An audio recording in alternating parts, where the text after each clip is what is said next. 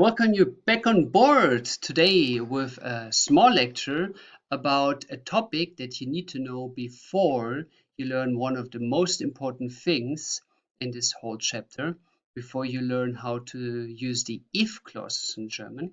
But in order to use the if clauses, what you need to know is how to form the so-called wenn and weil Sätze. Wenn and weil Sätze. So let's dive into this instantly. For you, the goal is that you today learn how to form the sentence structure, because this sentence structure you need to form the if clauses, which is logical. Like in English you say, if I would, then I would, or if I would, and the if in this case is using the when and while sentence structure. So first of all, what means what? What means the while? The while is in English the because, and the question word is warum, why. So the while is used to answer the why question. Why is something? Let's go into an example instantly. So if I would say in German, I wear a jacket, dot, it is cold, dot. How would you translate this? I wear a jacket, it is cold, dot. So here it is, ich trage eine Jacke, es ist kalt. Ich trage eine Jacke, es ist kalt. Now, what is for you of interest and of logic is here in the second sentence, the verb is at the second position. And that is normal, you know this already. The verb is always at the second position. But this is going to change if you form a sentence with while. So instead of the second sentence, you can also fill this gap with while, which means instead of saying I wear a jacket, it is cold, you can say I wear a jacket because it is cold. I wear a jacket because it is cold, which is, please translate, try that. How would you say I wear a jacket because it is cold? Stop the video here, write down the sentence to check if you were correct. And the answer is, ich trage eine Jacke, weil es kalt ist. Weil es kalt ist. So now you have the weil, the because, and that puts the verb at the very end of the sentence. Weil es kalt ist. So that is the rule with weil, that at the end is the verb at the very end of the sentence. Now, what you can also do is you can put the while, the sentence part, in front, like here, at the first part of the sentence. It would be then, because it is cold, I wear a jacket. How would you say this? Because it is cold, I wear a jacket. The first sentence part here is the exact same that you just learned. It is weil es kalt ist, but now comes the second part, I wear a jacket. And that is again with changing the verb and subject position. It is trage ich eine Jacke, trage ich eine Jacke, trage ich eine Jacke. So normally we're used to use the person first and then the verb, but because this is now a side sentence, the verb goes first. This is something you will learn intensively when you deal with the Konjunktionen. This is another lecture for you to learn. But here it's just a side note that there is the possibility, because for you of most importance is to learn this, that if you have while in the second part of the sentence, the verb goes at the end. Now let's move to the other word, wenn. Wenn. So while we learned means because, but when has actually two different meanings. It is in the first meaning if, which would be the classical if clauses that you will learn, and when, which is the time aspect. So these two words are answered respectively with if, answering if under what, so means under what conditions. Under what conditions? If this happens, then the question is under what conditions is it happening? And when is the question of where. When does it happen? So the answer word, the when, answers the question word when. So when is it happening? During what time, for example? Now let's go to answer the question of how to form the sentence. We now take almost the same sentence. We say, ich trage eine Jacke, but this time we are adding a condition change or the when question. So we say, it is winter. How would I say it is winter? The answer, es ist Winter. Es ist Winter. Ich trage eine Jacke, es ist Winter. I wear a jacket, it is winter. Now, how would I use the when here? How would I say I wear a jacket when it is winter? I wear a jacket when it is winter. The answer is, ich trage eine Jacke, wenn es Winter ist. Ich trage eine Jacke, wenn es Winter ist. Good. So I wear a jacket when it is winter. Now, here again, the verb comes at the very end of the sentence. You already learned this before. And we can do the same trick as above. We can also put the when at the very first part of the sentence. So how do we say, when it is winter, I wear a jacket? When it is winter, I wear a jacket. The answer, wenn es Winter ist, trage ich eine Jacke. So here again, trage is at the first position because it's a size sentence. But most important for you to learn here is when you put the when in the second part of the sentence, the verb is at the very end. This is something you will need in the next chapters to understand the sentence structure. Now, as a special form of when, we have another word to use when it comes to describe the past. So the word when we're using actually only for the future and the present, while for the past we use the word als. So there is no when in the past form, in the past sentence, but it is replaced with the word als. So als can be seen as the translation or the form of when in the past. So how would I say I weared a jacket or I have weared a jacket? It was winter. I have weared a jacket, it was winter. The answer, ich habe eine Jacke getragen, es war Winter. But how would I say I have weared a jacket, past, I have weared a jacket, when it was winter. When it was winter. The answer, ich habe eine Jacke getragen, als es Winter war. Als es Winter war. Ich habe eine Jacke getragen, als es Winter war. When it was winter. So here the same sentence structure, the verb comes at the end, but the when is now replaced in the form of als, and we can do the same thing here. We can also put the als at the beginning. So how would I say, when it was winter, I wear the jacket? Answer, als es Winter war, habe ich eine Jacke getragen. Als es Winter war, habe ich eine Jacke getragen. Okay, good. So this is all you need to know now about the when and why sentences. And for you, most important again, it is that you are now able to know where to put the verb for the future lectures to form the if clauses. So if you have a when, while, or als in the second part of the sentence, then the verb stands at the very end. And that's all you need to know about the when and why Sätze. Now for homework, write 3 sentences of each of these types, 3 of while, 3 of when, 3 of als, and then mark yourself the verb as being the last in the sentence in green, because that's what you are here to learn. Then I thank you for your time and see you in the next big journey for you to learn a very important step in the German language, the Konjunktive. See you soon. Welcome you on board today with one of the most important lectures for your German language life.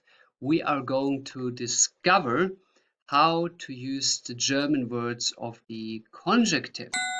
So, which is basically in English to use the if clauses. If I would have 1 million euro, I would fly to the Caribbean. Or if I would be a wizard, I would, whatever, ride a unicorn. Or saying also in the polite way,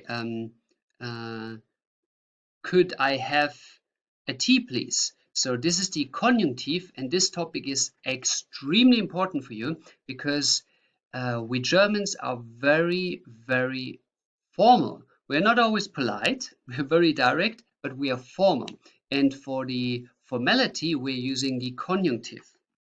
So today you will learn the if clauses, or as you can also call it, the potential reality of things. Because the conjunctive is talking about non-real existing things, but rather about ideas and wishes.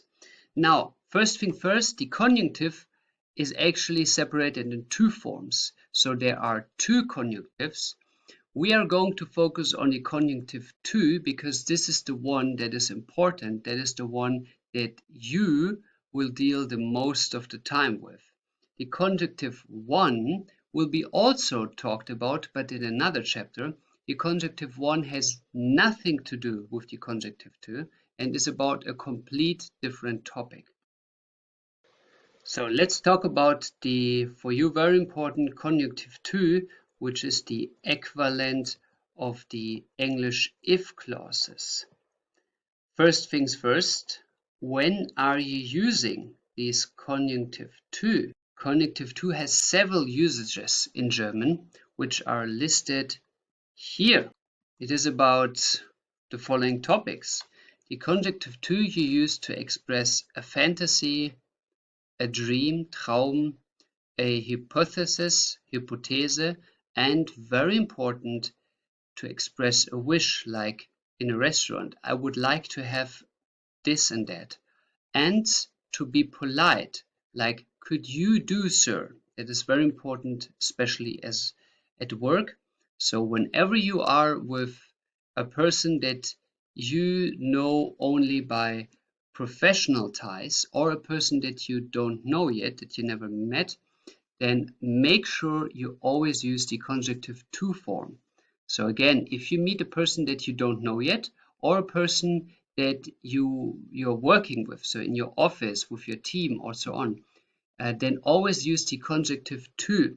Now, I would recommend you to actually always use the Konjunktiv II, besides if you're with friends, because the Konjunktiv II is, in the German mentality, not only a formal thing, but is also a sign of showing respect. And if you show the other person respect, you always, almost of the time, you get respect back. And if the other person wants you to not use the polite form, the conjunctive, then the other person will offer you, instead of saying Sie, they will offer you the du. So, Konjunktiv II is about politeness, Höflichkeit, which is expressed in the Sie with a capital letter. Now, the Konjunktiv II has basically three forms, but 99% of the time, so almost all forms, all times, you use the first form, which is the so-called Würden form. The Würden form is an expression that you need to use the verb würden. Now, for you to understand what this würden is, we're going to follow back the traces of a specific verb that you already learned. We're going to analyze the infinitive, Präteritum, and the Konjunktiv II form of the verb werden. Werden. So you already used the verb werden.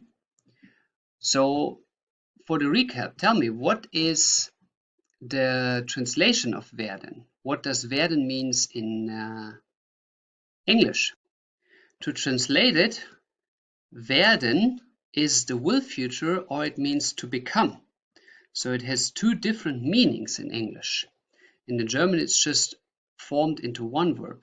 Why it is that way, please check out the A2.1 level, where you learn everything about the Viking mythology origin of werden, or the parallels that I drive to it. for you to understand that werden are actually two verbs melted in one. To become, which means that you become, for example, ill or healthy, or you become a doctor, or you become whatever, a PhD professor, so you change to something, or it just means the will future, like you will be something. That is werden in its infinitive form. Now, if you are taking the past of werden, it is wurden. Wurden. Now tell me, what is the translation of wurden in English? The answer is wurden means became. So for example, I became doctor, I became healthy. Became.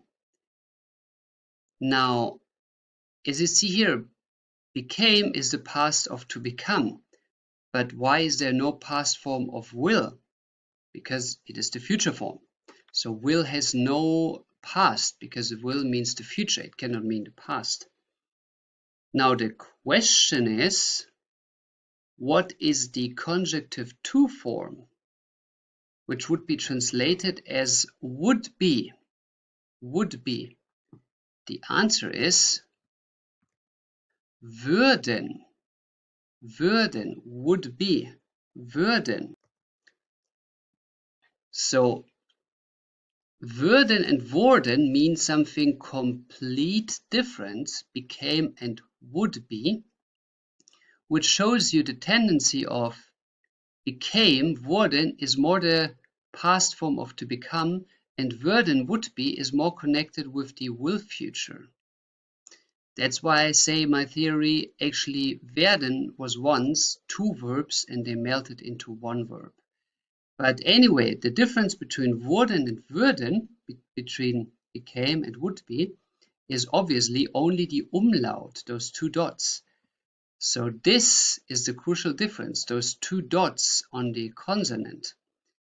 Those two dots might look not so important, but they make a hell of a difference. Very important. They are very, very different.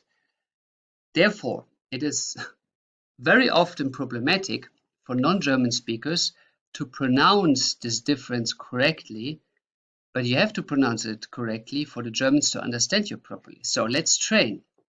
Can you say wurden? Wurden. Wurden.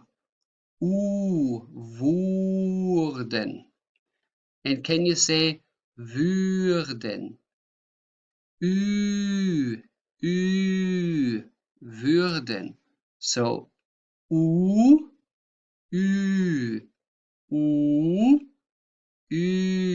The difference is that with the it is that if this is your mouth from the profile, and let's say these are your teeth from up and down, and here is your tongue, and this is the tongue, then the tongue is flipped a bit to the back, goes like this, and for würden, the tongue is stretched more long, and here it is with a way of being put back. So again, wurden, your tongue is at the back of your mouth. Let's say this is the opening of your mouth. Then your tongue is more at the back of the mouth. And with the tongue is more straight. As well as if you have wurden, then your jaw is a bit further down and to the back, like in this direction. And with the it's more in front. So with the it goes this way, and it goes that way. Yeah? And a big difference in pronunciation, which sounds small for non-German speakers, but it is very different. So wurden and würden are different pronounced and mean something completely different. Good. Now let's go to the form of würden. How would I say I would be, you would be, and he, she, it would be? So the singular would be Ich, and now think about it, write down the forms I, you, he, she, it, and check if you're correct. Ich würde, du würdest, würde. So this is a general ending, but we have here an E, like in the way to pronounce if there are two vowels followed. So here you have a D and you have an ST. You cannot pronounce a D and ST together. This would be würdest, which sounds very strange. So we Germans put an E in between. If there's always a common a pronunciation problem, we Germans just put an E. There's a pronunciation problem between two consonants. So würdest, du würdest, würde, sie würde, und es würde. Now the plural follows the same rule. How would I say we, you, plural, and they? The answer, wir würden, ihr würdet, und sie würden. So these are all the forms of würden. Just write them down 5 to 10 times and you will never forget those forms. And then what you put at the end of the sentences, like English, you would say, I would fly, for example. Then you're just adding a verb in the form of the infinitive. So the infinitive means it's the basic form of the verb. Like, for example, how would you say, I would fly? Ich würde fliegen, fliegen. So, fliegen, for example. Ich würde fliegen, I would fly. Or how would I say, I would run. Ich würde rennen. So here we have the würde plus the infinitive, and important is that the second verb is always at the end of a sentence in German. You learned this several times, and in the B level you will learn it even with forming this rule with 5 verbs in total. But there's always just one verb at the beginning of a sentence in German. And this is die würden, and the second verb is at the very end of a sentence. Now, this is what you do with 99% of the verbs. So whatever you want to say in the would be, you just put this form of würden in front, and then you put the main action at the back that you want to say. Now we have an exception here with the always exceptional verbs of sein and haben. As always, they have a special rule, and this rule is as following. Let's train the 3 forms that we had before. So how would I say to be and to have? To be and to have, haben und sein. How would I say I was and I had? Der Präteritum, so past one forms, is ich war, ich hatte. Ich war, ich hatte. So waren and hatten. Now by the logic, how would I form the Konjunktiv II verb of them? You can just add the same rule here that you learned here. So between Präteritum and Konjunktiv II, it's just the umlaut. So you're adding an umlaut here on the A and here on the A. So waren turns into wären and hatten turns into hätten, which you see here, wären and hätten. That's the only difference. Now, if you want to form a sentence with these 2 special forms, you do not need an infinitive, a second verb to add. So no second verb. Let's make an example. How would I say, I would be in New York if I would have 1 million euro. I would be in New York if I would have 1 million euro. Please write down the sentence and check if you were correct. The answer is, ich wäre in New York, wenn ich 1 Million Euro hätte. Ich wäre in New York, wenn ich 1 Million Euro hätte. So you see here that you have a special form of die wären and die hätten, and you do not need die würden here as you did before. But there is a second way of expressing the same sentence, of expressing die wären and hätten. If I translate, I would be in New York if I had 1 million euro, I can also say this with using the würden form. So how would I say this now? Instead of saying wären, how would I use the würden form for the word to be? The answer is, ich würde in New York sein. Ich würde in New York sein. So here instead of wären, we're using the würden plus the infinitive form, what you learned here, würden plus the infinitive form, which leads to ich würde in New York sein.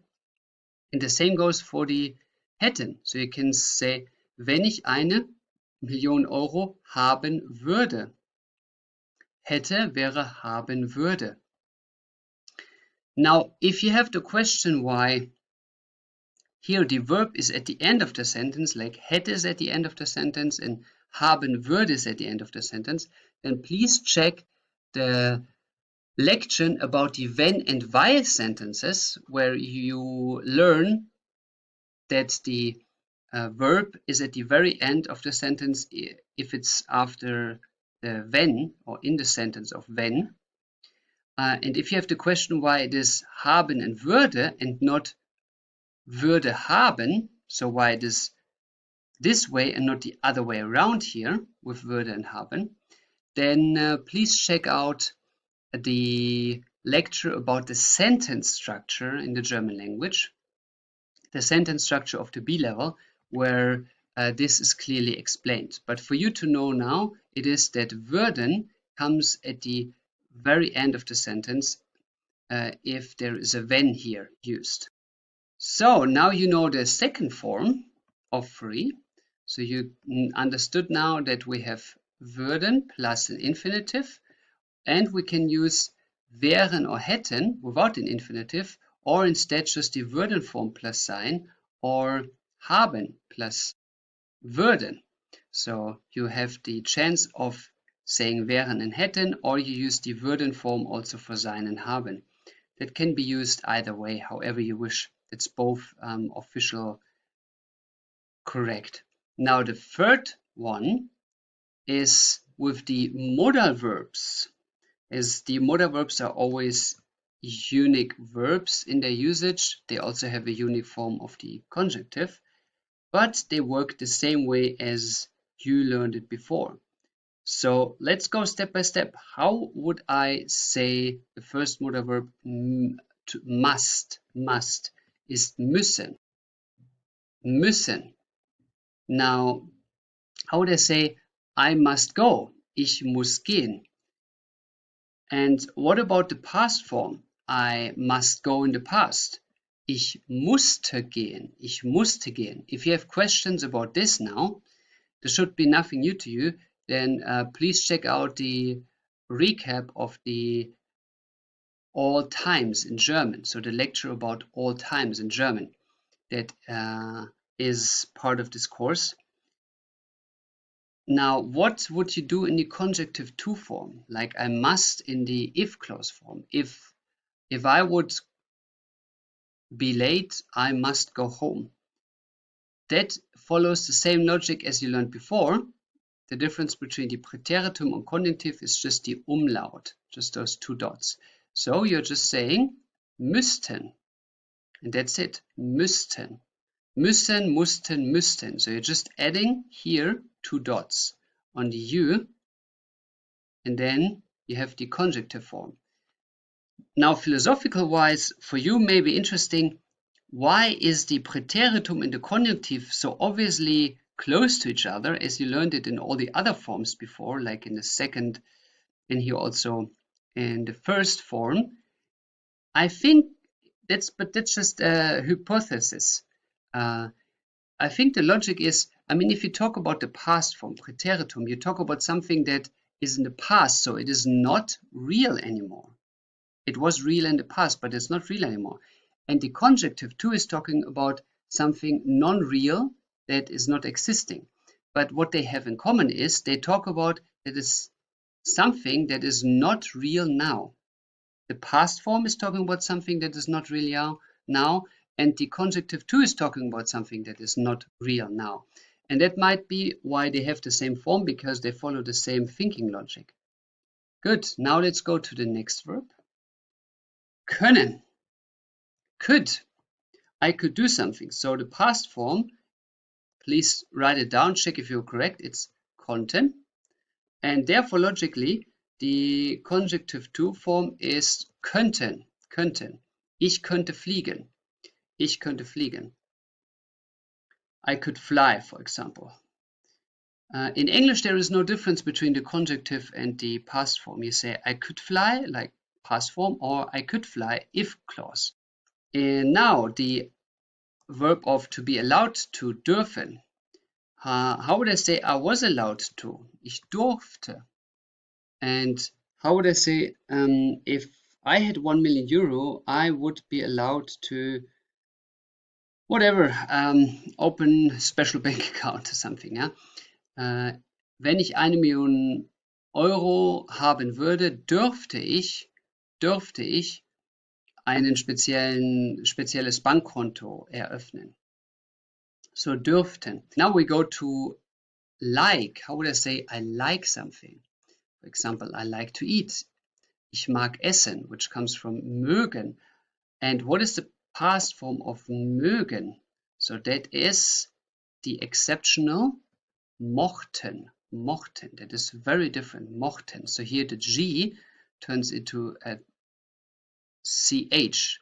Mochten. Mögen. Mochten. Good. And now we're coming to the Konjunktiv II form. Here is möchten. Möchten. Mochten. Möchten. Möchten. So again, just the umlaut is the difference. Möchten. And this is one of the most important words for you. This is what you always use when you're asking for something in a formal way. For example, you go to a restaurant, you say, I would like to have a beer, please, for example. Ich möchte gerne ein Bier. I would like to use the toilet, please. Ich möchte gerne die Toilette benutzen. So this is the most important word for you in the politeness form. Please remember this by heart. Ich möchte. Please do not say ich will, like I want. That is unpolite in German. We just say ich möchte. Good. And then we have the last two verbs, which are wollen and sollen. Wollen and sollen. And their past form is wollten und sollten. As you should know, if you don't remember, then please check out the A21 package. And their Konjunktiv II form is now very different. By the rule, it is wollten und sollten. It stays the same. So the question here is, why is it the same in the past and in the Konjunktiv II, in the if clause, in the non-reality? Well, my theory is that actually wollen and sollen, like want and should, they actually cannot have a past form and cannot have a Konjunktiv II, like an if form, because if you should do something, then you cannot have this in your imagination. You can only have this actively. You cannot imagine to should something. You should or you should not do it. The same with want. You can imagine to want it, but you cannot imagine in a hypothesis, in a dream, in an idea that you want something. It is rather you want it or you don't want. Well, the past of these forms, yeah, can actually exist because you can want something in the past and you cannot want it in a dream. And the same, you should do something in the past. Maybe you should not do it anymore. But their Konjunktiv II forms are not really logical. It is that rather you want it, you should do it, or you should not do it. It's not in an idea that you should do it. But officially, their Konjunktiv II forms are the same as their past forms.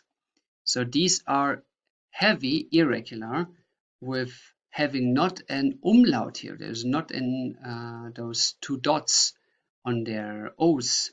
So this is heavy, irregular. Good. Now, the only thing that is left to explain for you here is that for sure you need to add an infinitive to it. So a second verb. So how would I say I could fly a plane if I would have the license to it? Ich könnte ein Flugzeug fliegen, wenn ich die Lizenz, now, would have, how do you say this? Wenn ich die Lizenz hätte or haben würde. Ich könnte ein Flugzeug fliegen, wenn ich die Lizenz hätte or haben würde. Or it would be actually more in a sense, ich dürfte, because the license means you're allowed to.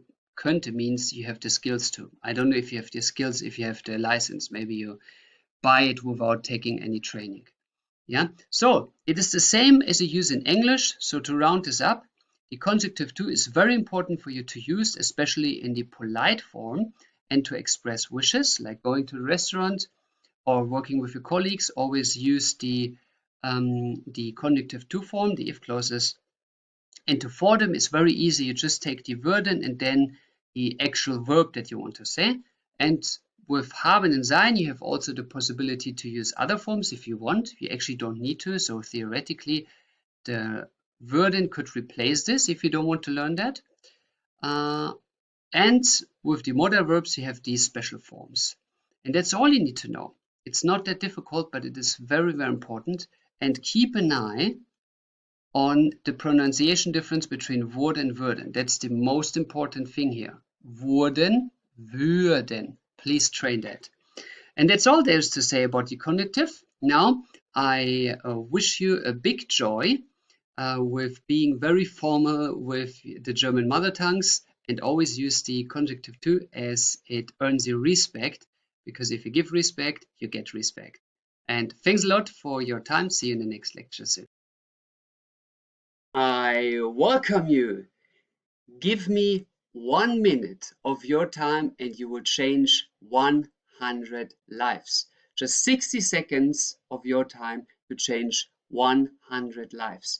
If you feel that this course gives you a great value in your life, that gives you a gift, a skill that you can really use for something, then help other people, other students, your fellows, to get this gift as well, at least to see this gift, which is by giving this course a 5-star rating. Give this course a 5-star rating to let other people see that it is a great gift to learn. How to do that is quite easy. Look at this. You have your course. Let's say this is your German course. You click on the course, and up in the right corner, you leave a rating. You click on leave a rating. You give it 5 stars. You write what you like about it. For example, great structure. Then you save and continue. Then you click yes, or you say no, whatever you liked about the course. Save and continue. Save and exit. And that's it. That's how you did so. Now you changed literally 100 lives because of one 5-star rating. It is an average that hundreds of others see the course from a different light, especially with your comment. And also, way more important for me is for you to have better courses in future. Please write me what can be improved about the course in the chat. Write me, hey Kevin, this and this we can do better, that and that was not that good, so I can improve the things. That's of great help for other people. Now, why do I reach you out first about the 5-star? What is so important about this? Well, it's not changing the price of the course whatsoever. It is just that there are two strange reasons that the 5-star review from your side is so important. The first reason is that if you are a private person and do not have a big corporation behind you, then you depend totally on the 5-star reviews. Logically, isn't it? But if there is a very big corporation behind this, like other courses have, then they can practically buy their 5-star reviews, because they can just ask other people to give them 5 stars, so it looks better on the overview, and that is a huge problem because this course is not buying 5-star reviews. So therefore, it is of great support to give 5 stars to the small courses all around, also to the other courses that you have, not only this one here, but other courses that you have on the platform. Give it 5 stars if you find it a good material. Then the other strange reason is a mathematical phenomena. Now look at this. Let's say there are 10 people who give a review. 9 people give a 5-star review. Yeah? But there is only one person who gives a 1-star review. Now, in total, that means that the course has a 4.6 rating, just because one person did not like it, which is understandable. Absolutely, if somebody doesn't like it, he can give a 1-star. But the thing is, the whole average goes down so much because of one person. Now the problem comes. Why do people give the bad votes? I made experience like that. I couldn't believe that some people wrote me, like whenever somebody gives a review, I ask him, hey, what can we do better? And some people answered me with, well, I had problems with the settings of the platform, or I had problems with the payment method, which, well, this has nothing to do with the course. This is a German course and not an IT like online course. There is nothing this course can do about this. This is some complete different reason. So because some people mistake the settings of the course or whatsoever, some things that have nothing to do with the course, they give a bad review, so other people then see the bad reviews and they think, well, to learn German is difficult, or this course is not whatever well doing. Well, this has nothing to do with the course. So it is normal that there are always such people voting down for complete other reasons than the course, and therefore to prevent that these votes put all our votes completely down, it is of extreme importance that we give a 5-star review. So all the courses that you like on this platform, that you think have a great value, first, give them a 5-star rating, and second, write the person what they can do better so that we know what we can improve. We teachers, we instructors, that is of incredible importance to develop. And in future, we can do better videos and also upgrade the courses, the course that you look at the moment, so it will improve also your course and it will help all the people around. So in this sense, I say Dankeschön, thank you for your time watching this. Dhanyavad, shukran, sheshe, and give this course a 5-star rating to support other people. Dankeschön. Welcome you on board once more. Last time you learned about the Konjunktiv II, in English the if clauses. If there is a 2, there must be a 1. And today you will find out about the secret of the Konjunktiv I. So the Konjunktiv I is what you will discover today. Now the Konjunktiv I is rarely in use, but it has one important function, which is it is quoting what other people said. And basically with the Konjunktiv I, you are expressing, you are claiming what other people gave you information about. And it is in addition only used in written sources.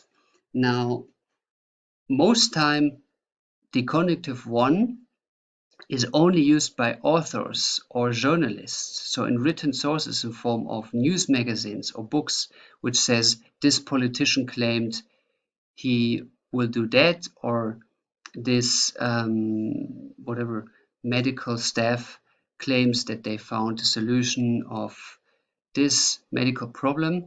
So it is about claiming what other people give as information, and therefore it is the conjunctive, because a claim is not 100% provable truth if you don't have the proof of it. So if you don't have the proof that somebody is really doing the action that he says, then you have to quote him, and therefore you are in the non-reality, which is the conjunctive, and therefore it is a conjunctive form.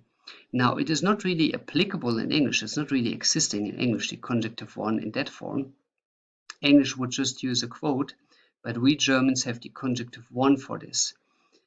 Now if you are not an author or a journalist, this is not really an important topic for you. But there is one very, very important function of the Konjunktiv I, which is mainly at your work.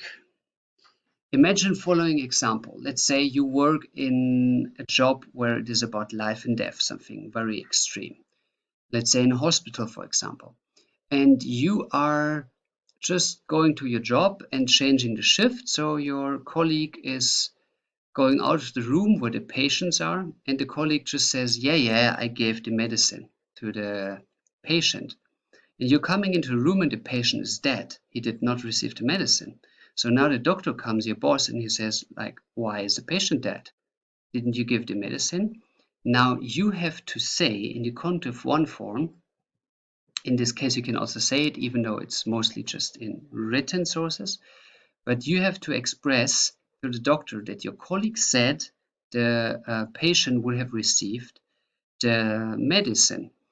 Now, if you just tell him that, that is at least making the doctor understanding the situation, but still if you go to court, it will not really help you. Therefore, it is very important that such crucial information are done in written sources, because this can have a serious impact even at court level. If you now, for example, come at a job and your colleague says, yeah, I gave the patient the medicine, and you are now writing an email or a text message or whatsoever, reporting to the doctor, my colleague said the patient received the medicine. Now, hours later, the patient is dead. You're coming in the room, you discover this, and it is proven that the patient died in this time period, and you reported in this, like before that, to the superior that it was said that the patient received the medicine. You can prove it by fact via the email or via the text message or whatsoever. Then you can, at court, you can say, hey guys, the patient is dead, but I have the proof that I reported this further before the patient died. So it cannot be my fault. And in this written form, in the email, you should use the Konjunktiv I saying, my colleague said that the patient had received the medicine. So it is a claim of your colleague. It's a conjunctive because it's non-provable real if it really happened. That's why you need the Konjunktiv I. And that is important in a lot of jobs, like if you're building a house, claiming that somebody, for example, had a license, but at the end he hadn't, or in the military, or in basically in everything where there is responsible involved, you can use this Konjunktiv I to save yourself by reporting it further, by giving the responsibility of somebody said something in written form further. In a personal life, I had an example where some person's job was even saved by this, also in a medical field, where there was one colleague never working, and the other, the friend of mine, was working all the time, and my friend had to prove that the other colleague is not working, and gave the other colleague at one point always in written form the tasks to do, and the other person did not answer, the lazy colleague. So my friend, she reported this to the boss and saying, hey, see, I reported this to the person. I asked the person to do this, my colleague, but the person did answer me that she would do it, but at the end it's provable that she did not. It's not my responsibility. And that saved the job of my friend, and the other person got kicked out for this because it was provable. It was Konjunktiv I. And that's what you will learn. So by a real life example, we are diving now into the Konjunktiv I, which is quite easy to form. You are just have the obligation to change the so-called Verbstamm. So you change the verb. The Verbstamm is translated as the verb chunk. Stamm means chunk. So if you have a tree like this and some leaves, then the chunk is this part of the tree. That's the chunk, the middle part. That is the stable thing that is not changing. The leaves are falling, The roots are growing, but the chunk is very stable. And that is the same principle in a verb. The verb chunk is the central thing that is not changing, the verb chunk. So for example, the verb kommen, the kom is not changeable. The only thing that can change the verb chunk is if it's an irregular verb, like sprechen, du sprichst, then the verb chunk is changed. But still, sprechen has the verb chunk of sprech, like kommen has the verb chunk of komm. So you are just cancelling the ending, and then you have the verb chunk. That is the Verbstamm. Now you're taking the Verbstamm and you are just adding the following endings. These endings have to be added to the Verbstamm, which is for the ich, you add an I. Well, that is obviously not that different than regular. For example, ich komme is the regular form and the conjunctive one form is also ich komme. Now, why is that not different? Just because by the simple logic, the conjunctive one is for quotations and you don't quote yourself. That makes no sense. At least, you can quote yourself, but you cannot claim this because rather you say it or you don't say it. It's not a claim. You said it or you don't say it. It's not claiming something. So rather you say it or you don't. So that's why the ich form is not different to the regular form. Basically, you say that you say it. The do and the SES is different because the do and the SES is that you are saying somebody claimed, like you or he, she, it said that they would do so. You claim that they said. So here it would be like komm plus I, like du kommest or komme. Then about the plural, same logic as the ich. You cannot really quote yourself by claiming that you said something, because if wir, you are part of the wir. So ich, wir, I'm part of this. I don't quote myself, part of the group. Now with the ihr, that is logical, like I quote that these people in front of me, these many people, ihr, like you people, you said this, but you didn't do, for example. This is logical wise quote. While the sie has the same ending like the regular form, the en, even though that's a third person. That is very weird. I cannot explain why. So actually you cannot make a real difference between the conjunctive one and the regular form of a verb in the sie form, which I find very strange. But at least we can make a sentence that makes it sound very obviously different from a regular verb, but you will see this in a second. So this is how you form the verbs. There's only one exception. As always, it is the exception of to be, sein. Sein is different in that. So here you have the forms of sein. It is different here just concerning two forms. It's the er, sie, es and the ich form that is different. So if you have the sei, then logically the n is the thing that you have to take away and the sei is the chunk. Now logically you would need to take sei plus an I, but that's not happening here. You have no I. You just say sei. Ich sei krank, for example. I am supposed to be, or I claim that I'm ill. So the sei is the only exception in this form. Now let's make some examples to make this understood by the practice. So how would I, for example, say, how would you translate the doctor says that I can go home? How would I translate the doctor says that I can go home? Now the first part of the sentence is in the normal form. There is nothing specific here. There is no conjunctive one form. It is der Doktor sagt, so the doctor says. Now the doctor says is showing that now a claim of what he says is coming. It's like a quotation in a way. The doctor says that I can go home. That I can go home. The answer, dass ich nach Hause gehen könne. Dass ich nach Hause gehen könne.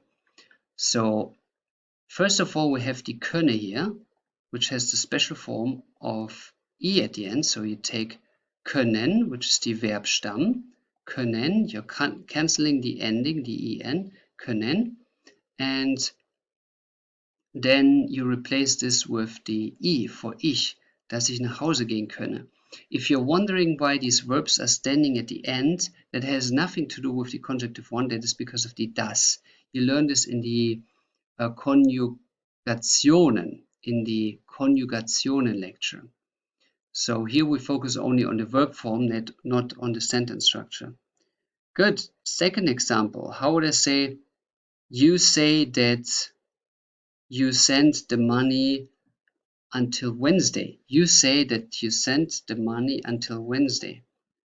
How would I say this? Now stop the video, write down the German translation, and see if you were correct. You say that you will send the money until Wednesday.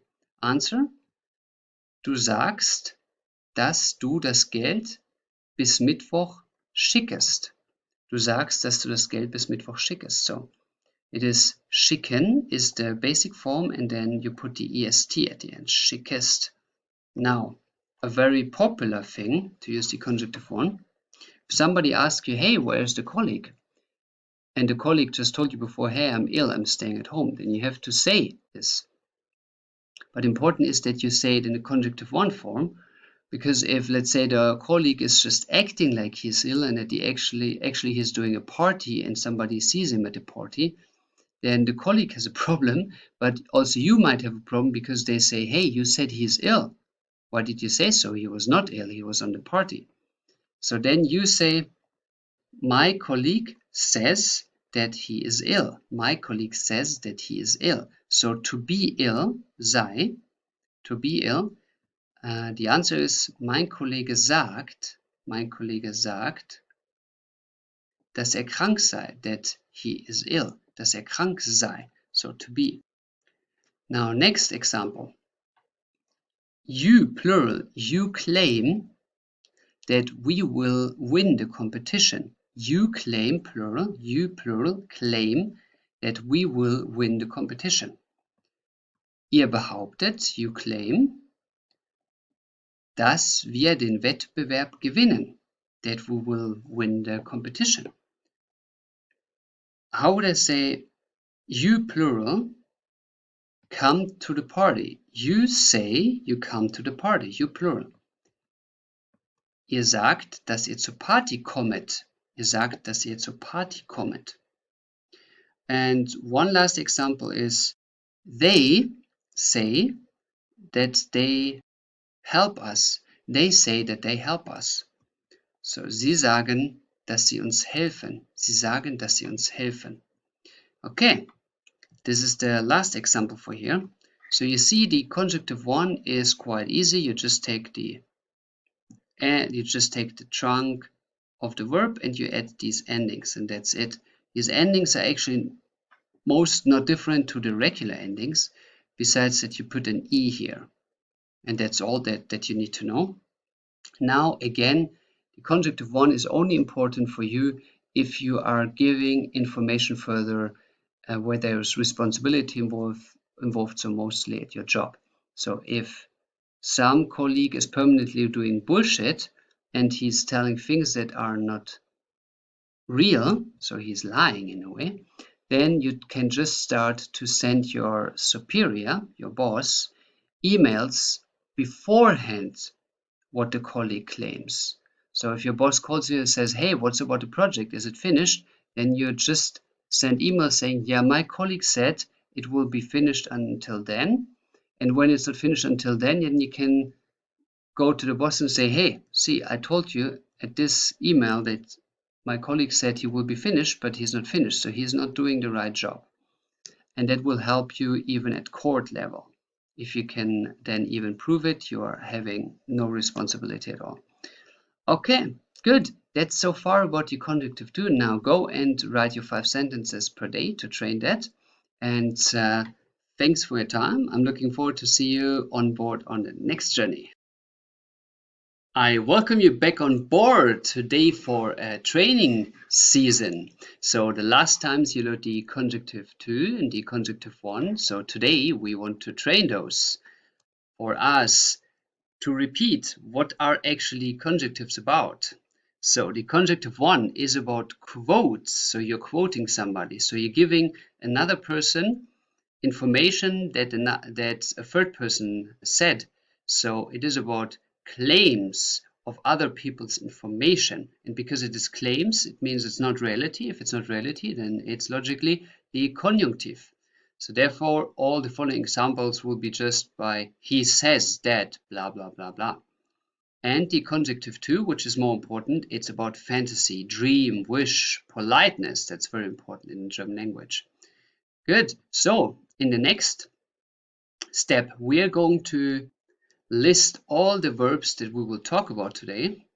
Namely here, those ones on the left, we will form their Konjunktiv I and Konjunktiv II form. And in the following, the exercise for you will be that I will ask you to translate something. You will stop the video, write down the translation, and then you will continue the video and seeing the answer so you can control yourself if you were correct. You can check if your answer was correct. So again, I will ask you for a translation. You will stop the video, then write down the translation, then continue the video to see if you were correct. So that's the way you can check live if you're thinking in the right way. If you have many mistakes, then please go back to the chapters before to train and to repeat what you learned so far. So now let's go to the Konjunktiv I, the claiming, the quoting. How would I, for example, say in the Konjunktiv I form, he sees, like he says, he sees. Now, please stop the video here and write down the Konjunktiv I form of he sees, like to see. He sees. He claims he sees. Stop the video here, write it down. Now, the answer is sehe. Sehe. Sagt, sehe. Now, if you were not correct in this, then please go back in the last chapter to learn the Konjunktiv I again. Now, an example for you, how would you translate he says he sees the mistake? He says he sees the mistake. Please stop the video here, translate the sentence, write it down, and then continue the video to check if you were correct. The answer is sagt, sehe den Fehler. Sagt, sehe den Fehler. Good. So this is how we will do all our further training. So I will just say stop the video here from now on for you to stop the video and do your translation. How would we say in the Konjunktiv I form? We are allowed to. He says we are allowed to. Stop the video here. The answer? Wir dürfen. Wir dürfen. So for you, red marked here is the way that the Konjunktiv I can change the verb. And here nothing is red marked because the Konjunktiv I ending is en, but the e ending is also the regular ending of wir. So that is not an exception. That's why it's not marked in red. How would I translate? We are allowed to take the car. He says we are allowed to take the car. Stop the video here. The answer is sagt, wir dürfen das Auto nehmen. Sagt, wir dürfen das Auto nehmen. Now, to walk, laufen. How would I say to walk in the Konjunktiv I? Stop the video here. The answer, du laufest. Du laufest. Now, how would I translate? He says, you walk every day. You walk every day. Stop the video here. Answer, du laufest jeden Tag. Du laufest jeden Tag. Now, how would I use the verb haben? How would I say in Konjunktiv I, she has? She has. Stop the video here. The answer, sie habe. Sie habe. How would I translate she has the certificate? He says she has the certificate. Stop the video here. Answer. Sie habe das Zertifikat. Sagt, sie habe das Zertifikat. Then we go with should. How would I say you plural? Many people. You plural should in Konjunktiv I form. Stop the video here, translate. Answer. Ihr sollet. Ihr sollet. How would I say he says you should call the manager. He says you should call the manager. Stop the video here. Answer. Sagt, ihr sollet den Manager anrufen. Sagt, ihr sollet den Manager anrufen. Okay, now with the verb to buy. How would I say you buy in Konjunktiv I form? You buy. Stop the video here. Answer. Du kaufest. And how would I say he says you buy me a PC? He says you buy me a PC. Stop the video here. Translate. Answer. Sagt, du kaufest mir einen PC. Du kaufest mir einen PC.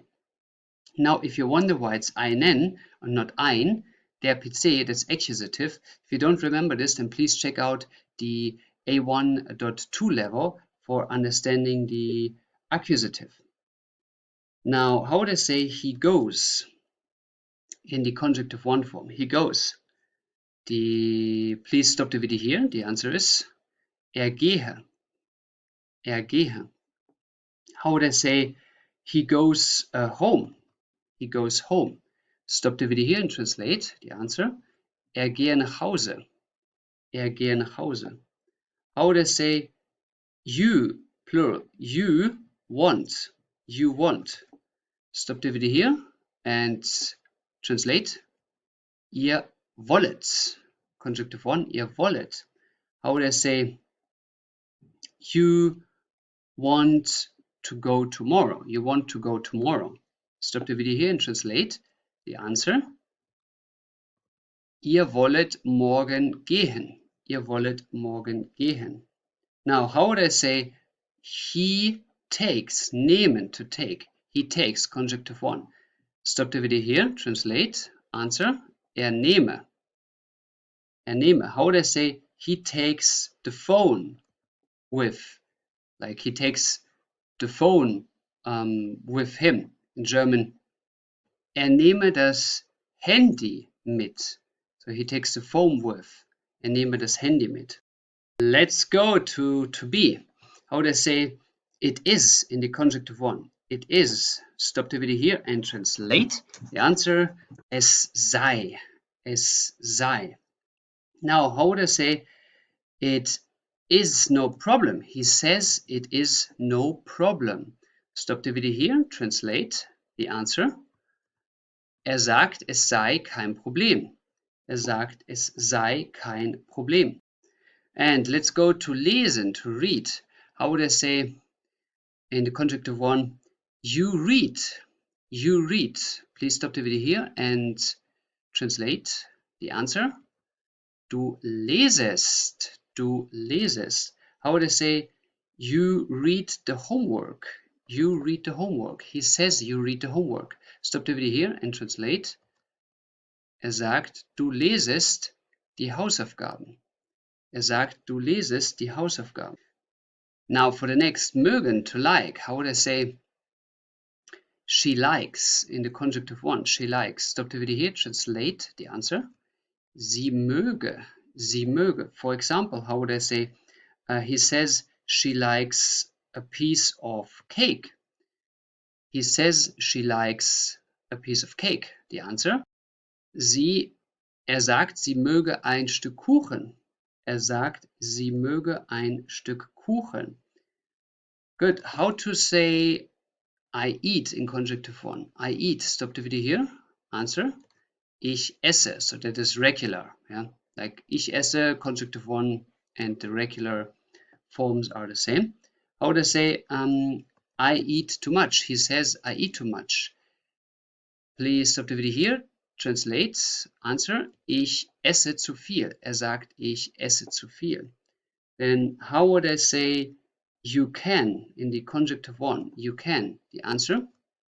Du könntest. du könntest. And how would we say you can program computers? He says you can program computers. Stop the video here and translate the answer. Sagt, du könntest Computer programmieren. Sagt, du könntest Computer programmieren. Now, to sit, setzen, but with an active movement. So you put something somewhere in a sitting position. So you put something in a sitting position somewhere. How would I say she puts, she sets in Konjunktiv I? Stop the video here, translate the answer. Sie setzen.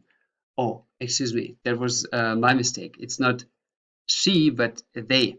So the plural form, yeah, my mistake, my thousand sorries. But that doesn't hold us from advancing. How would I say they, or let's turn it around now. How would I say she puts on a hat? Like she puts on a hat. She sets a hat on her head. Yeah. How would I say this in Konjunktiv I? She puts on a hat. Answer. Sie setze eine Mütze auf. Sie setze eine Mütze auf. Good. Now I corrected for you this form of sie setze. Then how would we say he must in Konjunktiv I? Stop the video here, translate the answer. Müsse. Müsse. And how would I say he must take the medicine? He must take the medicine. Stop the video here and translate. Müsse die Medizin nehmen. Müsse die Medizin nehmen. He says he must take the medicine. Sagt, müsse die Medizin nehmen. Okay, good. Now we have a couple of examples for the Konjunktiv I.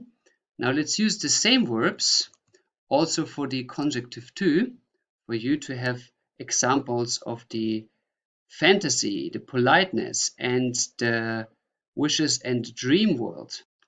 So the same game again. I say stop the video and you translate and you check if you're correct. So about sehen, how would I say he would see? Konjunktiv II. He would see. The answer.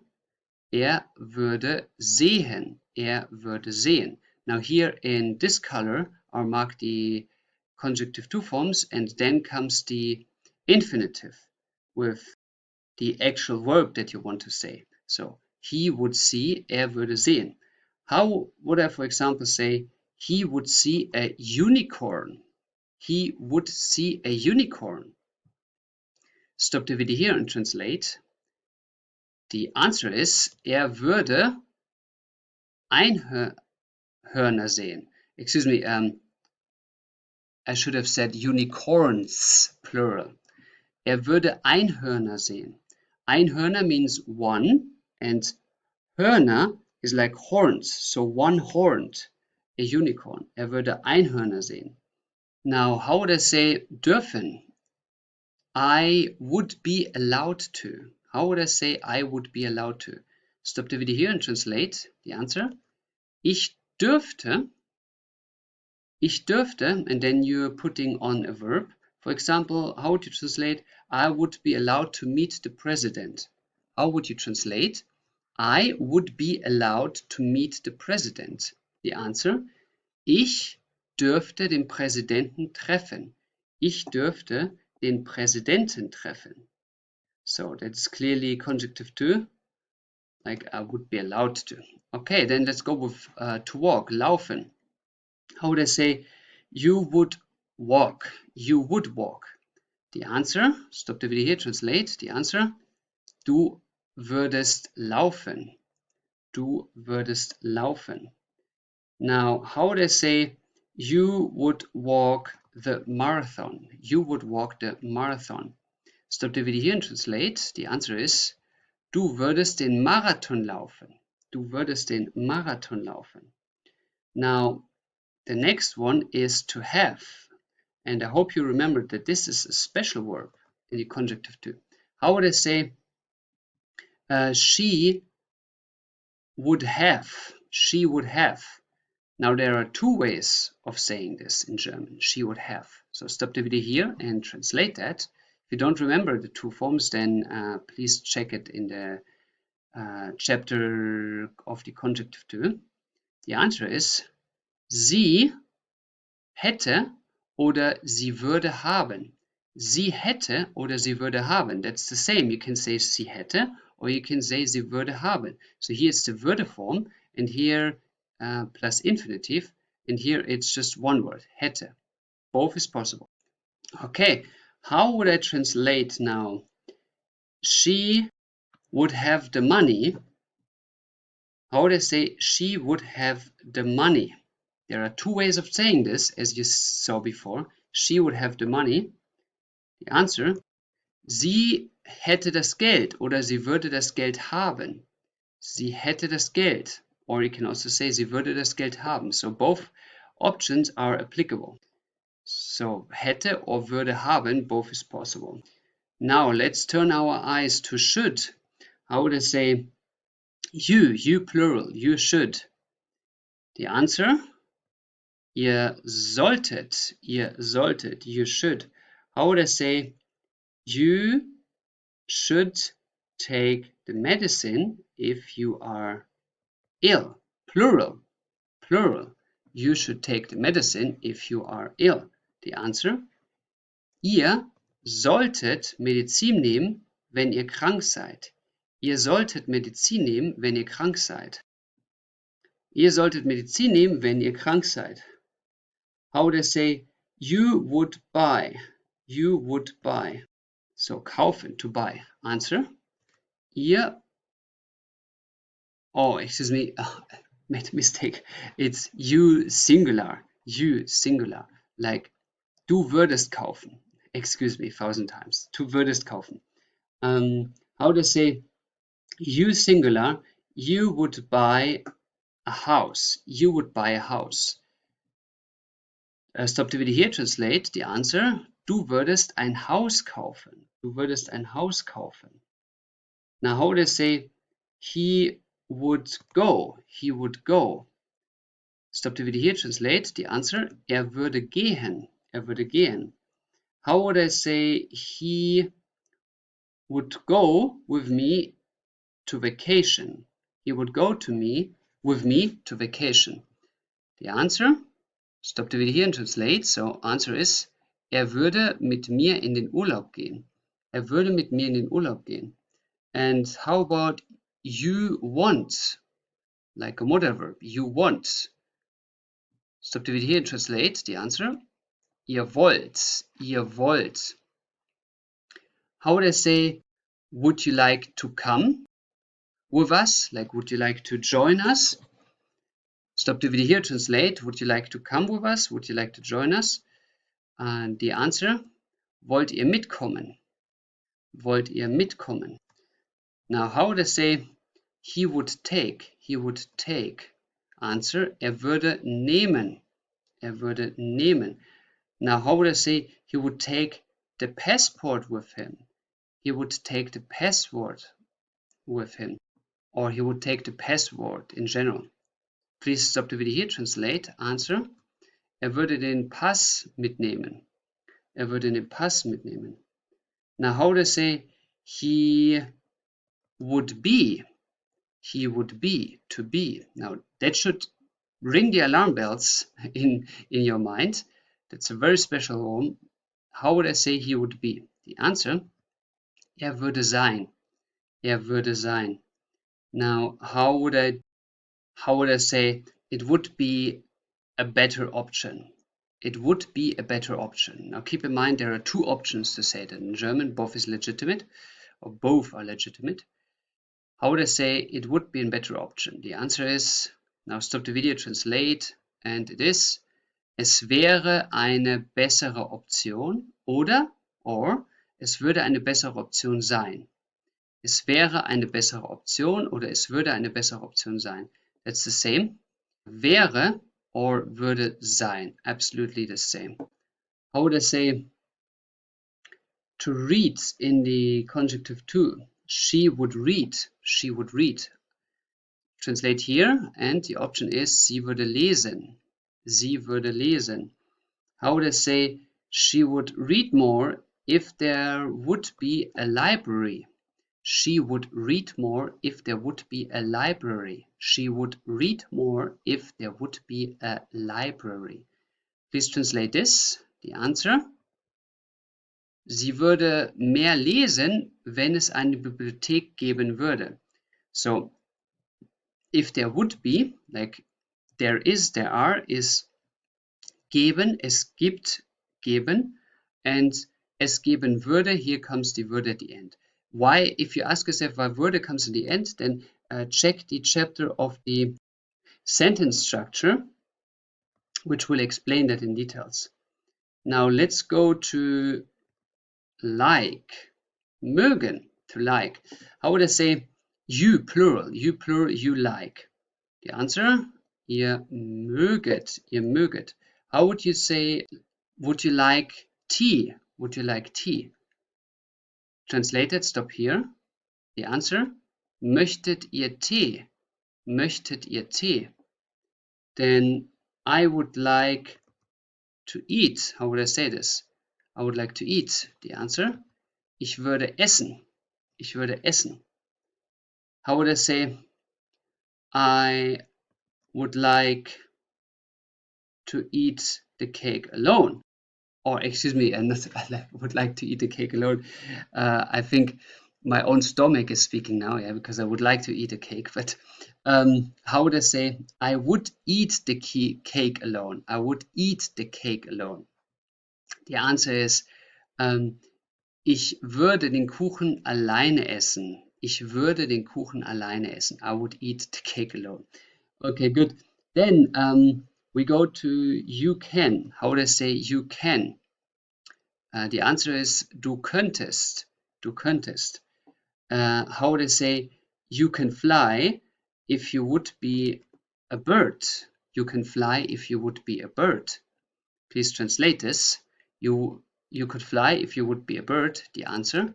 Du könntest fliegen, wenn du ein Vogel wärest. Du könntest fliegen, wenn du ein Vogel wärest. Now here is könnte fliegen and here is wäre. How would you say this if you would use not wäre but würde sein? The answer, wenn du ein Vogel sein würdest. Sein würdest. Like here the würde is at the very end. Okay, good. Then setzen in form of to put on. How would I say she would put on? She would put on. Answer, sie würde aufsetzen. Like auf is on and setzen put. If you don't know what auf means and you find it strange, then please check the lecture of the prepositions in the A2.2 level, where you have all the prepositions listed. And if you wonder about this auf, why it is in front of the word, that's a prefix. You can check the lecture of prefix in the B level. Okay, then how would I say she would put on a hat if the sun would shine? She would put on a hat if the sun would shine. The answer, sie würde sich den Hut aufsetzen, wenn die Sonne scheinen würde. Sie würde sich den Hut aufsetzen, wenn die Sonne scheinen würde. Would shine. Okay, now for the last. He must. He must. How would I say that in Konjunktiv II? The answer, er müsse. Er müsse. Now, how would I say he must protect himself better? He must protect himself better. He must protect himself better. The answer, er muss sich besser schützen. Oder er müsse sich besser schützen. Er müsse sich besser schützen. So, sich schützen is to protect himself. And besser is better. If you have questions about the sich, then check out the A1.2 level, where you are explained everything about the reflexive. And if you have a question about besser, then check out the A1.2 comparative lecture. Okay, and this is all. This is your exercise for now. And if you had some problems with this, check out the other chapters, but also And you can redo this exercise several days later because you probably forget the forms again, and then you can just train it again. So train this exercise several times, and you will never ever have problems with the conjunctive again. It's just a matter of repeating. It is like driving bike. You're falling 10 times, and after 10 times you can drive bike. That's the same with the conjunctive. Good. So I'm glad I could give you some examples here for your training, and I'm looking forward to guide you through our next journey through some rough times. See you soon. I welcome you back on board for a new journey into your German language life. We are going to start our adventure with having an overview of all the times there are in German on just one sheet. We're going to have an overview of all times in German on just one sheet. But important here is for you to understand that this sheet is for you to have a review, to have a warming up about the times that you already learned. If you don't know these times yet, or if you realize during the lecture that you forget a lot of information, then please, for your own sake, check out the A2.1 level package for you to understand and recap what the times are, because we will need the times in one of the following chapters to understand logic of it. So this is just for a repeating, for a review of how the times in German work, not to learn the times here. Good. Let's start with alle Zeiten, all times. And for sure, we start with the now, with the jetzt, the present time. And we have the logic in the present time of regular, reguläre, and irregular, irreguläre Verben. So that means there are regular, which means some normal verbs that are about 90% of the verbs. And there are some irregular verbs that are about, I would say, 10% of the verbs. So let's have a shortcut how to formulate the irregular verbs. What does the verb leben means? Leben means to live. You can say leben in form of physical living, not being dead, but you can also use it in form of living somewhere, like to reside somewhere, which is also a synonym for the verb of wohnen. So could you please tell yourself, how would you say I live, you live, he, she, it lives, we live, you plural live, and they live? The answer is ich lebe, du lebst, er, sie, es lebt, wir leben, ihr lebt, sie leben. As you remember from the A1, it is typically that the er, sie, es has the same form as the you in the plural, and the wir and the sie has the same form. And in general, you will see that the plural is always stable. It's never changing its form. It's always regular. So this is about the irregular verbs. Now let's go to the irregular verbs. There we have two subgroups, which are the irregular verbs that are changing the vowel and the irregular verbs that are changing their consonant. So how does it work? The vowel change is that these are the vowel characters in the alphabet. A, E, I, O, U. So these 5 are the vowel letters in the German alphabet. Now, a consonant is the opposite of a vowel. So that means all letters that are not A, E, I, O, U are consonants, to make that very short. So here, one of these 5 letters is changing if such a letter is existing in the irregular verb, which should, because all German words are having a vowel in it. So the question is, for example, with the verb sprechen, to speak, sprechen.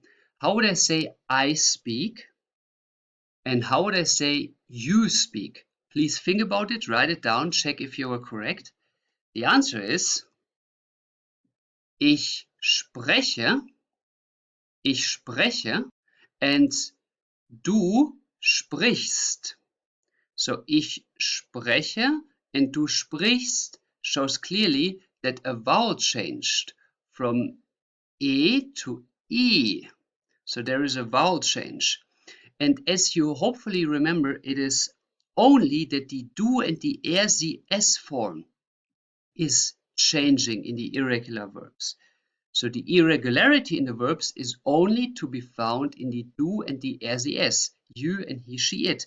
All the other forms like the ich and the plural forms, as we said here, plural is always stable. Nothing is changing. So irregularity in German in the verbs is actually only for the du and the er, sie, es form. Okay. Then let's go to the consonant changes and see what's happening here.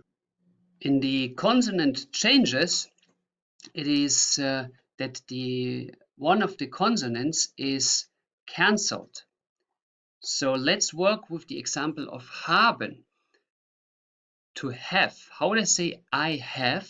And how would I say you have? I have, you have. Write the translation down and check if you're correct. The answer is ich habe, du hast. Ich habe, du hast. So here we see that something is happening with the B. Ich habe, the B exists, and du hast, there is no B, because the B is cancelled. So the consonant cancellation happens again in the du and the er, sie, es form. Du hast, hat, and no B. That is what can happen to an irregular verb with the consonant cancellation. Now, the third category is a combination of the first two, which is that a vowel and a consonant is changing. Let's work with the example of nehmen, to take, nehmen. How would I say I take and how would I say you take? I take and you take. The answer, ich nehme, du nimmst. Ich nehme, du nimmst. So here we see clearly that here we have an EH that is turning to an IMM. Now, what is that? The answer of the change lies actually in the pronunciation. Listen, we say nehmen, nehmen, and we say nimmst, nimmst. The change here is that nehmen is long pronounced E, because if a vowel like E is followed by an H, that means it is long pronounced E. While if you have two consonants after each other, like two M's, then it is pronounced shortly, like nim, nim, nehme, nimmst, nehme, nimmst. So the actual change that happens here is that the word is supposed to be pronounced from long to short, and therefore we need to make this change. Well, these words are extremely rarely. Spontaneous thinking, I actually know only these exceptions, even though I think I saw 2 or 3 more. While the one with losing a consonant, the second one is also very rarely, but more often, and this one is the most common. But in general, the irregular verbs, as said, are roughly only 10% of the German verbs, and 90% are following the regular way. So it is that the irregularity is, to make it short, very, very rarely. And if the irregularity occurs, then only in the du and er, sie, es. So even within the irregularity, it is only 2 of 6 personal pronoun cases. So irregularity are therefore important, but it is not that they make the German life so much more difficult because they are so rarely. So by time you will learn them, do not worry so much about them. Just learn them step by step. Okay, and that is all to know about the present times. Now, let's go to the past times, die Vergangenheit, what happened yesterday. Now, for you to understand the past times, it is crucial to know the following facts. In German, we have three past times, three, but the third one is almost never in use, so there are only two left, two for you to learn. You will have an overview of all three, but just for you to remember, in 99.99999% of the cases, you need only those two forms, because the third form is only in written sources, and even there it's very rarely used. That means you need to learn two past forms. Now, the tricky thing about these two past forms is that theoretically, by theory, not by the practice, by theory, every German verb has two past forms, past one and past two. Every German verb has two past forms. But the practice is that in the all-day life, we Germans use only three verbs in the past one form, plus another small group, and all the other verbs, so the 99% of all the other verbs, in the past two form, which makes it super easy for you to distinguish, to make a difference when to use past one and when to use past two, because you practically do only need to learn the form of the past one for only three verbs, and for all the other verbs use past two. So to make this simple and short again, all the German verbs have two past forms, but actually only three verbs are using the past one form and all the other verbs are using the past two forms. That's how you distinguish, that's how you make a difference to know when to use the past one and past two. And which verb these are, you will see in the following. So first we go to the past one, which is called the Präteritum or the imperfect. Don't care about these names, just remember past one is called Präteritum or imperfect. Now, as promised, here's a list of the verbs that you use in the past one almost only. These three verbs you use in the past one, which is to be, sein, to have, haben, or to become, werden. And then there's another group of verbs that you also use in the past ones, which are the modal verbs.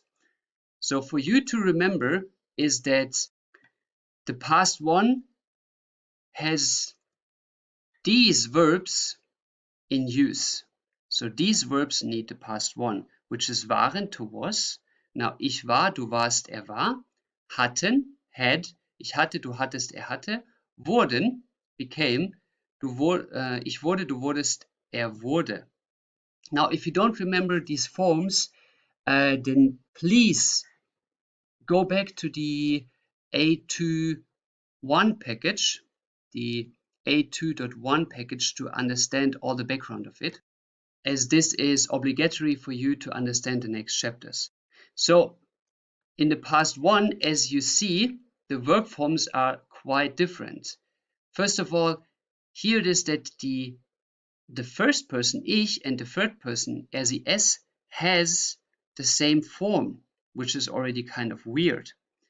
Normally it is, as you saw up here, that the third and the second, singular and plural, has the same form, but here it is that the singular forms have the same form, which is already very exceptional. And that is also one of the reasons why we Germans don't use the other verbs in the past one, because the past one is just horribly complicated to form. If you want to know how to form the past one, then please go to the A2.1 package to see a complete overview of everything. But for you to have a short example as a reminder, for example, if you want to say essen, to eat, in the past one, you need to say aßen, which is like, I mean, we Germans really don't use this word aßen, especially that the word das Aas, this word means the rotten corpse. And if you pronounce Asen, which means the past one form of Essen, you are remembered or reminded for saying or for feeling this word of rotten corpse, and you don't want to be reminded about a rotten corpse when you say to eat. That's disgusting. So it is the past one forms of verbs are very complicated, so we practically never use it in the all-day life. Only those three verbs are indeed always used in the all-day life, so remember these three. And for the last of the past one, you are also supposed to remember the forms of the modal verbs as you see here. So the modal verbs marked here have also almost exclusively the past one use. Let's dive in. So we have 6 modal verbs. If you don't remember them, then please go to the A1 level where you have a complete overview of them. It's the A1.2 where you learn them. So here we have können, can, turns to konnten, which you see the difference between können and konnten is that the umlaut is cancelled and there is an additional T. So that is the whole change. And that goes also for to be allowed to, dürfen, durften, müssen, must, mussten, sollen, should, sollten, wollen, want, wollten, with the only exception of mögen, like I like something, is mochten. It's the only exception. So here the G is turning to CH, mochten. So these are the verbs that you use in the past one form. And now we go to the past two form. So again, to remember, every verb in the German language has a past one and past two form, but only those verbs we use in the past one form in the practical life, and all the other verbs we use in the past two form. Now the past two form is called Partizip II or perfect. Now officially Partizip II as the name of the past two is actually wrong, yeah? But in the most books you will see it. You will see in a second why. The official name of the past two in German is das Perfekt. What the difference between imperfect and perfect is, check it out in the A2.1 package, but it is, to make it very short, it is not important for the German language because this is actually a grammar logic that is brought by the Latin language into the German language, which means a complete other language from a complete different language family brought the logic into the German language. It imported it to the German, and in German we started to use this logic, but actually this logic is not really existing for us Germans. It is something imported. So what the difference between imperfect and perfect is for us Germans actually doesn't matter in the all-day life. It matters only if you're studying language science, for example.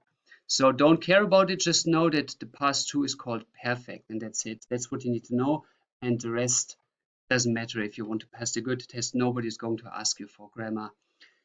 For the grammar names, they just want you to speak German, and to speak German you don't need to know the difference. Good. So as the past two is already having in the name, you can remember past two needs two verbs. It is not an official grammar rule, it's just for you to remember easier. Past two needs two verbs. So it needs, first of all, rather a sein or a haben, and second of all, it needs what is so-called a participle two form of the verb. What that is, you will see in a second.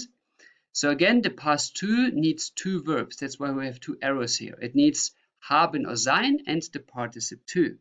Now, when do we use sein and when do we use haben? The distinction is the following. The participle two is a form of a verb. Now, if this verb that is formed in the participle two is having a location change as the meaning, then you use sein. For example, if you want to say I was flying, or I flew in English, or I swim, or I run, or I walked. So excuse me, it's ran, it's the past form. Then obviously those actions having a location change, because if you ran from A to B, you change your location. If you swim, you change your location. If you fly, you change your location. So this means if you want to say these verbs in the past, then you need a sign. So you need a sign as the first thing in the sentence. That means instead of saying I ran, in German you say I have run.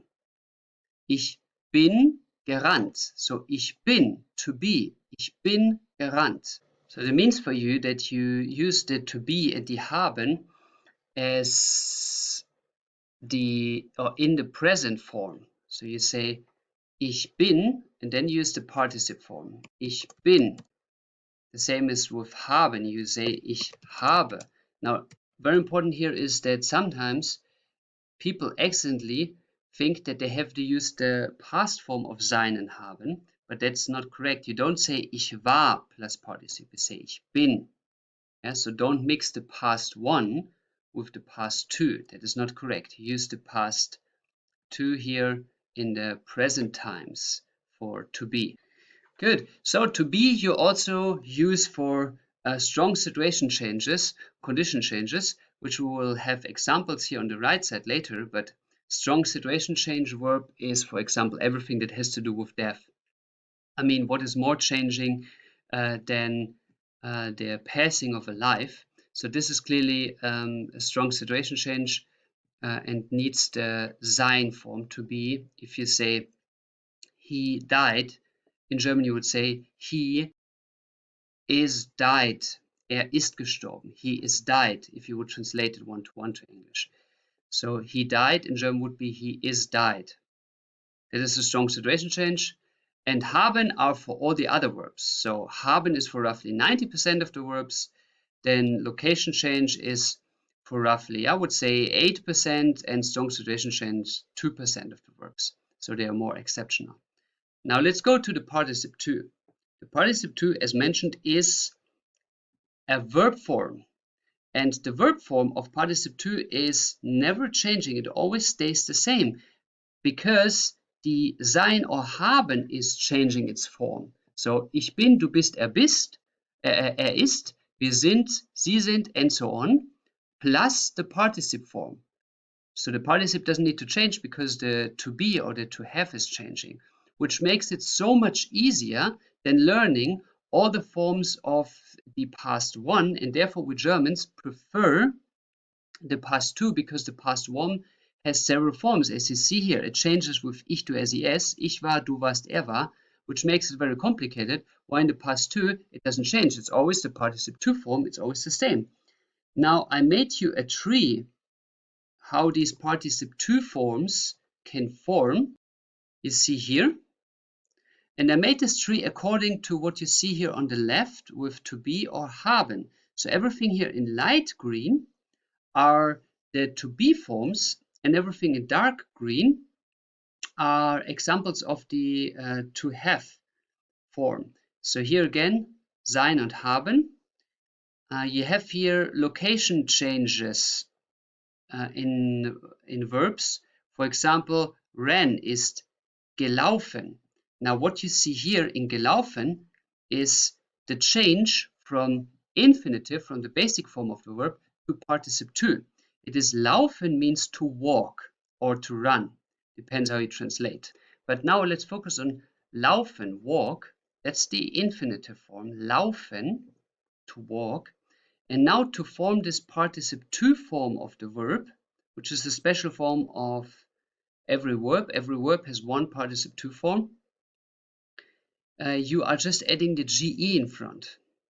Now that is one way of how the participle two form can change the verb. There are in total 3 options that can be added or changed, which you see the second option is here, like to fly is fliegen, and here it is with an O instead of an E. Fliegen is flogen, geflogen, geflogen.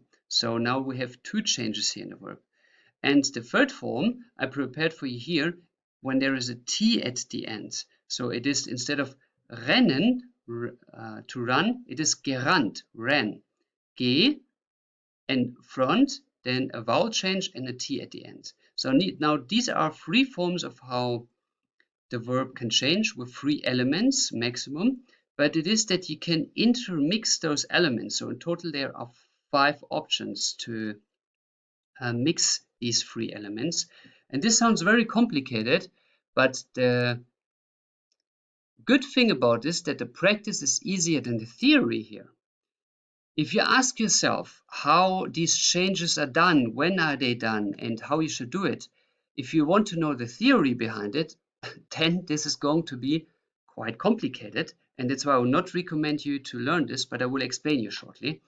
If you want to know how these changes are exactly done, then first of all, you need to know all the past one forms of the German verbs, which is already, you need more than one human life to learn all of these, so you cannot learn them, or you could, but it is not worth it because we don't use them. And if you then know all the past one forms, then you still need to know these rules of the 5 combinations, which are heavily not only complicated, but there is not a 100% logic in it because there are a lot of exceptions. So even me as a mother tongue and teaching German for years, I stopped explaining this rule because it's just nonsense. It is way easier in the practice that you do the following. Each verb has one participle to form, and the participle to form, as you see here, is very closely to the infinitive. Like laufen, you just put an E. So that means for you, you just need to learn one form of the verb, of each verb in German. And the most verbs just have a GE in front or a T at the end anyway. And that's it. So there's not so much to learn. You do this 2, 3, 4 times wrong, for example, but then after the 5th time, you learn how that works. And therefore, better just learn each participle to form of each German verb, because on long terms, when you're with Germans, you listen to them anyway all day, so you learn that, and that's it. Don't learn any theory and rule behind this. This is way too complicated. Just learn each participle to form by the time, step by step.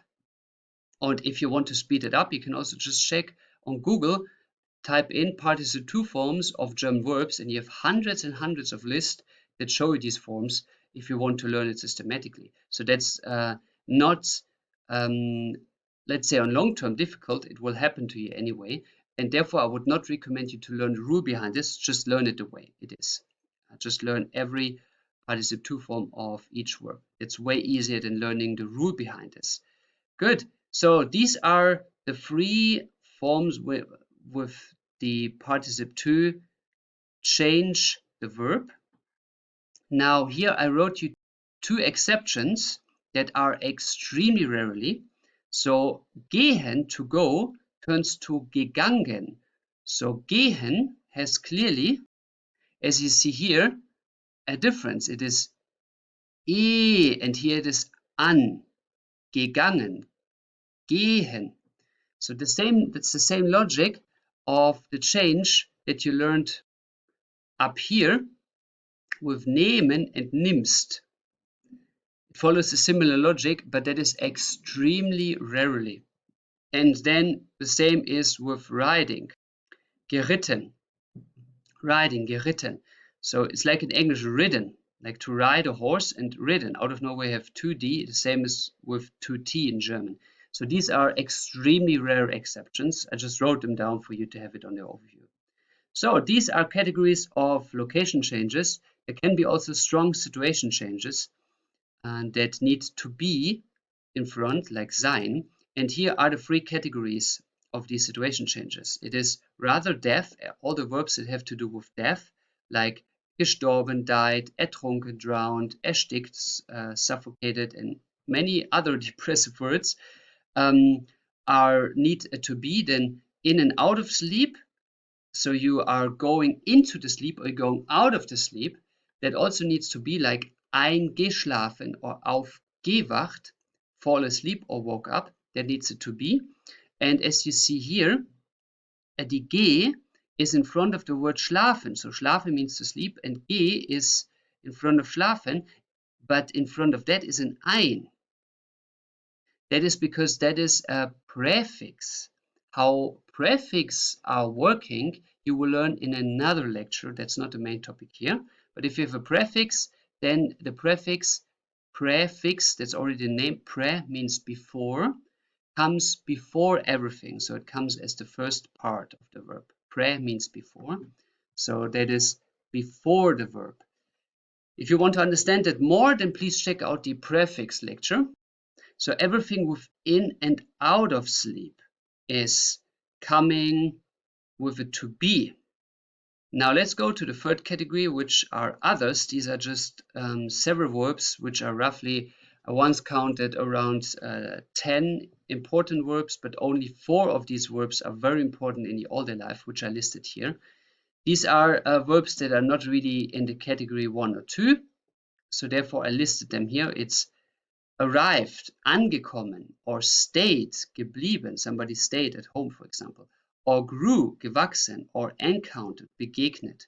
There are very, very few verbs of that kind, and you will learn them over the time, don't worry. This is more a matter of getting used to it than of systematically learning the verbs. So, and these are all to be forms, and then all the other verbs are going with to have in front, which are examples here. Gesehen, to see, gehört, heard. And what I want to list here is danced, getanzt. Why do I want to list here? That verb here shows the clear distinction between die haben and sein. Now, look, a lot of people are saying to be is used for movements, but that is actually not correct. For movement verbs are often, or in 99% of the time, having a location change in them, but not all movement verbs are automatically having a location change, which we see in the verb to dance, because to dance is obviously a movement, but in the German logic that is not a location change. That is a mentality thing, because the traditional German dances are from traditional farmer societies or traditional high aristocrat societies. They are always taking place in one room in a public hall, or they are taking place on one specific area, like a square in the town. So you don't change location there. You start at one position, then you do your movements, you go in a circle, for example, and you stop at the same position. So this is not a location change, this is just a movement, and therefore it is here the verb haben and not to be, because it is a movement but not a location change. In other cultures and other mentalities, like if you're dancing with South Americans, that is a location change. You're dancing all over traditionally on public streets, in bars, and so ever, and you change the location permanently.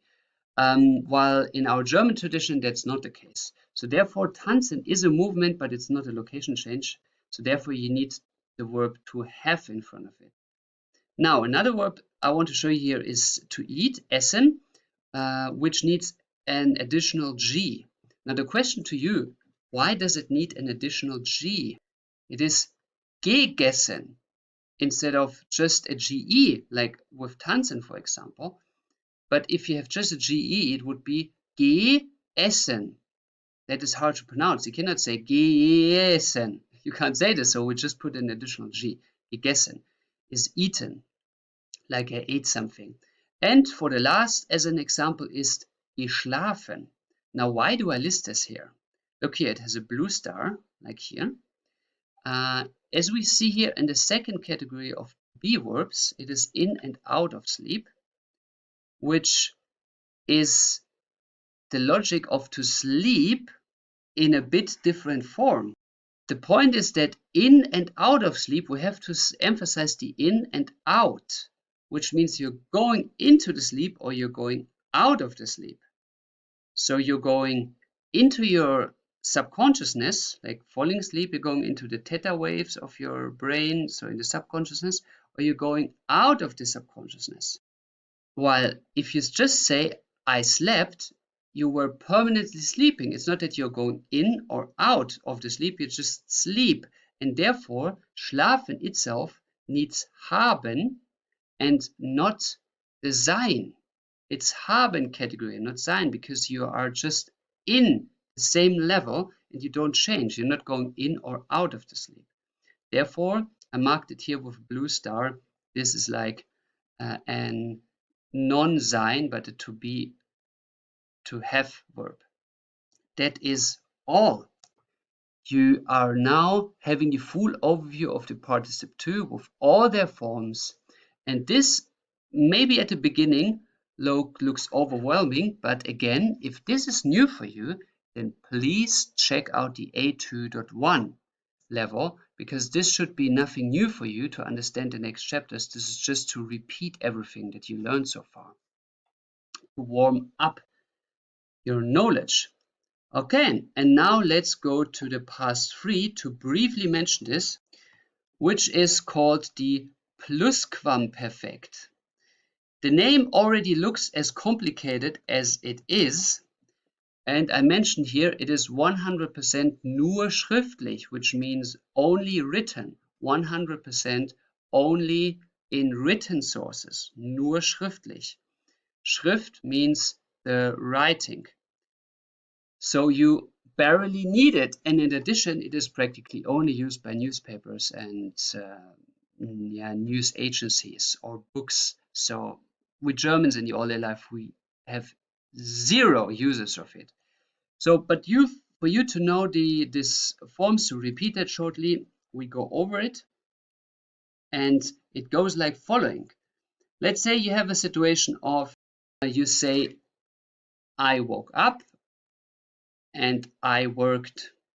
Ich bin aufgewacht und ich habe gearbeitet. I woke up and I worked. Ich bin aufgewacht und ich habe gearbeitet.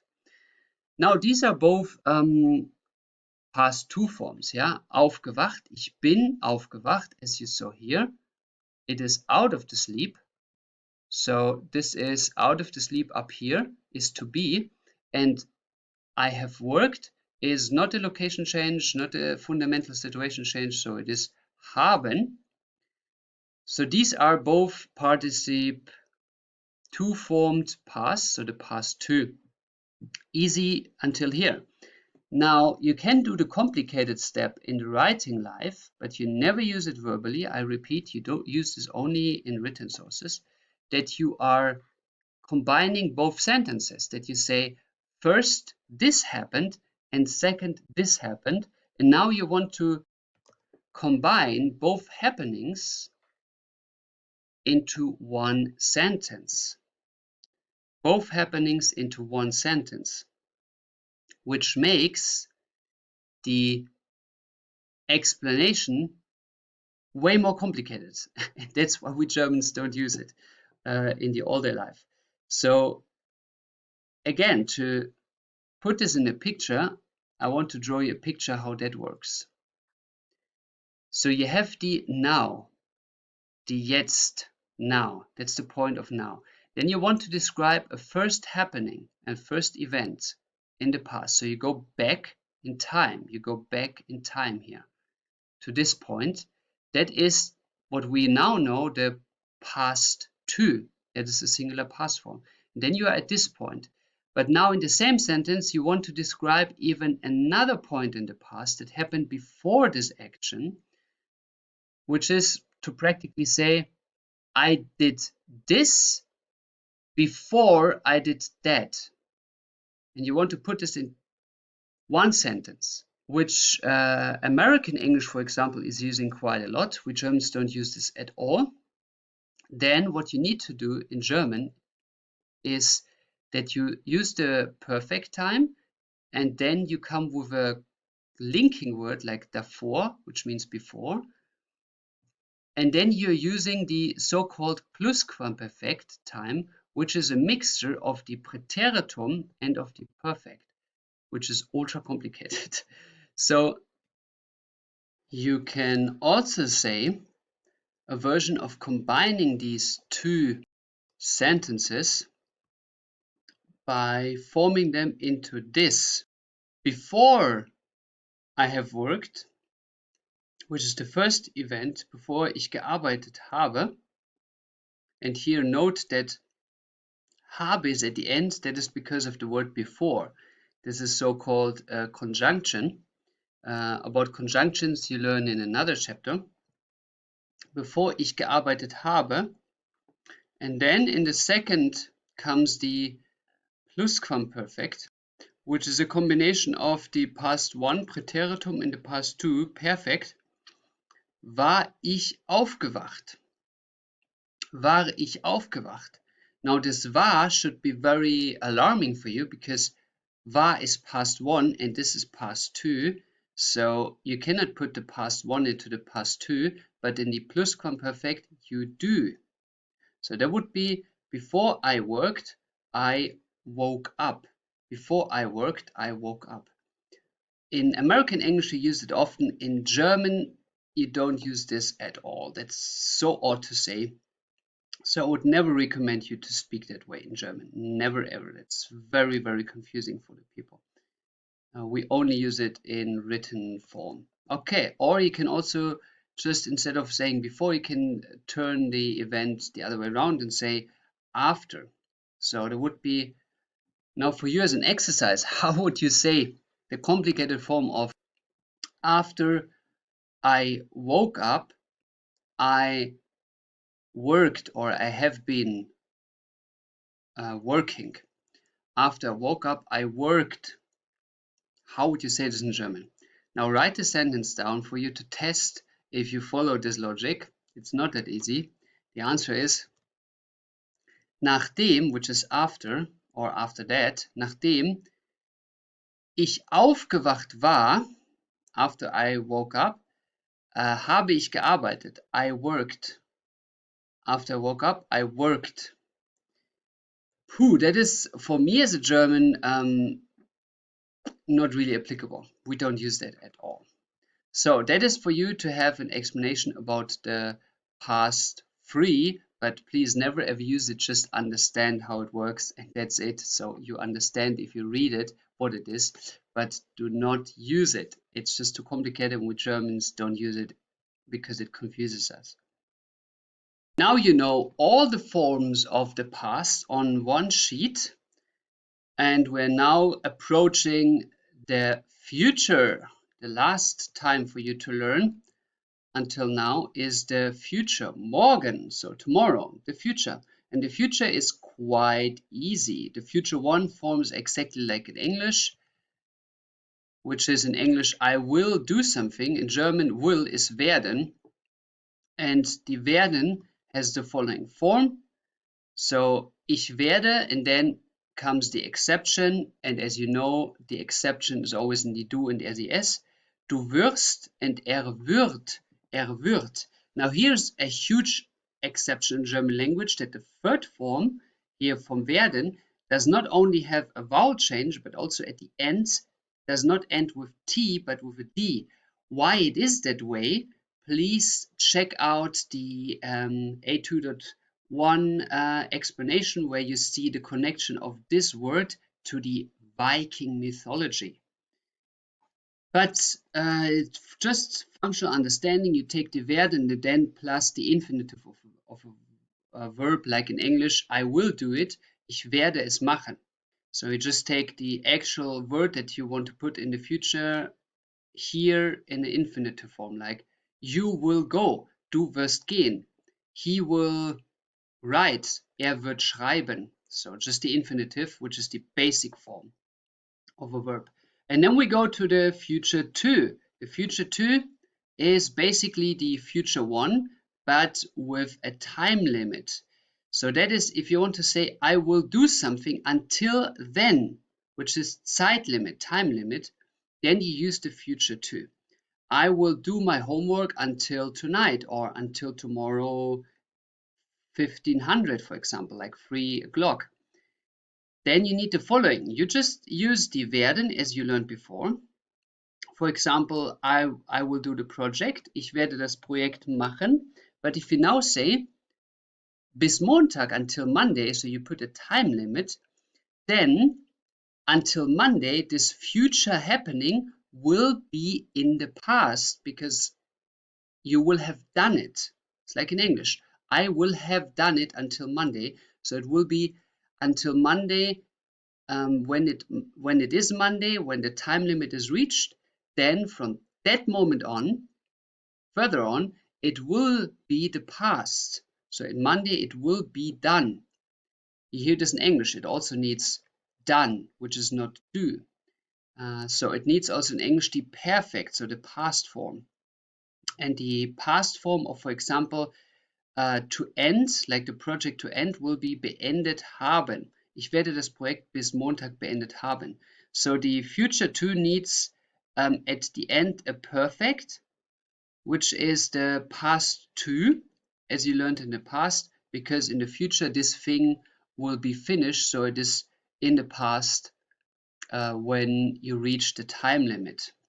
And that's all about the future. It's super short to learn. You just need to practice it, to train it.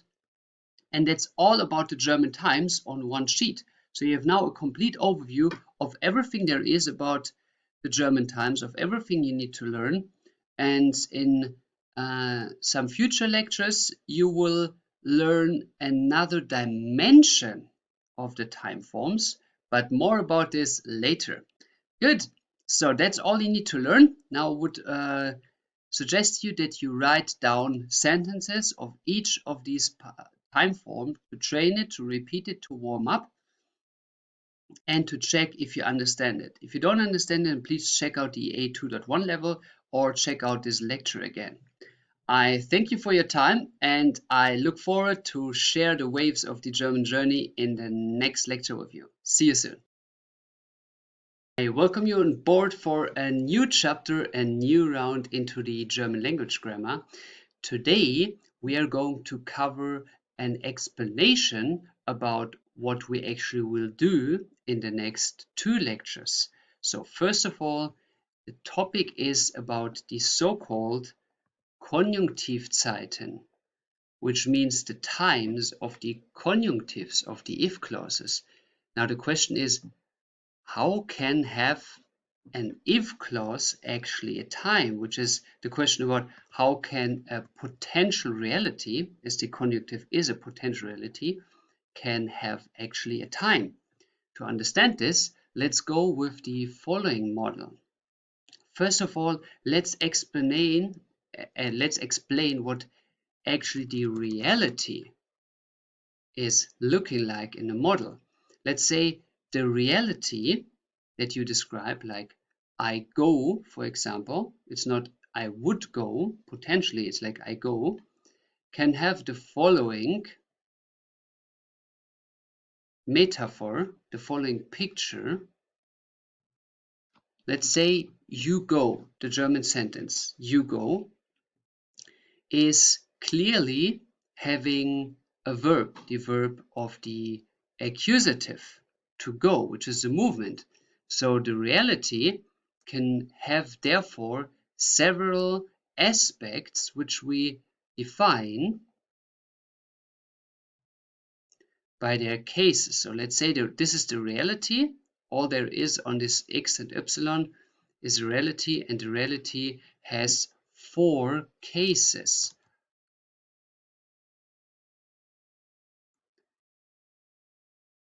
So like four aspects.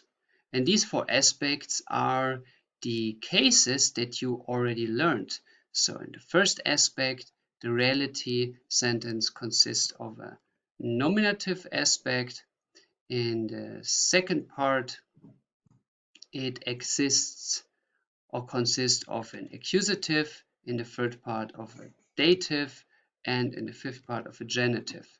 So this sentence or the reality sentence can have those four parts.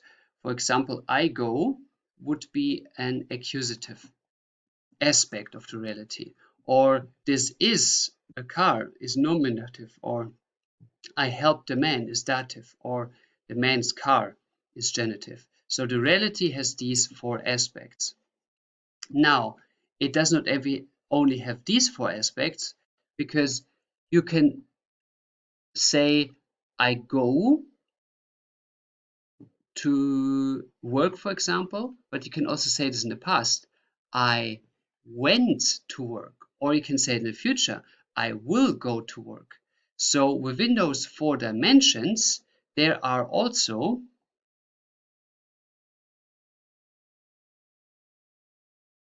some other dimensions of the time. So let's put the aspect of the case down here, and let's also divide the reality by their times. So there are several times which apply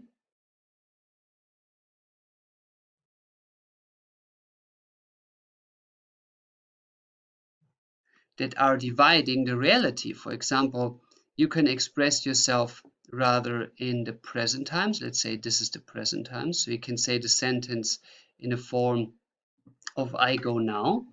And you can also express yourself in the past. I went, or I have gone. Or you can express it in the future, like I will go. So as you see, the reality has several aspects. You can express it, and you can now mix it. You can train, for example, say, tell me an accusative sentence in the present time. So I go the way, or express the same sentence in the future, like I will go the way, or express the accusative in the past, I went the way, or for example, express an dative sentence. For example, I will help the man. Ich werde dem Mann helfen in combination with the future. And so on and so on. So you can mix up, and by this you can see how many aspects the reality has. This is like a kind of a model. Now, this is all for the reality, but as we learned, the conjunctive is for the potential reality, which means that this is practically a complete different dimension.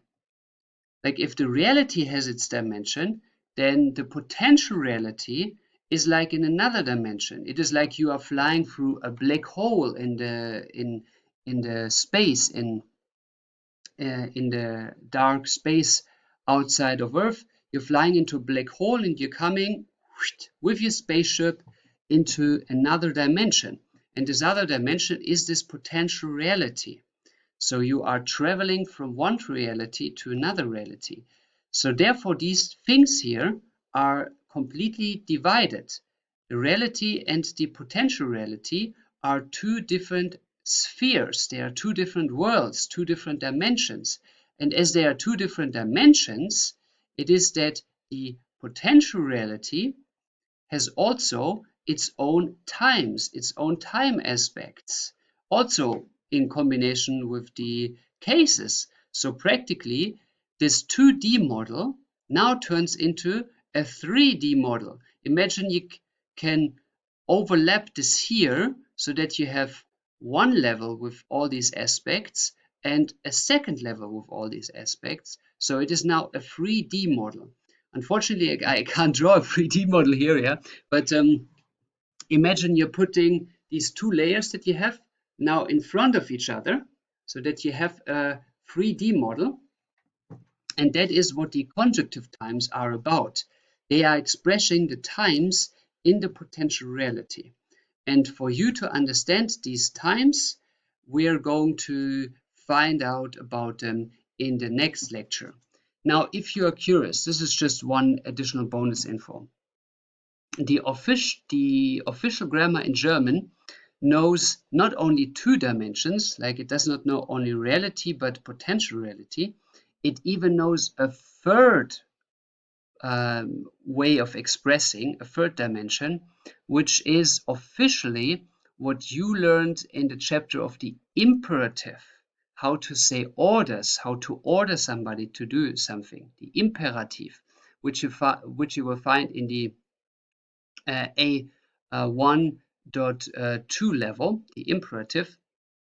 or the imperative in English, that is officially a third dimension, but nobody cares. It is not that this is important. It's not that the imperative is using its own time or whatsoever, but if you're expressing somebody, if you express that you want somebody to do something, you order him to do something, then this is officially an own dimension, an own way of expression, because it is not reality that this person will do it. You don't know if he will follow your order. And at the same time, it is also not a potential reality, because you really have the will that this becomes real reality because you order it. So that would be theoretically a third dimension, but nobody cares. Yeah? For you, important is only these two dimensions, the reality and the potential reality, and therefore we will talk about the times of the potential reality in the next lecture.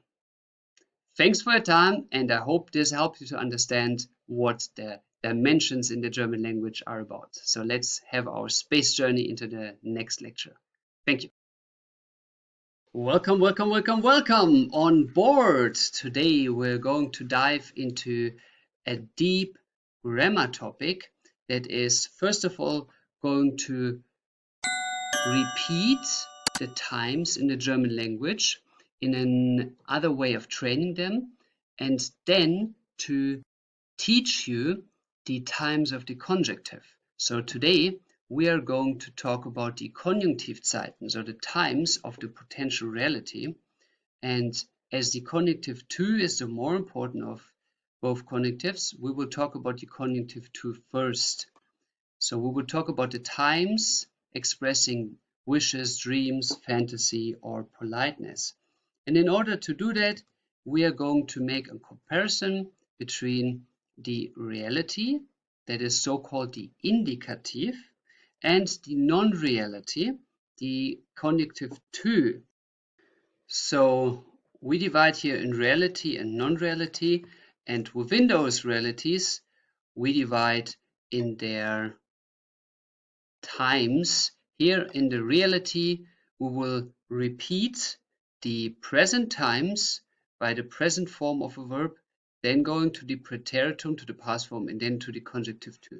This is something you learned already in the chapter of the conjunctive, and this is just to repeat it, but the same structure we will do with all the passive times. Good. So let's repeat the verb. How would I say become? To become. That is in German werden, werden.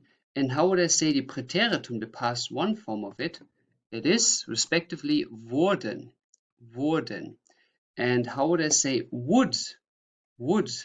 That is würden, würden.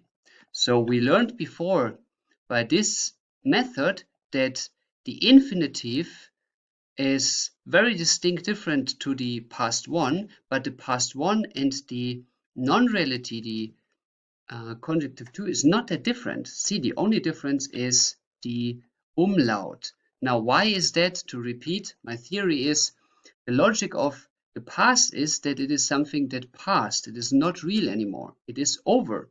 It's the past. Now, the logic of the conjunctive II is that it is something that is not real. It is potentially real, but it's not real at the moment. So both share this aspect of it is not real at the moment. So that might be the reason why they are grammar-wise so close to each other. And now let's repeat shortly the form of to be. Sein is the past of to be. What is the past of to be? I was. Answer, ich war, and therefore, if it's ich war, ich wäre. Ich wäre. So, waren, wären, very close. Now the same with to have. How would I say to have, had, and would have? To have, had, and would have. Stop the video here, please. Write down the translations and check if you were correct. The answer is haben, hatten und hätten. Haben, hatten und hätten. And for the next, how would I do the translation of could? I can, I could of the past and I could in the conjunctive. How would I say this? The answer is ich kann, ich konnte, ich könnte. And the same for like. How would I say I like, I liked the past and I would like? The answer is mögen, ich mag, ich mochte, ich möchte.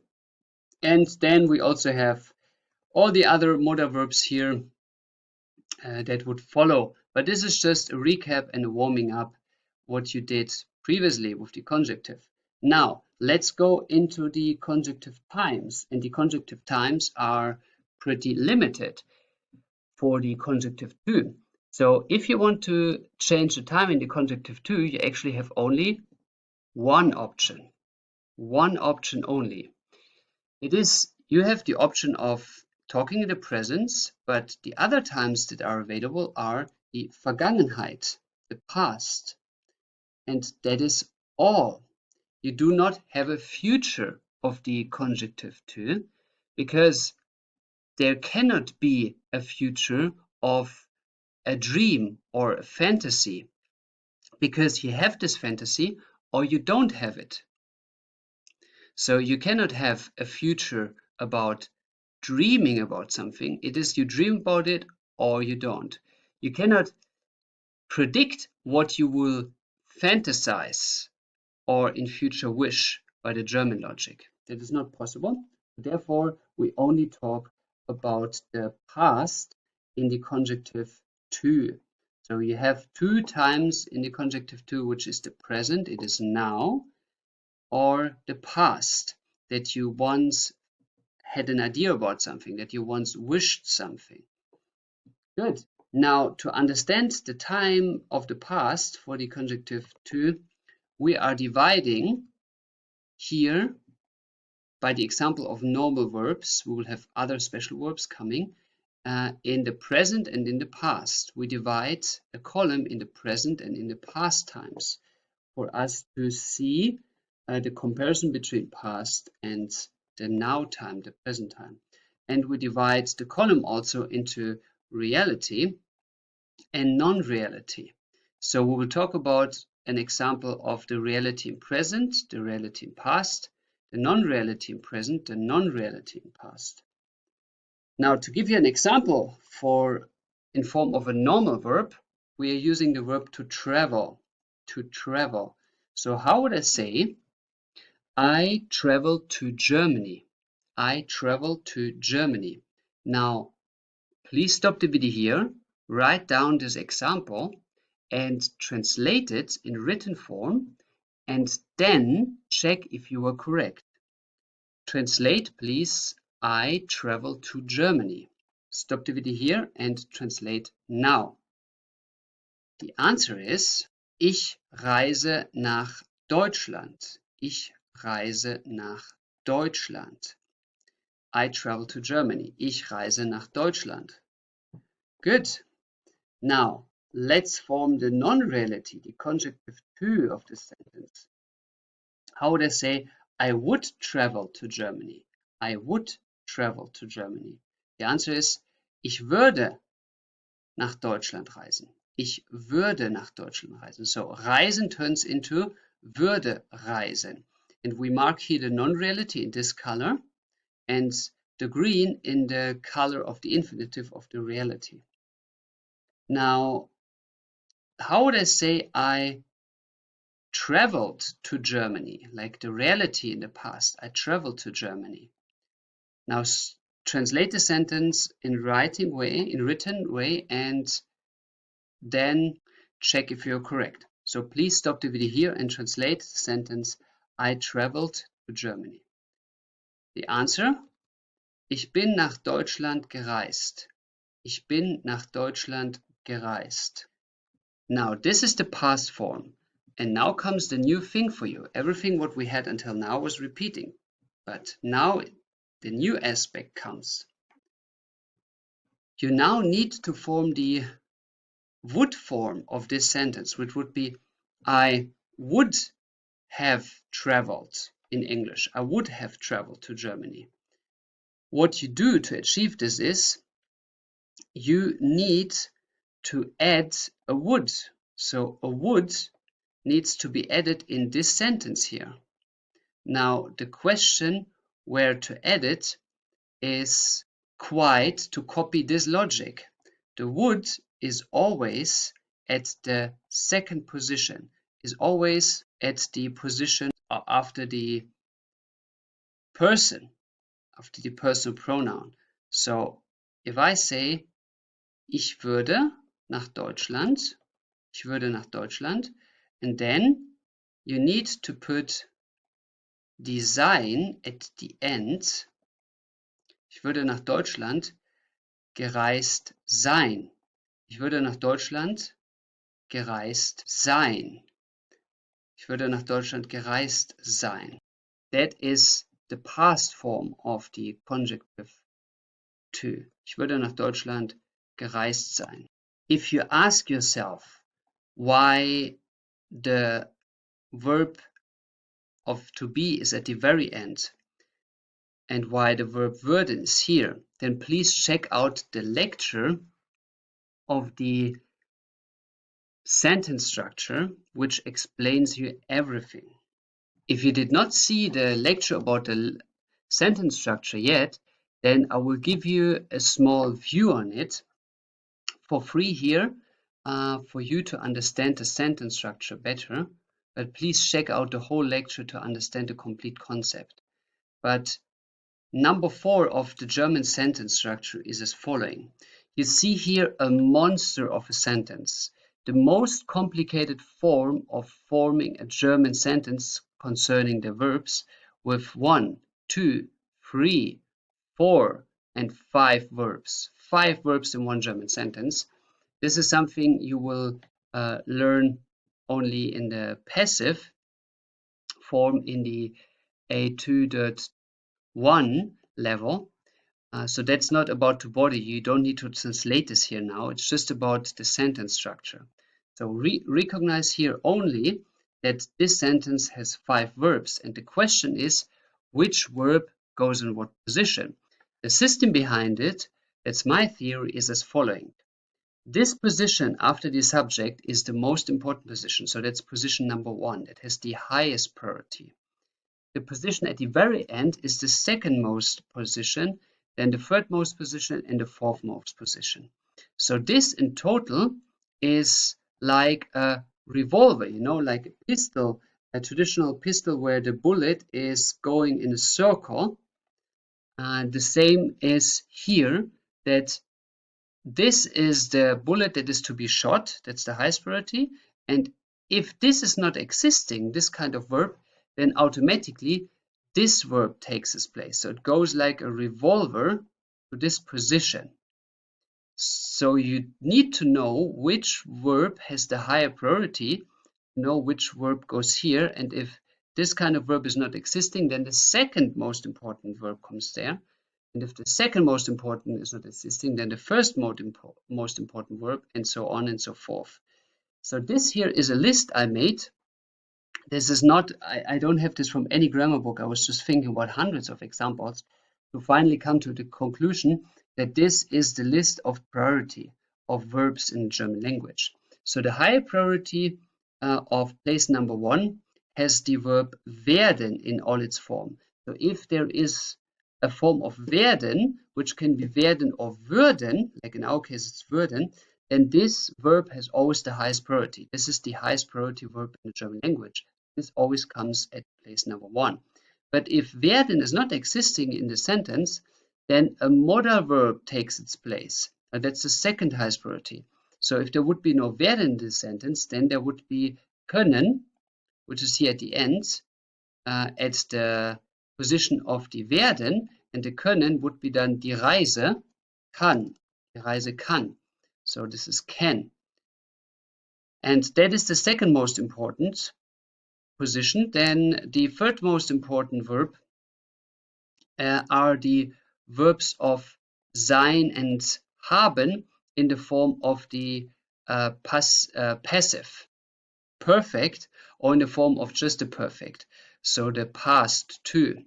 And the least most important is actually the main verb, the verb that has the main way of saying something, that has the least most important role. That's always at position number 4. So this is an overview about the priority, which verb needs to go which locations. I will leave you this part here, even though it's not part of the topic of this chapter, but I want you to have an overview already about this. And if you want to have more details about that, then check out the lecture about the sentence structure. So now that you know the sentence structure, you can explain also in the verb form here. We have 3 verbs. That werden is at the highest position, so it's at place number 1, and then comes the past form of gereist, which is sein gereist. So therefore that comes at the end. Good. So this said, this is to bring a sentence structure in order with the verbs, and this is how you formulate the past form of the conjunctive. It is basically, you just take the regular past form, like gereist sein, and you put a word in here in front. Now, we go to the verb to be. So we have the normal verbs, and now we have the special verb to be. How do I form the verb to be in the past form and past form conjunctive? So first let's try with the present. How would I say, I am in Germany? I am in Germany. Translate, stop the video here. The answer is, ich bin in Deutschland. Ich bin in Deutschland. Now, how would you say this in the fantasy, in the Konjunktiv II? How would you say, I would be in Germany? I would be in Germany. Please stop the video here and translate. The answer is, there are 2 options. Ich wäre in Deutschland or ich würde in Deutschland sein.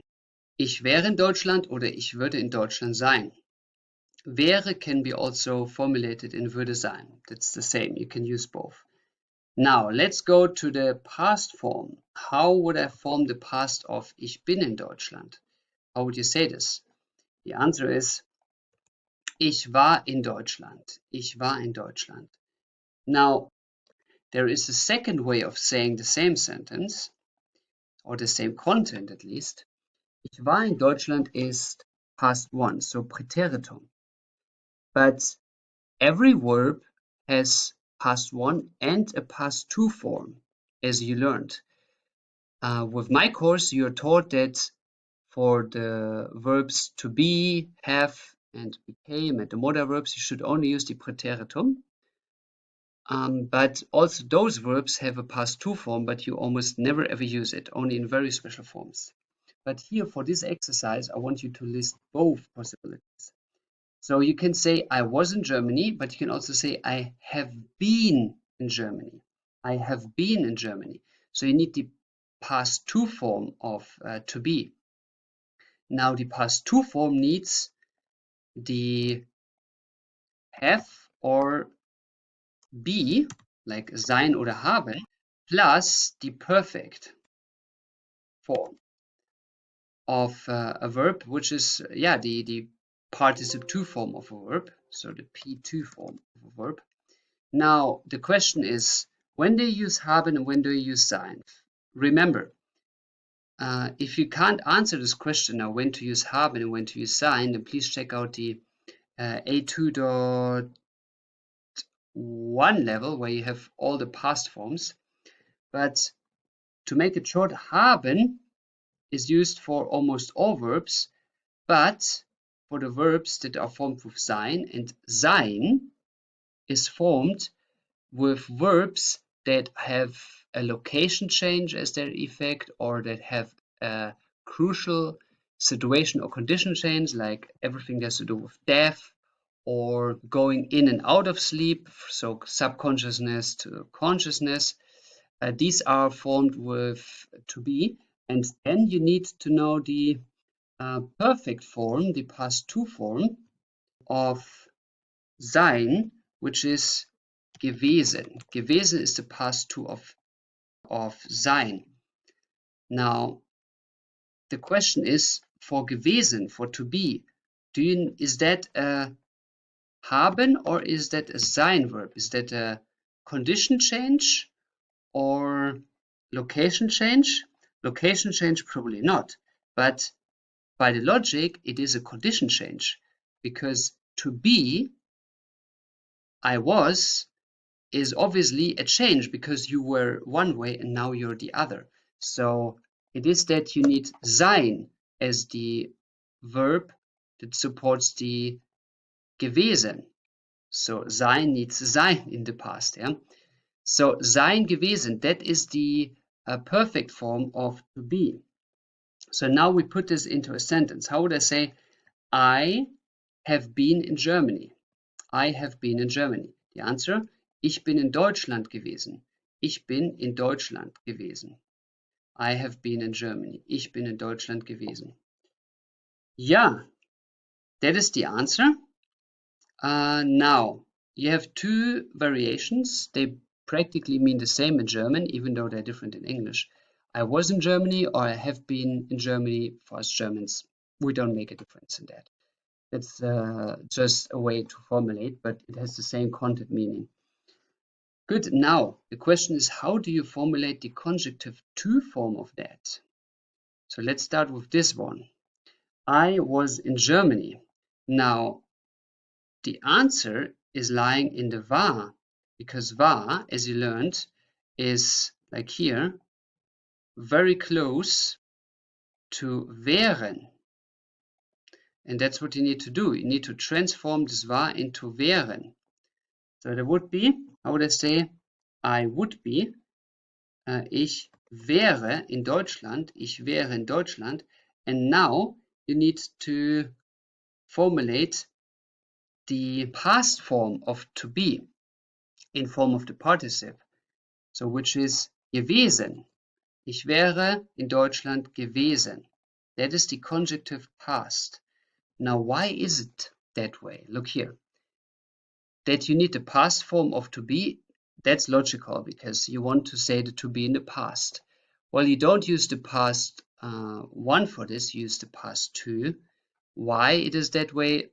That's too complicated to explain. Just remember it that way. To make it very short, past one is about finished time sets, past two is about finished time sets that are in certain time periods from A to B, while past one is officially by grammar standards to mention it when there is not a certain time shown in the past, like I was in the cinema from that time to that time. That is not the past one, that is the past two. Past one, you would say I was in the cinema without a time period. But therefore, you use the past two for the past of the Konjunktiv II, but you don't need to know all these details. It's not important. Yeah, this is more or less a training for you. So this is the Konjunktiv II past form. Yeah, ich wäre in Deutschland gewesen.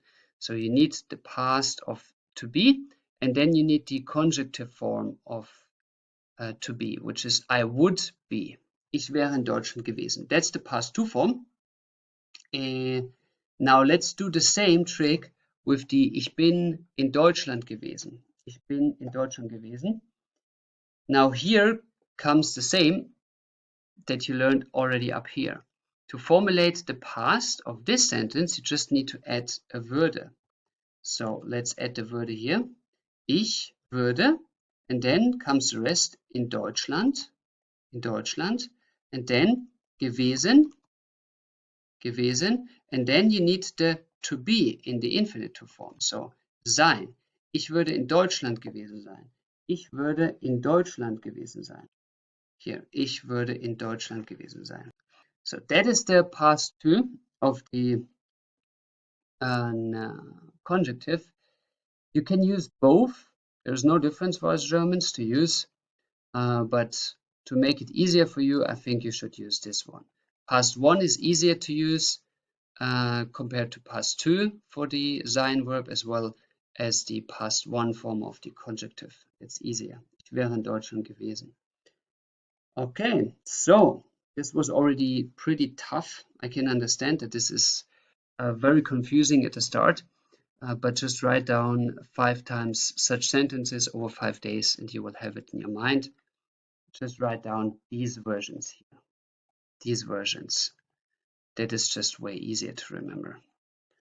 Now let's do the same for the verb of haben. Haben.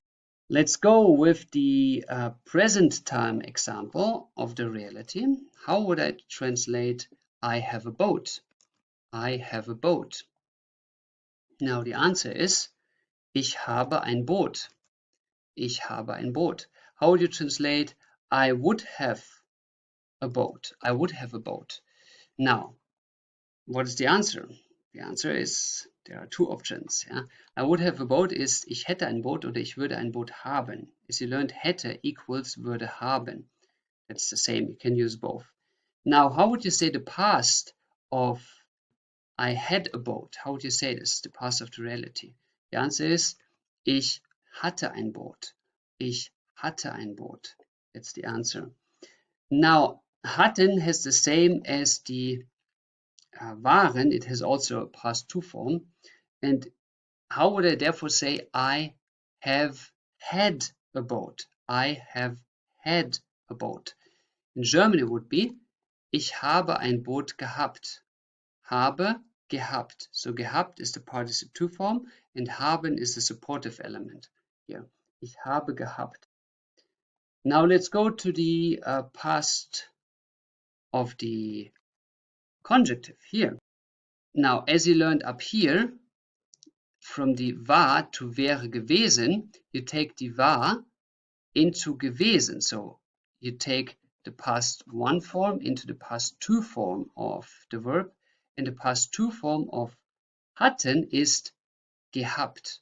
So gehabt comes here at the very end. And then you need the conjunctive. You need to add this, which is ich hätte, ich hätte, ich hätte. So in total it is ich hätte ein Boot gehabt. Ich hätte ein Boot gehabt. If we want to formulate now this sentence in the conjunctive past, what we need is we need to use this logic. So we're taking a werden and then we're taking the rest of the sentence, which is werden comes at the beginning, as werden is always the most dominant one, and then gehabt plus haben. Gehabt haben. Ich würde ein Boot gehabt haben. Ich würde ein Boot gehabt haben. That is the sentence. Okay, now haben, and we come now to the last form, the last verb that we have to talk about are the modal verbs. In the modal verbs, we now do just one example, which is können. Können is now the representative of all other modal verbs. All other modal verbs work the same, so we just use the example of können. And how would I say I can fly? I can fly. The answer is ich kann fliegen. I can fly. How would I say I could fly? Ich könnte fliegen. Ich könnte fliegen. Ich kann fliegen. Ich könnte fliegen. Good. So as you see here, now that's the tricky part. There are already two verbs involved. We have already two verbs here. As you see here in the examples above, it's always just one verb until now in the present times. Now we have already two verbs here involved. So if we have two verbs from the beginning on, that means later on we need always one verb extra because we start with two verbs instead of one. So how would I say the past times of the reality I could fly? I could fly. Please translate. The answer is ich konnte fliegen. Ich konnte fliegen. Now that is the past one. There is officially a past two. I will just write it here and explain it shortly to you. Because it is so super rarely used, I actually didn't know that this exists before I became language teacher. So don't use it, yeah. But just for you to understand, there is a past two form, which is ich habe fliegen gekonnt. It's really still, when I see this, it makes no sense for me. It is officially grammar-wise correct. It exists, but I mean, seriously, nobody ever uses that. Ich habe fliegen gekonnt. Nobody uses this. Very confusing. But let's go here with how would I say I could have flown. I could have flown in English. So that is the past of the conjunctive. I could have flown if I would be a bird, or would have been a bird in English, for example. I could have flown if I would have been a bird. So you're taking now the konnte into its conjunctive too, so könnte, and then you need of the fliegen, you need the past two form, like gehabt, the past two form of fliegen, which is geflogen, and the question is, what is the supportive verb of geflogen? Geflogen, and now as we're talking in the past two, we need the supportive word geflogen. Is that a movement change or condition change? Yes, it's a movement change, so or location change, therefore we need the sein. Ich könnte geflogen sein. Ich könnte geflogen sein. Okay, so that is the form, the past form of the conjunctive too. While officially there is also a form for this one here. I will just write it down for you. Please don't think about it. It's breaking even my mind, so you don't need to know that, but just for you to understand that it exists. If you want to form the past two of the conjunctive two, it would be this. You take the würde, then geflogen, so it must be würde, as we always did a würde here up as well, plus to fly in the past two form, which is geflogen sein. This is together the perfect, the past two. And then you add the können at the end. Why do you add the können at the end? You learn this here. Können is a modal verb. It has the second priority, while werden has the highest priority.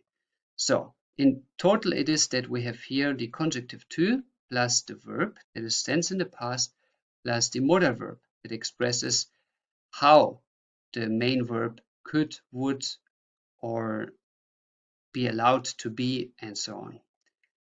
Whew, I'm sweating. This is everything about the conjunctive times, the conjunctive two. Now, you have here the overview, but what is important for you is only one thing. First of all, the most important is to talk in the conjunctive two in the present times. That's the absolute necessary importance, also to pass the Goethe exam and to have a polite all-day life conversation. And for you, of all of these forms, the actually only important one is the normal verbs, because the other verbs you're using very rarely. So learn how to say this. Ich würde nach Deutschland gereist sein. That is very important. Ich würde nach Deutschland gereist sein. Learn how to say würde plus the perfect at the end of the sentence.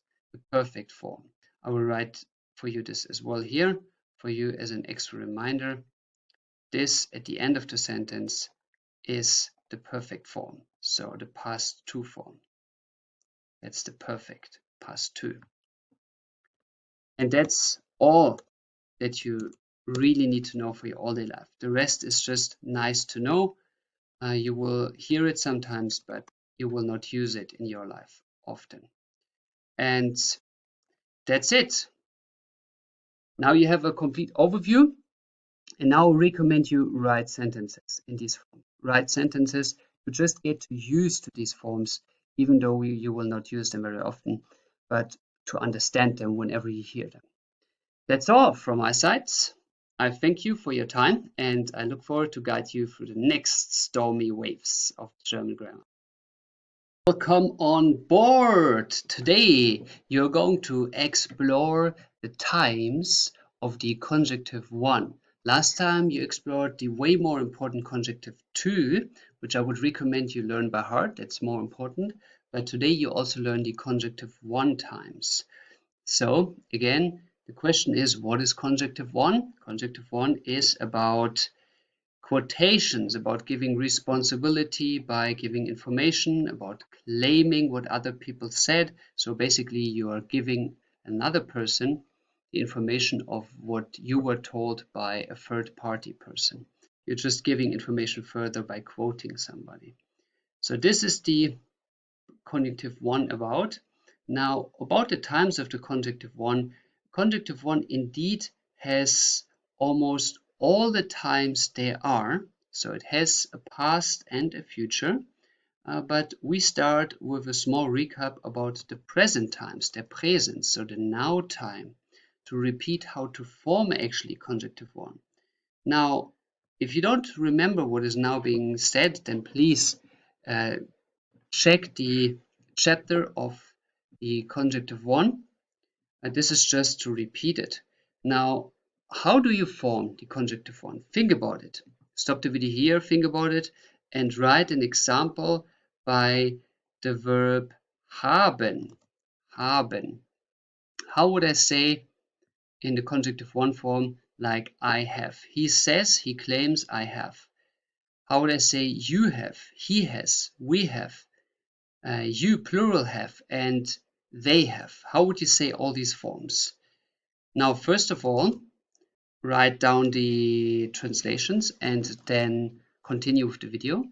The answer is that you are taking the Verbstamm, the verb chunk, like here haben is hab, and then you are adding these endings to it, which is ich habe, du habest, habe, wir haben, ihr habet, sie haben. This is a very rare form to say, but it is existing if you want to quote somebody. Now, the only exception is what verb? Please tell me. You should know that. What is the only exceptional verb here? And for sure, always exceptional is the to be form. And here the to be has two different forms with ich and er. It is sei without an e at the end. Sei. Ich sei. Okay, good. This was a small recap about what we already learned. Now let's go and learn the second step, the past of the Konjunktiv I. The past. The Konjunktiv I has only one past form, which is the perfect form, the past two, because of the following reason. In theory, that is just in theory, in practical life, Germans don't care about this, but in theory, the past one, the imperfect, is describing a non-finished action, which means if you would say, I go to the cinema, and the perfect describing a finished action, which means I went or I have been at the cinema from starting point 4 p.m. to end point 5 p.m. So a starting action and a finished action described in the past, from 4 to 5. I have been. That is, in theory, the difference between the past one and the past two, but nobody cares about this in the German language. We don't use it that way. But in grammar terms, this is important. And now, in grammar terms, it is important to formulate the Konjunktiv I past, because the Konjunktiv I is basically for quotations. You're giving information further. Now, the past one says it's a non-finished action. But a quote, if you quote somebody, then the quote is a finished action because this person already said it. It is automatically a finished action. So the Konjunktiv I, which is to quote, cannot use the past one, which is a non-finished action. So it's not possible for the Konjunktiv I to use a non-finished action as it describes a finished action, quote. So therefore we can only use the perfect form, the finished action. Now let's have two examples on that, how that works. We are working here again with the reality and the Konjunktiv I form, so the non-reality, the claim that somebody said something. And could you please translate me now in the perfect form, the past two form?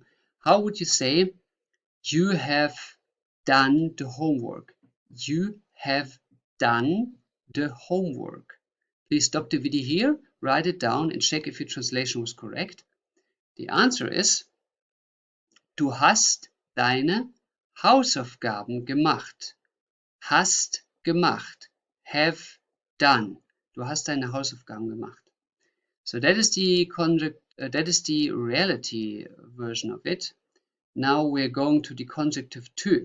First, it is a quote, so we have to say somebody said, like he said. How would you translate he said? The answer is sagt. He said. Sagt. You have done your homework. He says you have done your homework. Now, what are you doing here? That's the question. It's easier than you think. That's the answer. You're just taking the haben and you bring it into the Konjunktiv I form. So it is haben is hab plus du habest. So you add the est, habest, and that is the form that you're using now. Du habest. So the answer is, du habest deine Hausaufgaben gemacht. Sagt, du habest deine Hausaufgaben gemacht. And that's all that you need to know. You just take die haben and put it in the past form of the Konjunktiv I, so which is the normal Konjunktiv I form. And the rest of the sentence stays the same. I mean, have done, here is habest gemacht, also have done, but with the form of the Konjunktiv I, which shows that it's a claim that somebody did something, but you don't know if that's real, if you really did so. Now, how would I say another example with to be? How would I say you have flown to New York, like you flew to New York, you have flown to New York? The answer, du bist nach New York geflogen. Du bist nach New York geflogen. Now, how can we say this in the Konjunktiv I? Same trick again, it is to be here.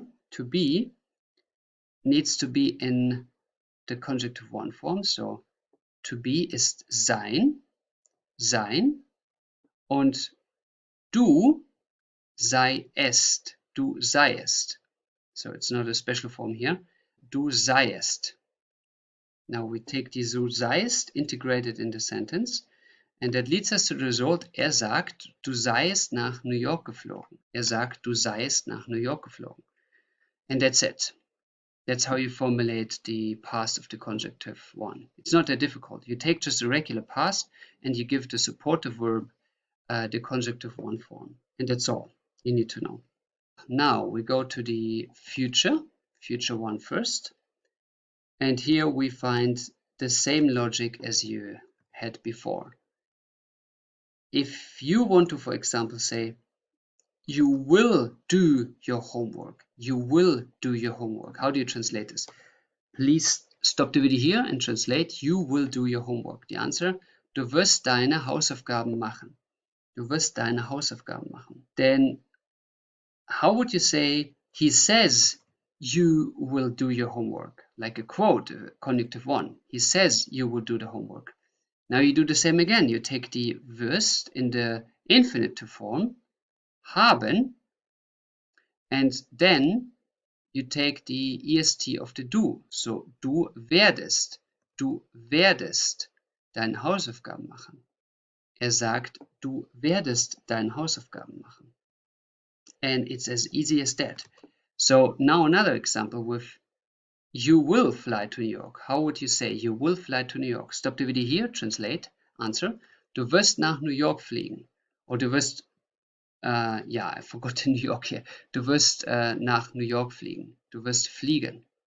Du wirst nach New York fliegen. So also with New York now, yeah. Now, how would you say you will? He says you will fly to New York. And there we go with the same trick. You just take the will and formulate the du form, werdest nach New York fliegen. Du werdest nach New York fliegen. And that is about to know for the future one. Now let's go to the future two, which is even easier. The future two. Surprisingly easy. The future two is not changing at all. Now the question is why? How do you formulate the future two? So let's have the example of you will have done your homework until Wednesday. You will have done your homework until Wednesday. Answer ist, du wirst deine Hausaufgaben bis Mittwoch gemacht haben. Or du wirst bis Mittwoch deine Hausaufgaben gemacht haben. So that would be the future 2 reality.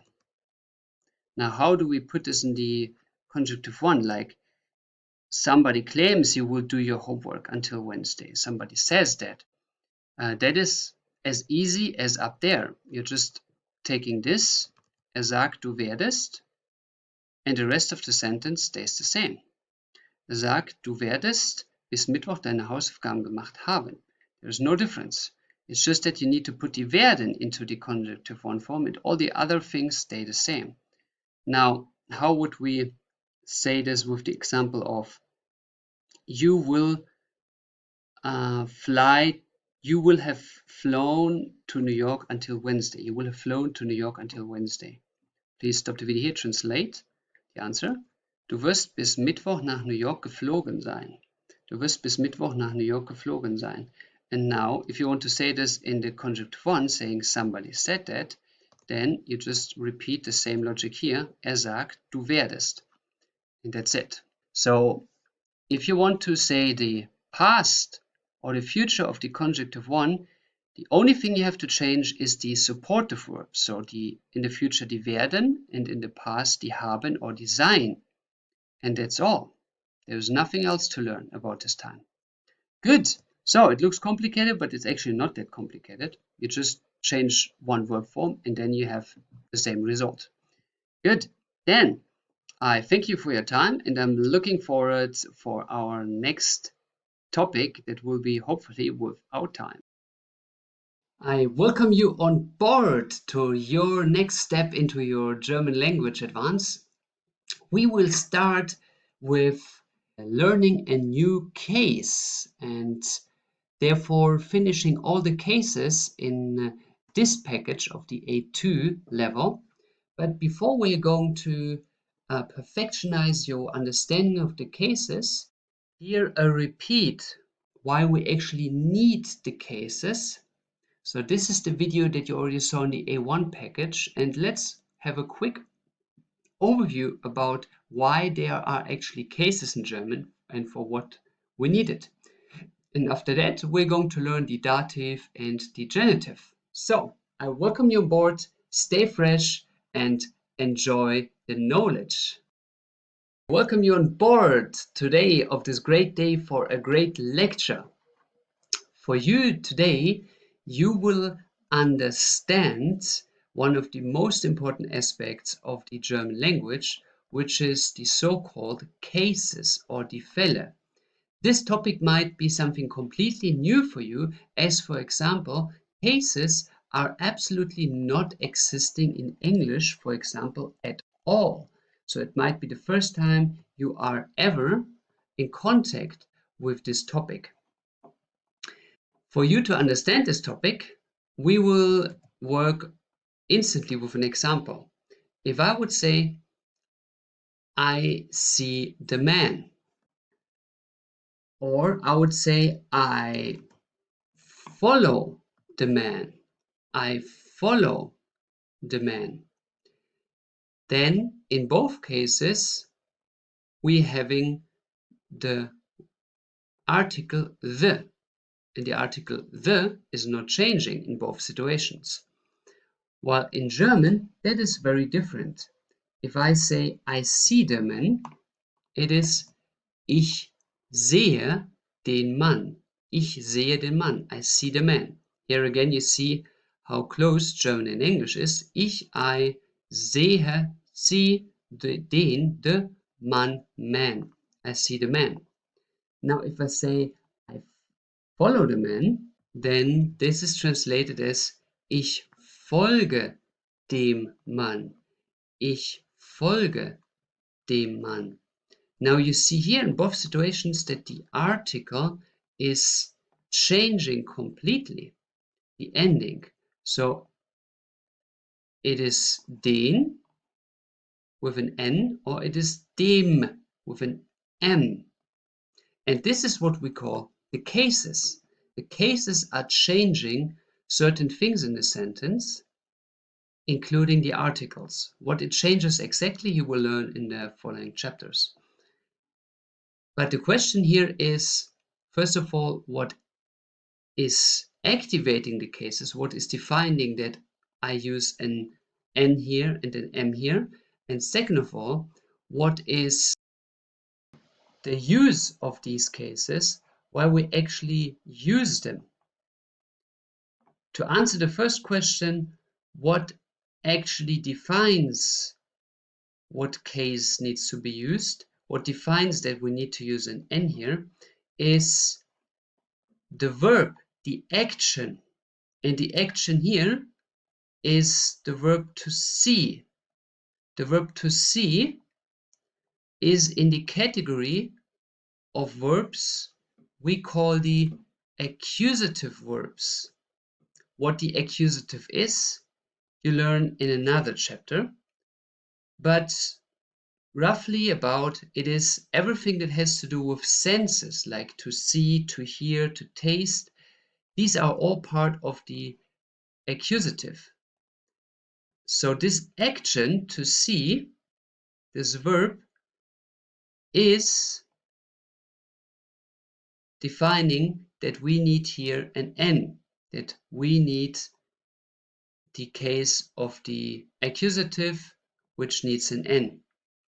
Now in the second example, there is an action to follow, which is in the category of verbs that are defining a status. Like to follow is a status. It can be physically, like a movement, but here it can also be, for example, a mental following, like you follow somebody on Facebook or on Twitter. So it can also be just mental following, while here it is a movement, and these verbs, these actions, require the so-called dative. You will learn about the dative in the A2 package, not in the A1 package. But by this example, you clearly see that it is the verb that defines the case, and the case is therefore to support the description of the action, to support how the action is described. So you can have the action in the sentence, and then the action is also defining that the sentence is changing. For example, the articles are changing. So the case support the description of the action and the action equals the verb. So the verb is therefore activating the case, but you will learn also in the A2 package that there is another kind of word that can activate the case, which is called the preposition. So the verb or the preposition activates the case. What the preposition is, you will learn later. Don't worry about this now. We are here first of all to understand the cases in relation to the verbs. Good. Now the second question, why do you actually need this case? Well, there is no real need of the case at all. As you see in English, the language works perfectly without the cases. As in English, in both situations, you just use the. But the cases are probably an ancient form of language which required more detailed description. And there is one more use case that might be an advantage for the case. For example, if you have, let's say, a call and you say, hey, I see the man, or you then say, I follow the man, then both is understandable. But now, if you have the call breaking up and the other person just understands the man instead of I see the man, and the man instead of I follow the man. In both situations, for both sentences, the other person on the phone understands only the man because of the interruption of the call, because of the bad line. Well, in English, you cannot do anything with this information. The man. There's no way to describe it. You don't hear the verb. So if you don't hear the verb, then you don't know what action is followed. While in German, that is different. If you have on the phone an interruption and you just hear den Mann instead of ich sehe den Mann, and in the second sentence you hear dem Mann instead of ich folge dem Mann, then because of the den and dem, the person on the phone might, by the context, understand that in the first case there is an action going on, like to see, and in the second case there is a status going on, so he might guess that you are indeed seeing or moving to the man, because accusative can also be moving. You will learn this later. And in the second sense that you describe, you follow the man. So it is that in German you might understand the meaning just because you hear the ending of the article, even though you do not hear the verb itself. So in extreme cases, when you're in emergency situations, then these cases are actually very useful, because if you don't hear everything of the sentence, then the cases are helping to describing the verb, the action. And that is all you need to know about the cases concerning their usage and why they exist. Good. I hope that cleared out a lot of questions, and next will be now for you to learn the cases for you to become a perfect German speaker. I thank you for your time, and I'm looking forward to see you on the next lecture.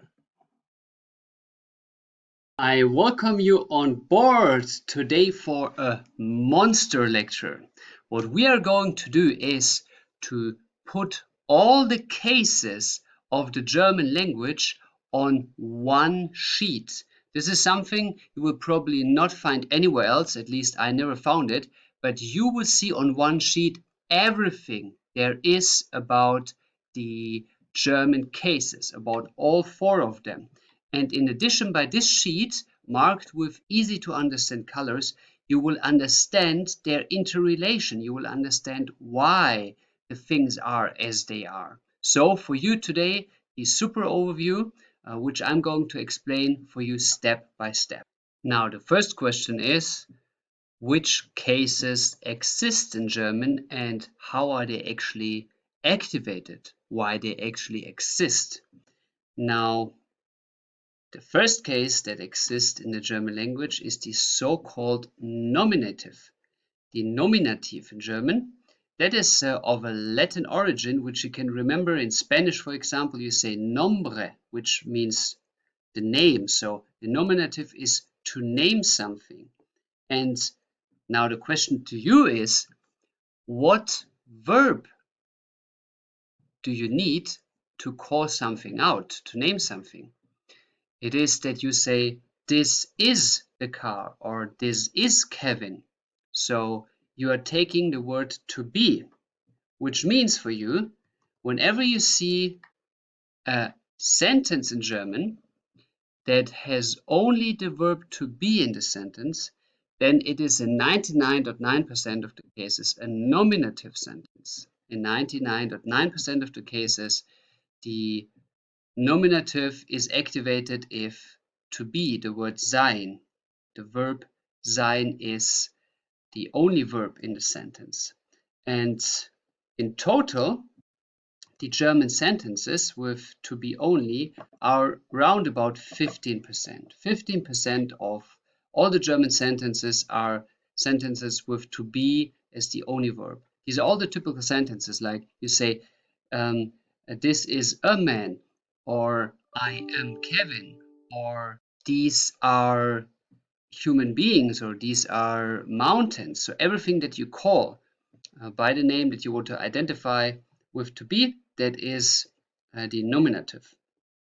Now let's move to the next case. The most important case for you in the German language is the accusative, the accusative, the accusative. Now, nomen est omen, as the Latins say, which means name is prediction. You see here, accusative is related to accuse.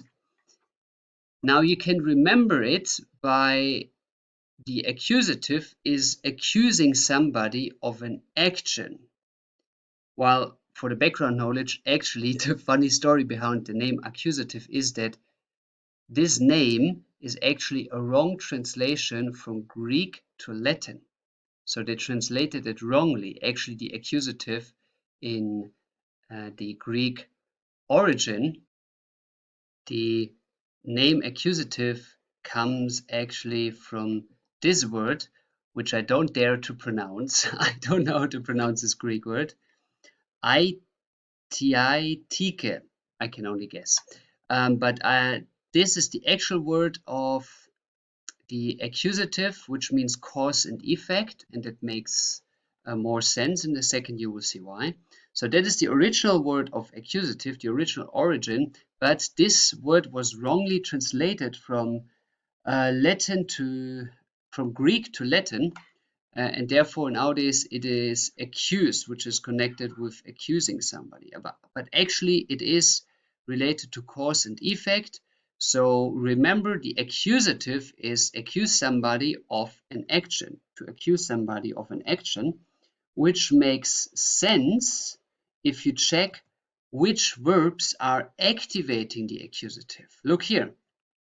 These are all the words that activate the accusative, or let's say these are all the three categories.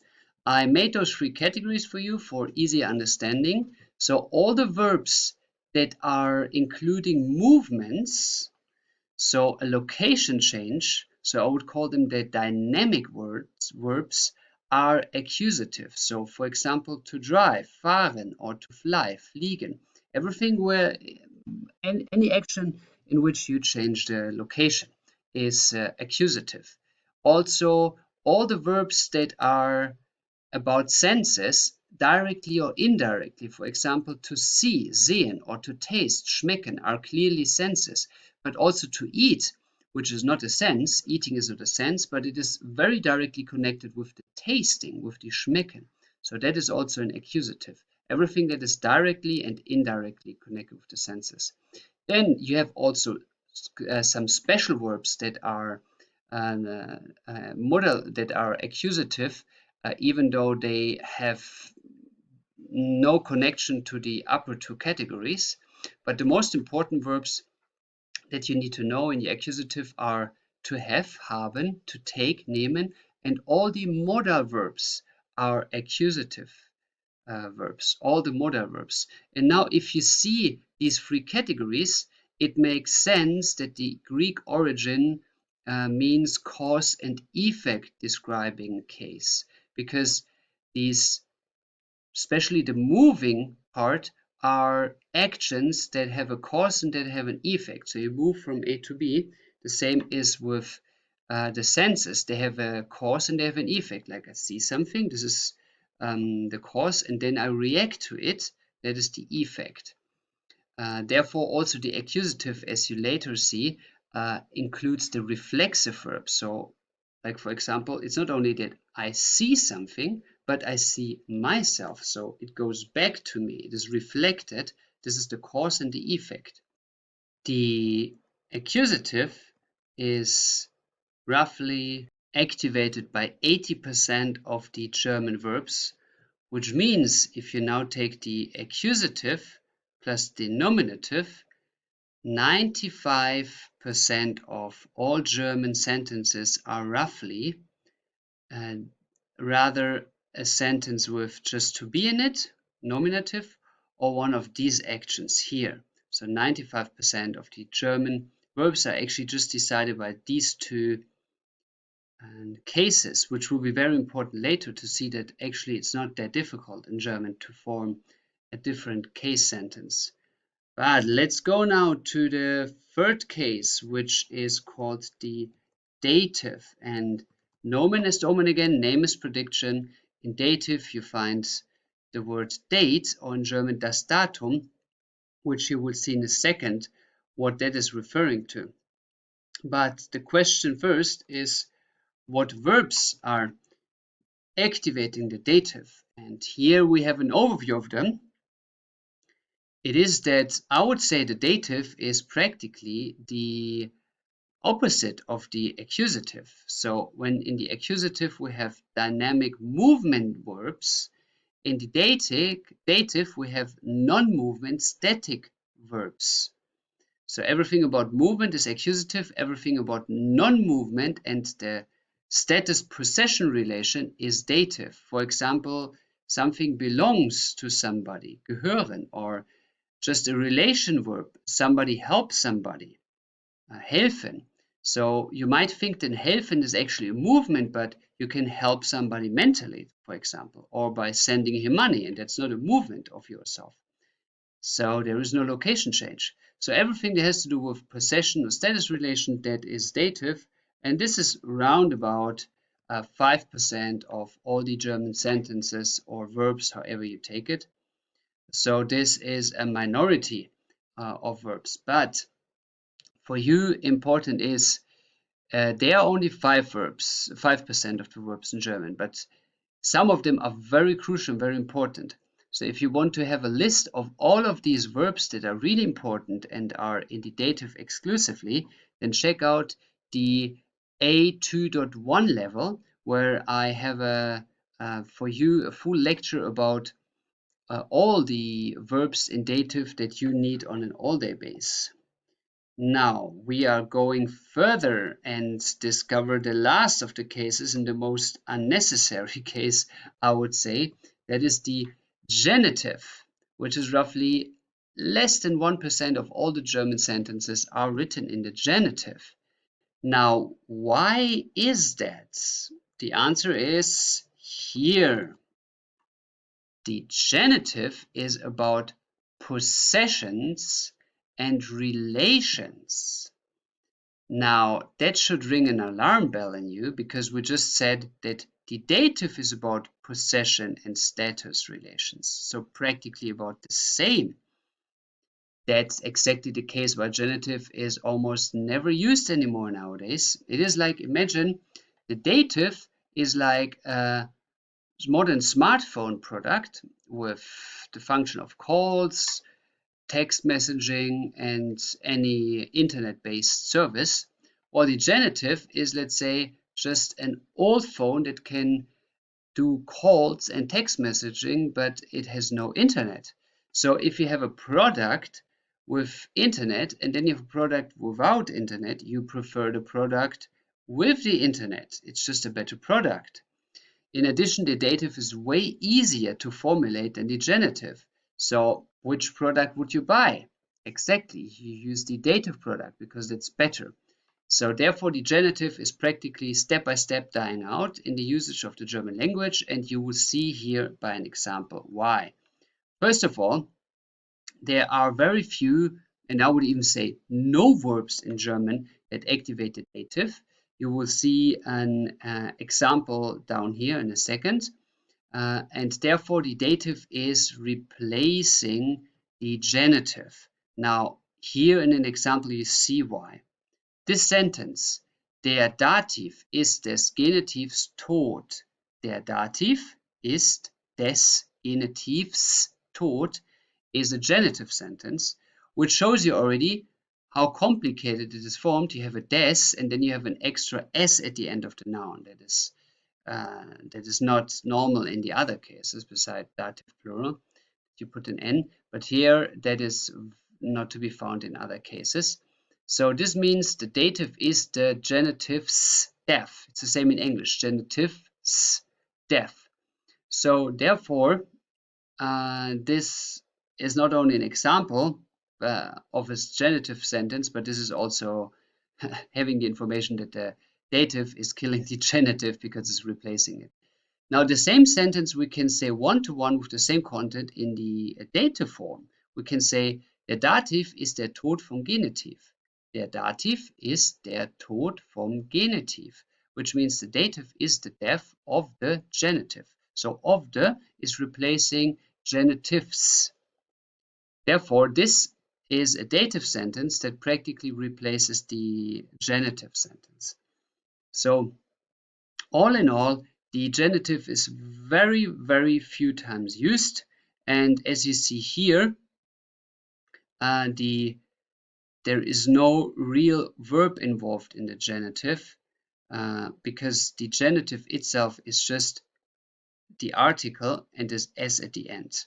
Yeah?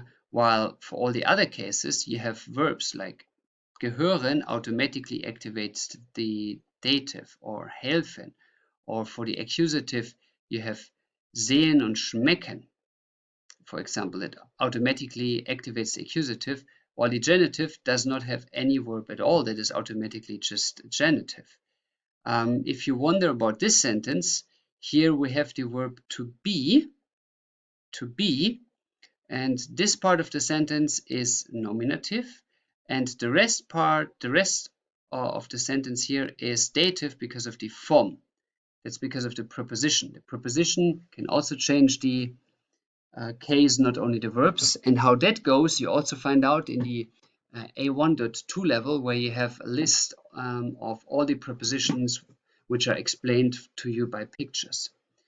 So that is a complicated one, and it's not needed. So throw it away. It's just for you important to understand. If you ever see this des and the s at the end, then you know this is just genitive. That's all you need to know, and it has practically no importance for you to pass the Goethe exam, for example. You don't need to know these grammar terms. You just need to understand German.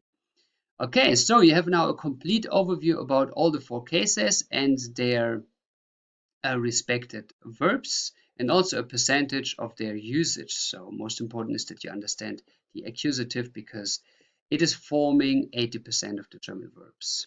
Now we will analyze those 4 cases and how they change in 4 respected categories. The first thing is the question about the question words.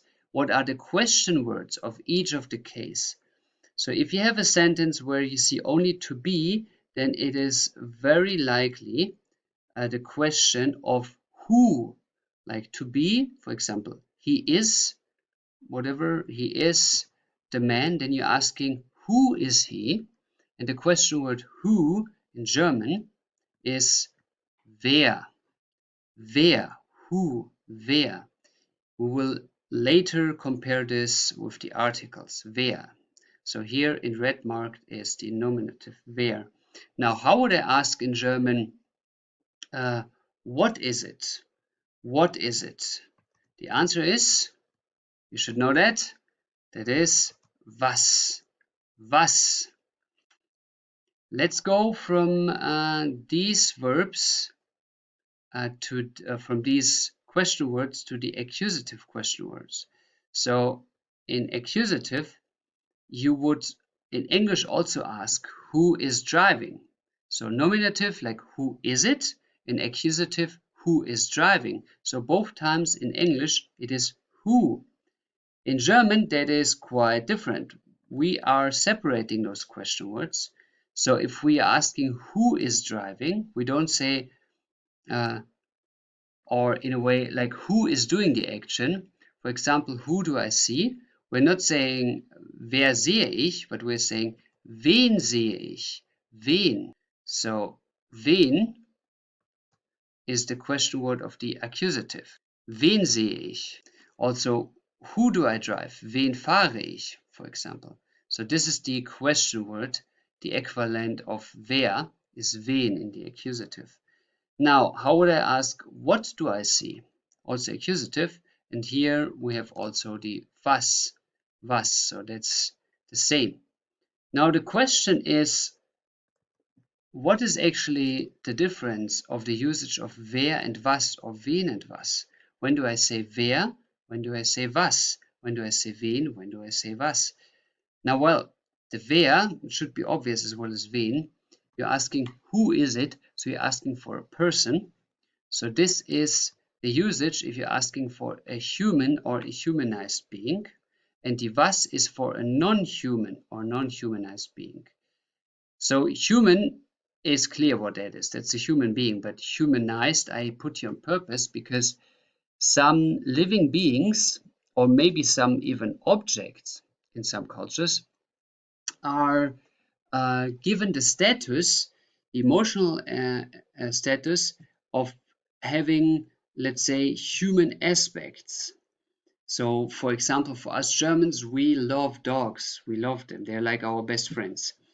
So therefore, we Germans often tend to humanize them, which means in the older grammar, if you're meeting a dog in Germany, you're not asking, was sehe ich da? Like, what do I see there?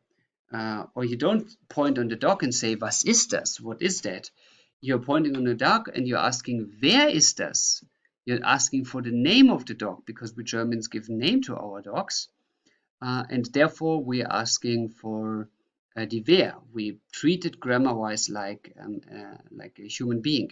And that is from culture to culture different. I mean, if, for example, if you are with traditional Arabic people, they love falcons, yeah, or horses. If you are with Hindu people, then they treat cows very well and give them human attitude. So each culture has their favorite animal. Nordic peoples, for example, often, like in Scandinavia, they love cats a lot. So the most important for you to understand is here, if you are with a culture that, for example, humanizes dogs, then if you're asking for this animal, then please ask, wer ist das? And don't ask, was ist das? Ask for the name, because it can be very offensive for the Germans that you just downgrade their best friend to a was, like to an animal, even though it is an animal. But for them, it has a human status. So now we're going to the dative and the equivalent of wem and was in dative. For example, the question, whom does it belong? Whom is in German the question word wem. Wem. So whom is wem. That is very close to English whom, as you see. Both languages here are again very similar, as German and English are sharing the same language family. We share the same ancestry of languages. And here you see whom is also in English operating with an M. That makes it very similar. And now in German we have here the wen and was for humans and non-human beings, which is in dative not existing. In dative it is that human and non-human beings both have the same question word whom. So there is no difference between and human being and non-human being here. It's just whom. So I mark the whom for you in red, that you keep an eye. This to be the English form of wem. Now, as we said, nominus omen, dative is also about a date, so about the question word wann. Wann means when, like at what time, when do we meet? And this is for a time point, so a specific time point. We say, wann treffen wir uns? When do we meet? We meet at 6 p.m. So that is dative. Now, there is also a question aspect of the accusative concerning time, which is the question of how long, wie lange. But this is for a time period. So how long will you go? I will go for 4 weeks, for example. That is accusative. That is accusative. So accusative time-wise is a time period, and the dative is a time point. Now further we go in the difference between accusative and dative. As you saw, the one is a movement, the other one is a non-movement, so they're kind of the counterpoles to each other. The question for the movement in accusative is wohin, where to, wohin, where to. That is for movements. Now for the dative counterpart, it is not a movement, but it is again a point, which is wo, like where, oder woher, where from. Now, wo is clearly a point, like where is this? It's there at this point. But woher, where from, is often mistaken as being a movement because I come from Germany. It sounds like to come is a movement, but actually it's not a movement. To come means I am from this point. This is the origin. It doesn't mean that I go to this point or that I walked from this point. It's just I'm from this point, and the one point has no movement. So therefore, this is clearly a dative. And for the grand final, let's focus our eyes on the so rare to use genitive, which has only one question word, which is whose. Whose is it? As the genitive is mainly a possession relation, you're asking whose car, for example, is it? Whose is it? So the whose also in English is carrying an S, as you see here, very close related to German again.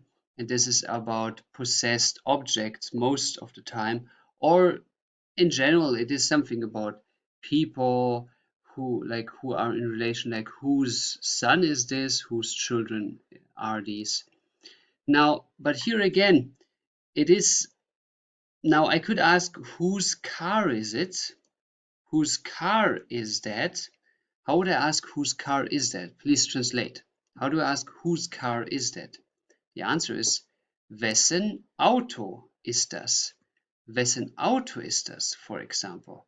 Now, I already cancelled this here, wessen Auto ist das, because we Germans almost never use this.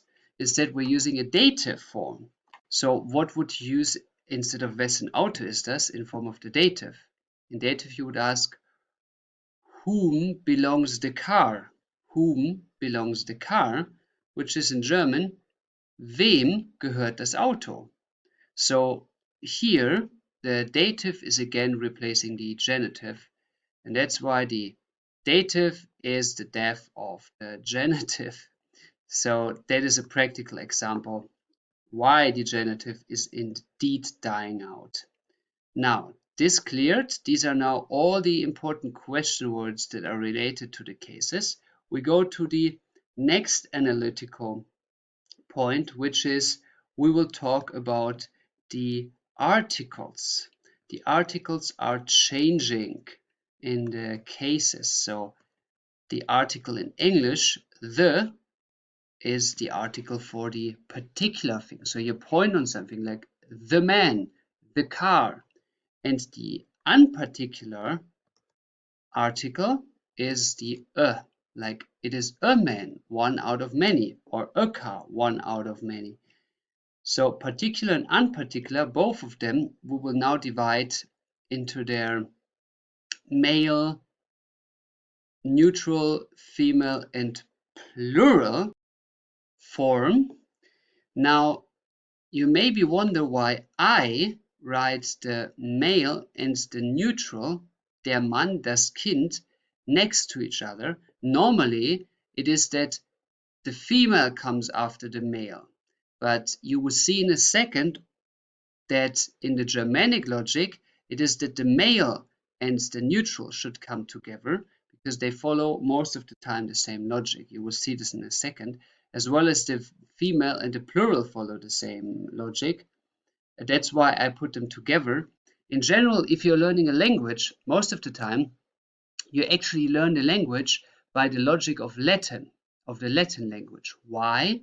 It is because Latin was the language that everybody spoke to talk with each other in the medieval times in Europe. So it was like the English of the past.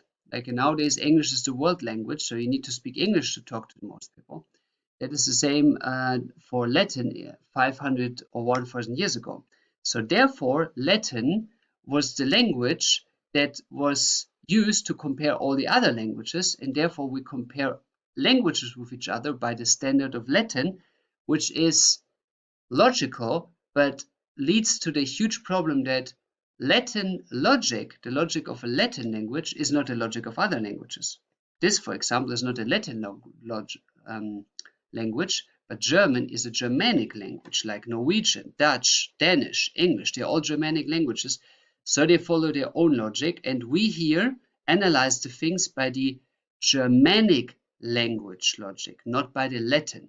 That's, for example, also why we here compare the nominative and accusative with each other, even though in Latin the accusative is the fourth case, so we would need to put it on the very right. But that makes no sense because accusative here is clearly very close to the nominative, which you will see in a second.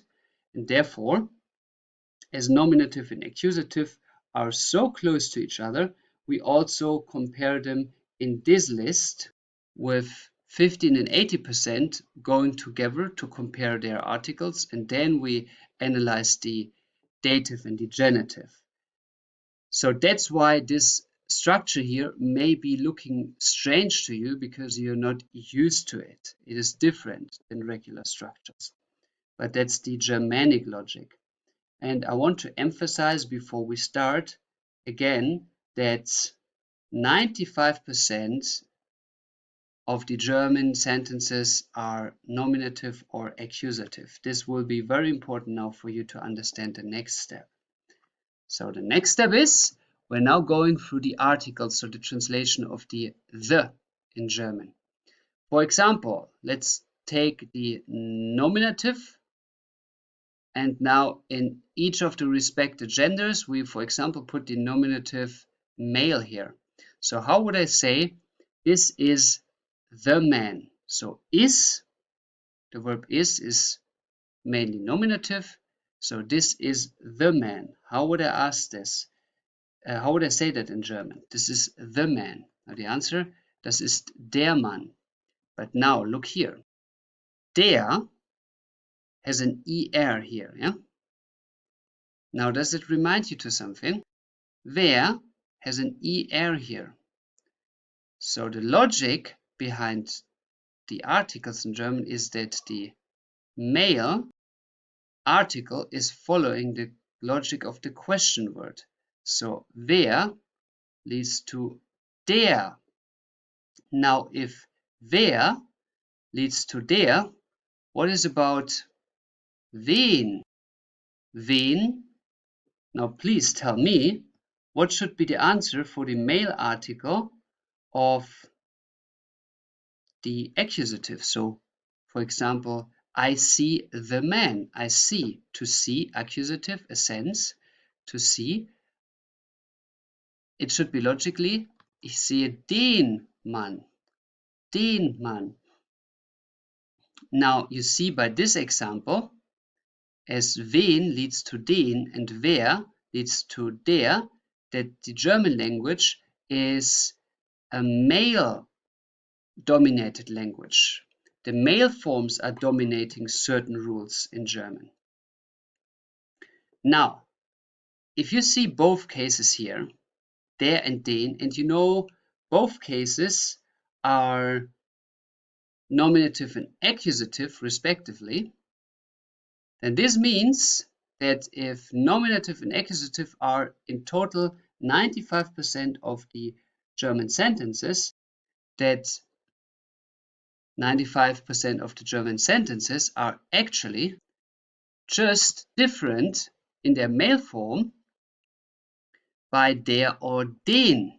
So 95% of all German verbs are only different in the male forms.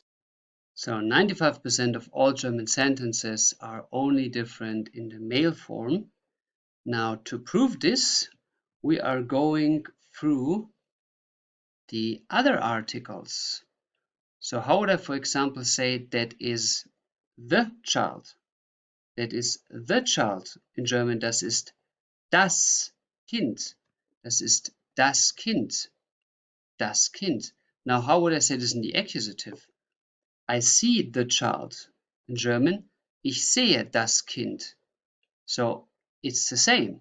This arrow symbolizes that this thing moves down, and the vowel here, the circle, symbolizes that it's the same. So you can put the das here or the das there.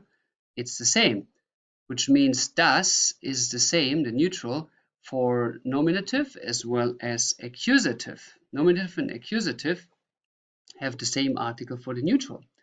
Now the same is for the female. How would I say that is the woman? Das ist die Frau. Or I see the woman. Ich sehe die Frau. It's the same. No difference. Accusative and nominative are the same here. And how would I say I see the women or the children or the cars, or these are the cars, these are the children, these are the women? It's the same. It's ich sehe die Frau. Das sind die Frauen. It's always die. So that means the die is automatically this, and the die is also this. So all the right side here in nominative and accusative is just die. The singular female and the plural is always die. That's why we write the plural and the woman together, because they often form the same form. It's very likely that they fall the same form. And that shows you here that indeed 95%, which is nominative and accusative, of all German sentences are only different in the male form of the article, which is der and den, and the rest is the same. The rest is completely the same. Therefore, this is one package. Nominative and accusative only differ in the male form. Now, let's go over to the dative with the example of helfen, to help. How would I say I help the man? Which is ich helfe dem Mann. Ich helfe dem Mann. Now, why is it dem Mann? Now, let's go up and check the question word again. So the question word of the nominative is wem, whom, wem. So wem, em, leads to dem.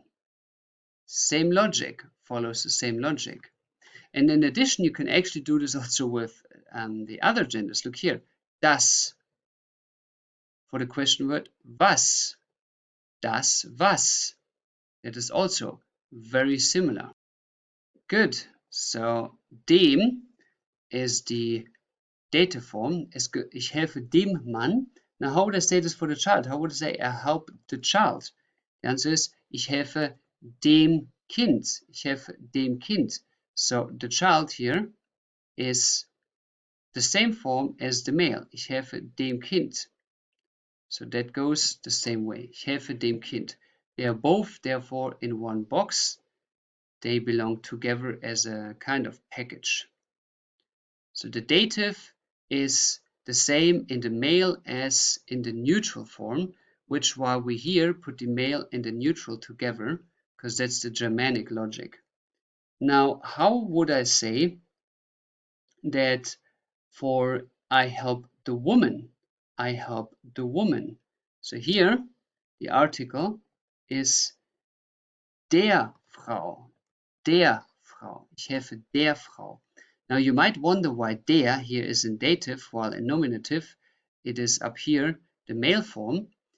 I have a theory about this which you can all over see in the A1.2 level, but to make it very short, it might be culturally that it's there because the dative is about possession and relation, as you remember. Possession and relation. And possession in the past was mainly represented by the husband. So the husband had to go to court and defend the rights of the possession of the family, which then the people probably started to refer to him, so to the male, as being the possession owner, instead of to the female, because the male was more representative at the courts. So that might be the reason for this being male. But nevertheless, you just need to learn it's there. Now, how would I do this with the plural? How would I say, I help the children? I help children. The answer, ich helfe den Kindern. Ich helfe den Kindern. And as here, I don't say Kinder, but I say Kindern. Ich helfe den Kindern. Now, why do you put an N there? Well, that's the exceptional rule of the dative in plural. You are adding an extra N to the dative nouns in the following cases. If the noun, for example, der Arm, the arm, is ending in plural with an E, like der Arm, die Arme, then you're adding an N. So if I use the dative verb of to harm, which is schaden, it harms the arms. So the arms here. Then in German, es schadet den Armen, den Armen. So you put an N. Or the man, plural die Männer, it belongs to the man. So Männer, if the plural form has an ER, like Männer, then you add an N. Männern. The same as with der Vogel, the bird. If the plural form has no specific extra ending, like ein Vogel, zwei Vögel, so you just add Umlaut, nothing changes in the word, then you're adding an N as well, like ich helfe den Vögeln, ich helfe den Vögeln. You do not add an N for these settings. So if the plural form adds on en or n anyway, like Frauen or Schlangen, you don't need to add an extra n because there is an n anyway.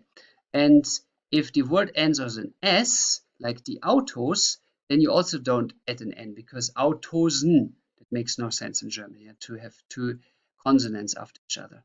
So in ththese cases, e, er, and nothing at the extra at the end, you add an n for the nouns. So this is the N addition. And the lower we go on the list, the more complicated it gets, but the rarer the usage is, as you see here. So the N thing was already a hard point, but we are now going to make it even more difficult by analyzing now the genitive. The genitive is the most complicated case, but as you see here, the more complicated it gets, the less it is used in the German language. So let's check. The article of the genitive is des. Des. You already saw an example up. And the neutral form is here again, like in the dative, the same as the male. So des and des, male and neutral, are the same here. Male and neutral are the same. So therefore, the question raises, what is the use of the genitive if there is no verb?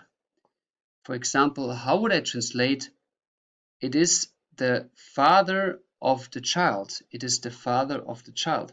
Now you can say this in the dative and say, das Vater von dem Kind, which is what we Germans mostly do, but you can also make it in a genitive form, which we Germans almost never do, is, das ist der Vater des Kindes, for example. Der Vater des Kindes. But you can also say, for example, if you want to say the father's child, the father's child is the same way of saying it. The genitive, der Vater des, oder des Vaters Kind, des Vaters Kind. Both sentences have the same meaning, but are very rarely used because in German we rather say der Vater von dem Kind. Der Vater von dem Kind. That is more applicable in German. So here I wrote it down for you. Genitive sentence would be these two, but the same can be said in dative. So it is, we Germans have by far the tendency to use the dative more than the genitive. And in addition, what you see here, in the genitive, you have to also change the nouns here with an S and ES. Now that happens if you have male or neutral nouns. So if you form a genitive sentence with male or neutral nouns, you have to add these S and ES.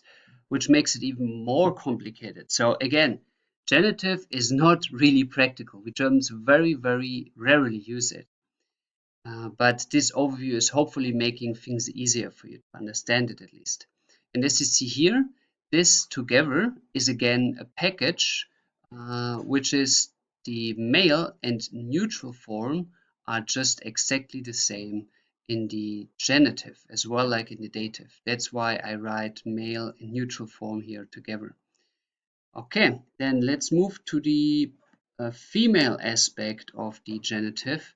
If I would say the father of the woman, I would say der Vater der Frau, der Vater der Frau. So it is der Frau. This is something you already know from the dative. So also der Frau comes here. And now if you put this in the plural, you would say der Vater der Frauen, der Vater der Frauen. So it's again here that the female and the plural are exactly the same. The female and the plural are exactly the same in genitive as well as in nominative as well as in accusative. Only in the dative the female and the plural is different. Good, so we practically also have like a package like that goes like this. It's the same way to describe the genders here. So that is all to say about the in German. And as you see, with this overview, it makes things easier to remember. So nominative and accusative are in one box. They all have the same forms besides the male. Then you have the same form of the article between male and neutral for the dative and genitive, as well as here for female and plural in the genitive as well. So these boxes might help you to faster remember the things, and you can also in this way see that the article ending is the same ending as the question word, like wer turns to der, wen turns to den, wem zu dem, wessen, that's also something you could mention here, wessen, look here, also carries the ending in it. Wessen turns to des. In Old German, you actually say dessen. Dessen. That is an old way to express it. But in nowadays, we just say des. But we don't use this case anyway so often. Yeah, in any case. Let's go now to the options. In the same way, in the same matters. Let's define how the is changing. Like, for example, how would we say this is a man? This is a man. So the first question is, what case is a man? To be is nominative, so we put here the nominative. And this is a man. The answer is, das ist ein Mann. Das ist ein Mann.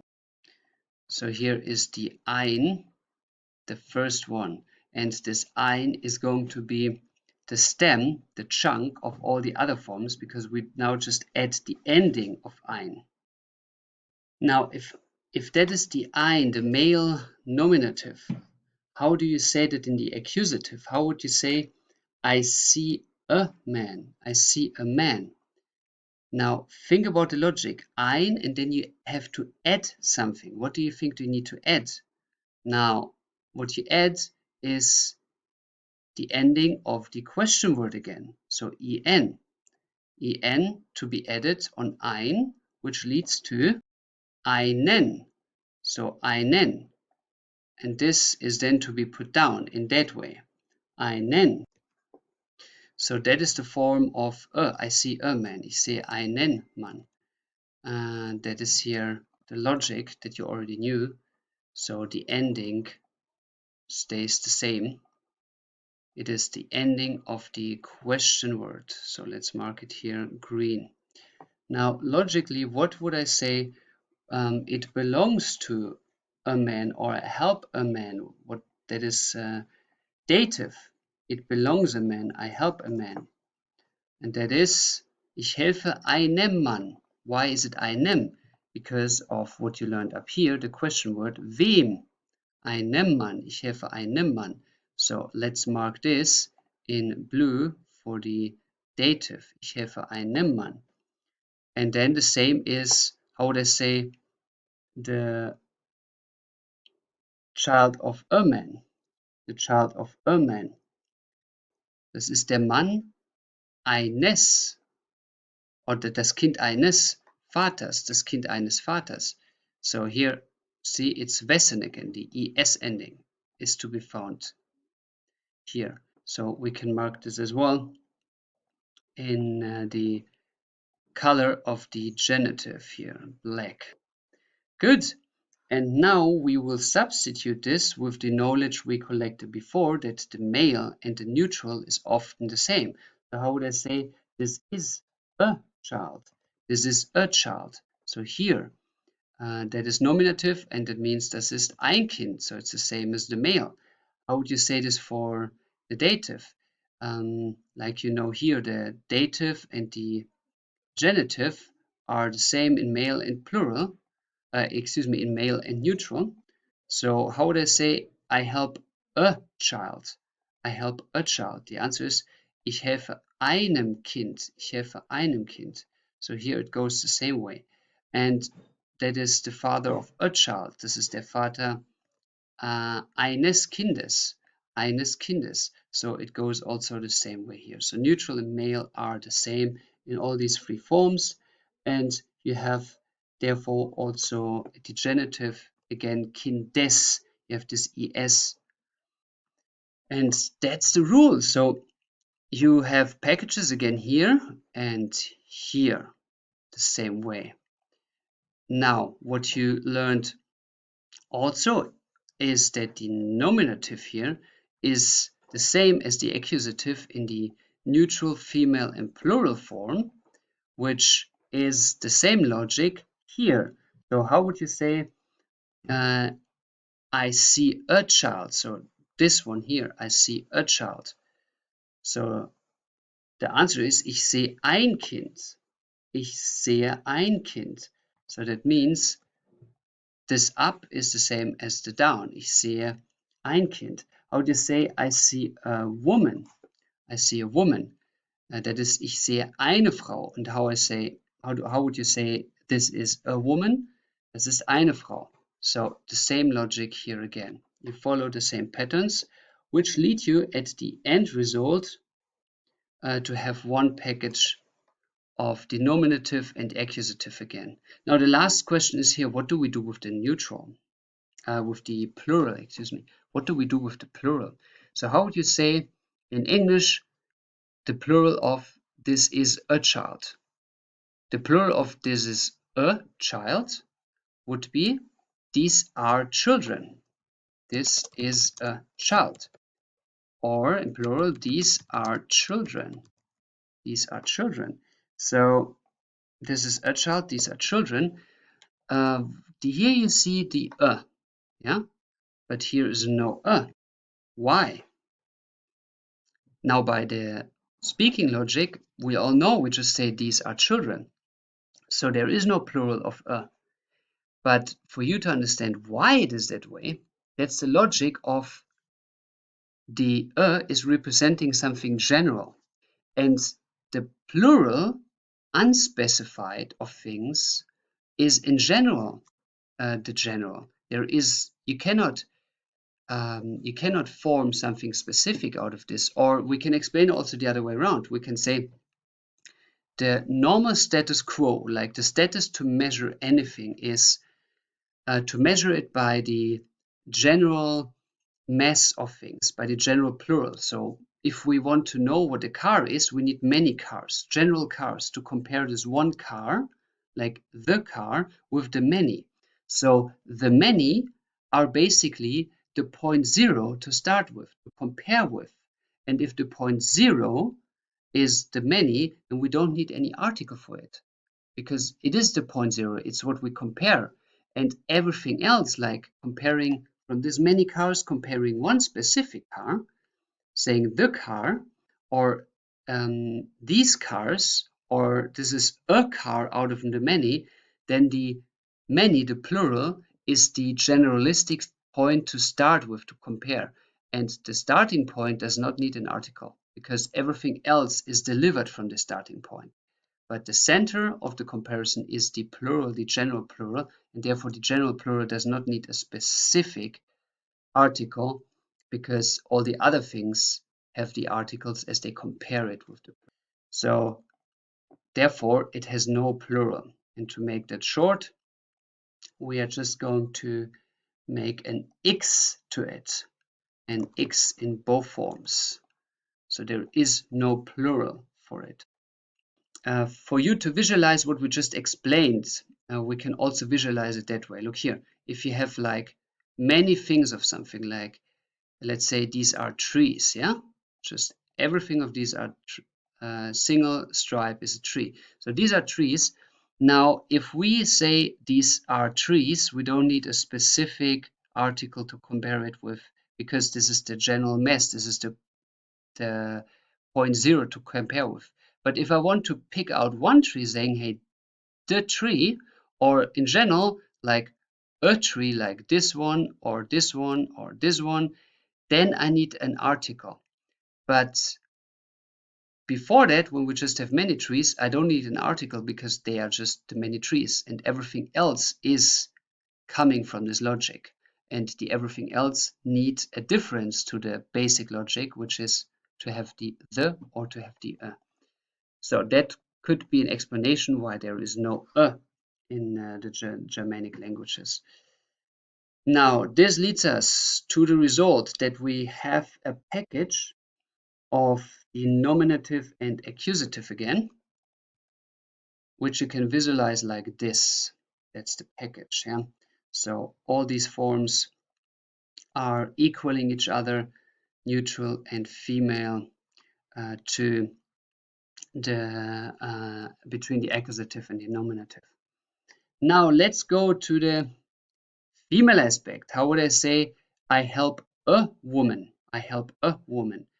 Now this should be clear because you see the endings are always delivered from the question words, or they are here the same. So if this is female der, then we just put the ein plus er, which is einer. So ich helfe einer Frau. I help a woman. Ich helfe einer Frau. And now we go for the female for the genitive, and we again copy the same logic. So dative equals genitive in the female form. So that means that this is also eine.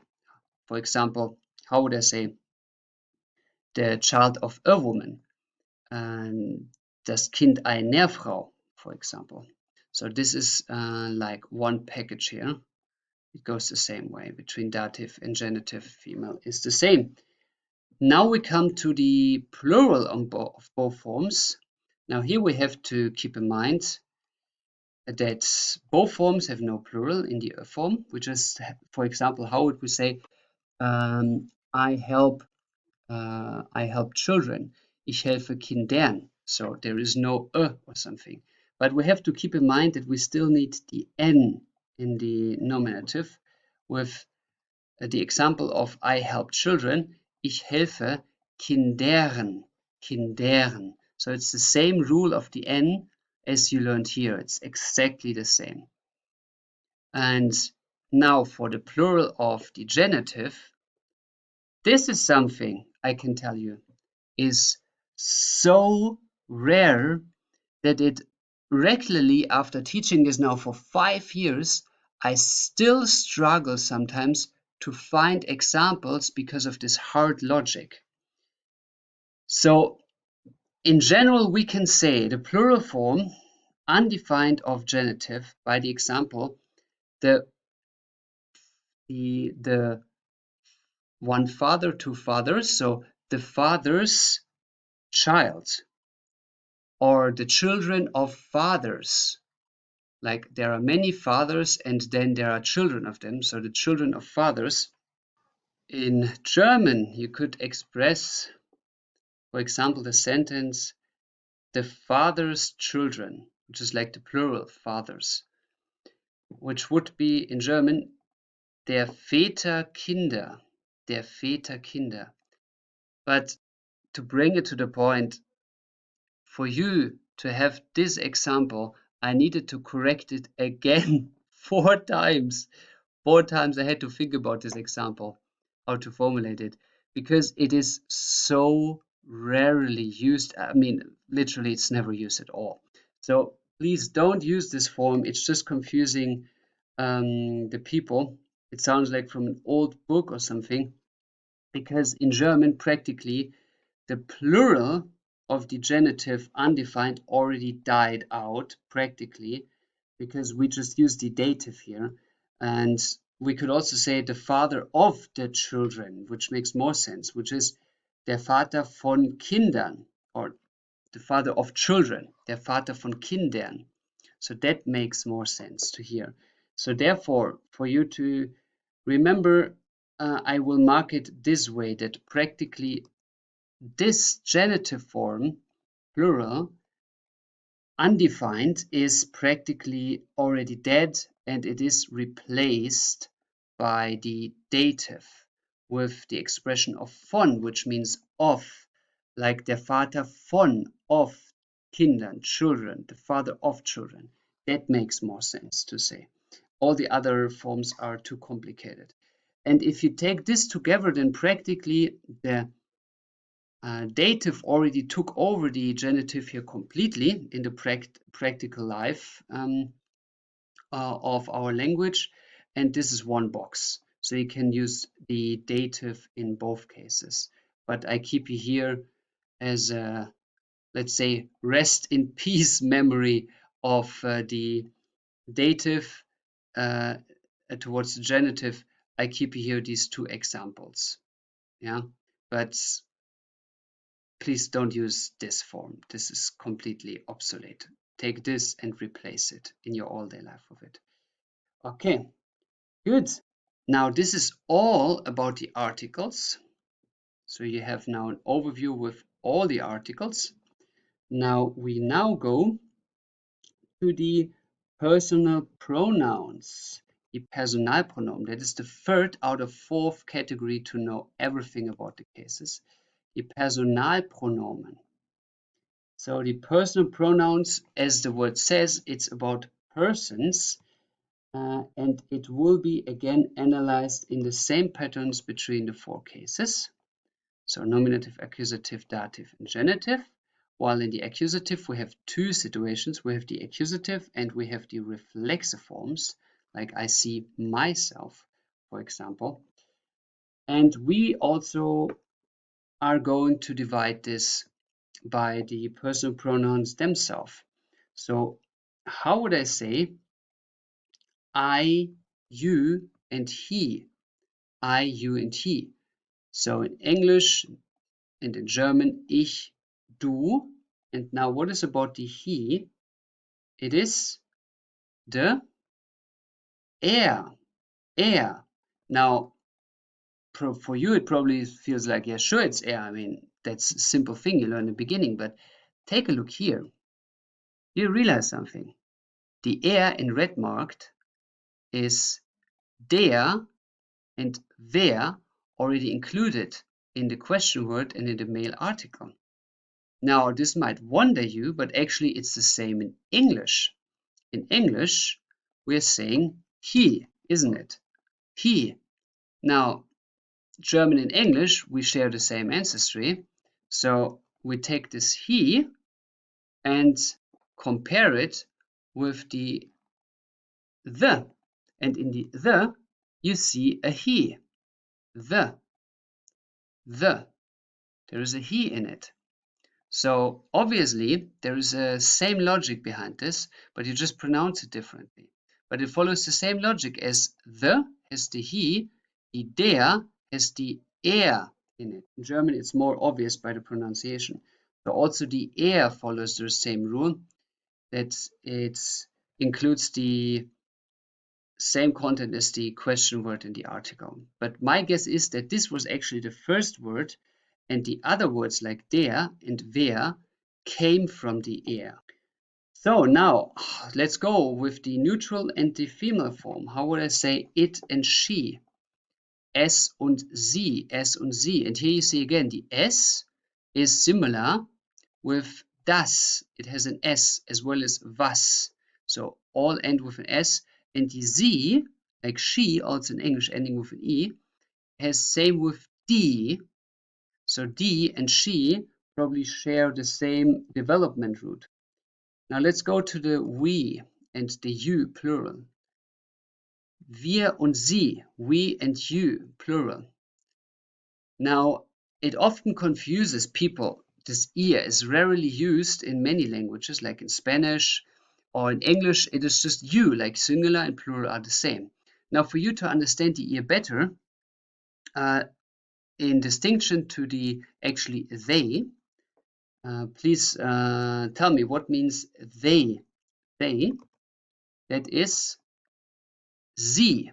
Sie. We have two z's here. We have the sie, that is they, like many people, and we have the sie, which is the polite form of talking to people, like you, Mr. President. In English, that would be the you, Mr. President, you, my teacher, like the very polite formal way. But for you to understand the difference between the you, if I talk to many people, and the you formal or the they, look at the following example. If we have the wir, that means I include myself in the action. I say, hey, I and many others, we are together the wir, and we do something, like I'm part of this. Now the ihr, it is that I exclude myself from that. I talk to many people in front of me. I say, hey, you guys, you do something, not me. So let's say there is a person, yeah, who is screaming at many people. Here are many people standing. For example, a politician who holds a speech. Yeah, ihr, you people, not me. I talk to you. While the they, the sie, that is different. I talk about a third party.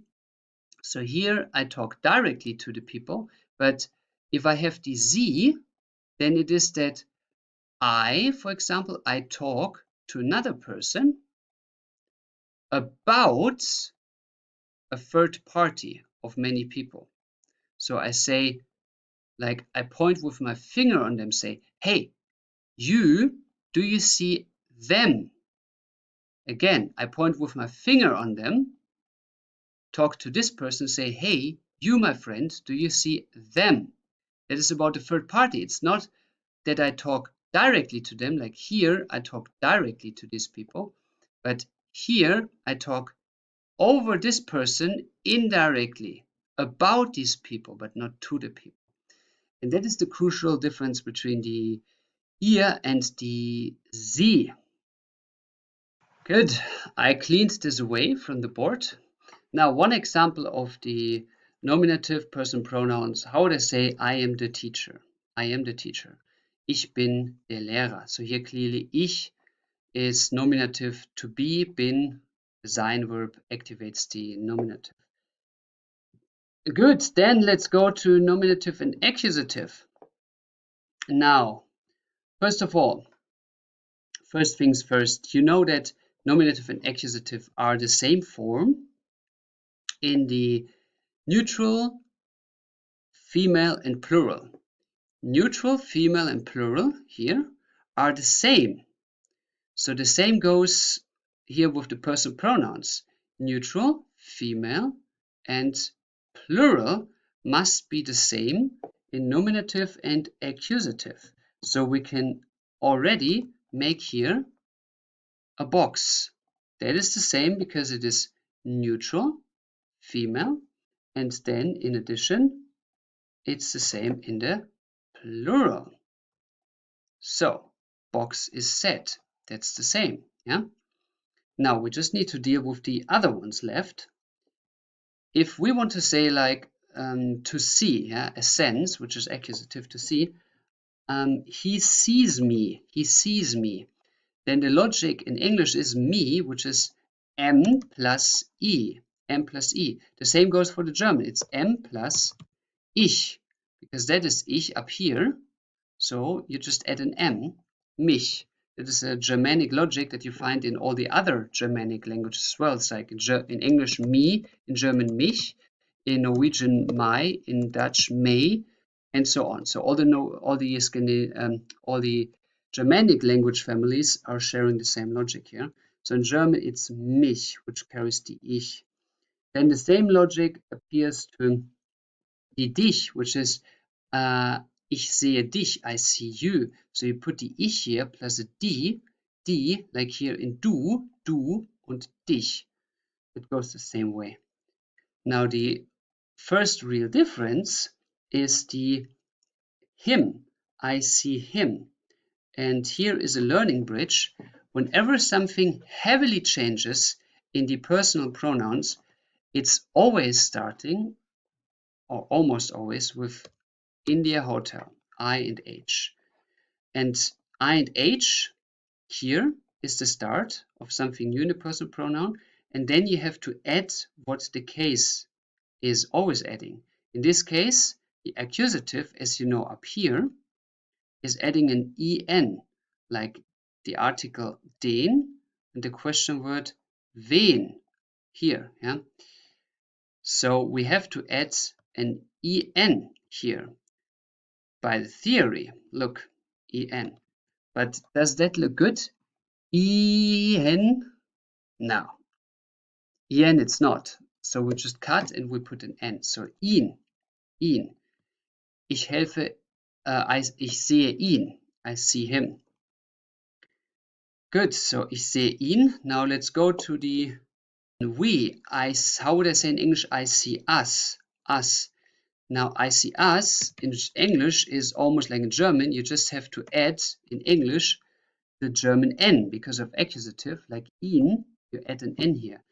Ich sehe uns, or I see you. So it is the uns that is ruling here. Now to say this one, the I see you, that is something you just have to learn in German is ich sehe euch. Ich sehe euch. Ich sehe euch. Ich sehe euch. And to give an example, how would I, for example, say in the sentence, instead of I am the teacher, how would I say I see the teacher? I see the teacher. The answer is ich sehe den Lehrer. Ich sehe den Lehrer. And how would you say I see him? Instead of the teacher, you can say I see him. The answer is ich sehe ihn. Ich sehe ihn. I see him. Ich sehe ihn. Okay, good. That is all about the accusative.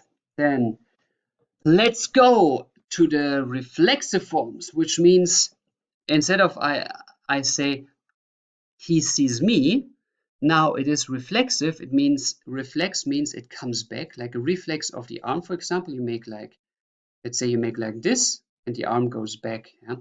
Or a reflex of like, you know, you have this rope and then it goes back. So this is a reflex and this is the same now. The action comes back. For example, it's not I see him or he sees me, but I see myself in the mirror. It comes back. The picture comes back. I see myself. You can also say I call myself, like I call myself on the phone, which is really senseless, but you could do this, yeah? Or for example, what else comes to yourself? Something horrible for example, like I shoot myself. Yeah, that goes back to me. Yeah, or some people would say I love myself. You know, they love themselves in any way, or hate themselves. However, it comes back. So these are the reflexive forms, and the good thing about them is that they are actually almost all the same as their normal accusative part. So it is that I can say he sees me, sieht mich, but I can also say I see myself, which is absolutely the same. I see myself, ich sehe mich. The only difference is that you're now adding die selbst, which means self. Selbst, self. Ich sehe mich, and then you're just adding die selbst. Ich sehe mich selbst. Ich sehe mich selbst. That is an own word standing as an own word here. Ich sehe mich selbst. I see myself. And the same is with die dich. I see you. Ich sehe dich, but you see yourself. Du siehst dich selbst. So dich and then selbst. Du siehst dich selbst. Same logic, yeah? So you're just adding the selbst, the self. So here, we go down here. It's the same logic, yeah? Like in English, me turns to my, and then the self is this selbst, myself. Now the same logic for that is in the plural. So we had here the first and second person in the singular are like this, and also the first and second person in the plural are like this. So we have to add just the selbst, the self, die selbst. So wir sehen uns selbst, ihr seht euch selbst. So just the selbst to be added. It's very simple. While now the third person singular and the third person plural is different, but it is actually easier. If we want to say he sees himself, like he, or it sees itself, or she sees herself, then in German we just say for all of them sich, sich. Er sieht sich, he sees himself. Es sieht sich, it sees himself. Sie sieht sich, she sees herself, and then we add die selbst. Er sieht sich selbst, sie sieht sich selbst, es sieht sich selbst. So sich plus selbst, and that's all. Yeah. The same is with the plural. It's also just selbst in combination with die sich. So sich and then plus selbst, sich selbst, and that's all you need to know. Yeah, just the reflexive are the same in the like in the accusative. Besides the third person is sich, and that's it. So how would I, for example, say he sees himself? He sees himself. He sees himself. The answer: Er sieht sich selbst. Er sieht sich selbst. He sees himself. Er sieht sich selbst. And that's all there is to know for 95% of the German cases. These are the personal pronouns. For 95% of the German sentences, you use these forms. Now let's go to the dative. And how would you say, he helps me? He helps me.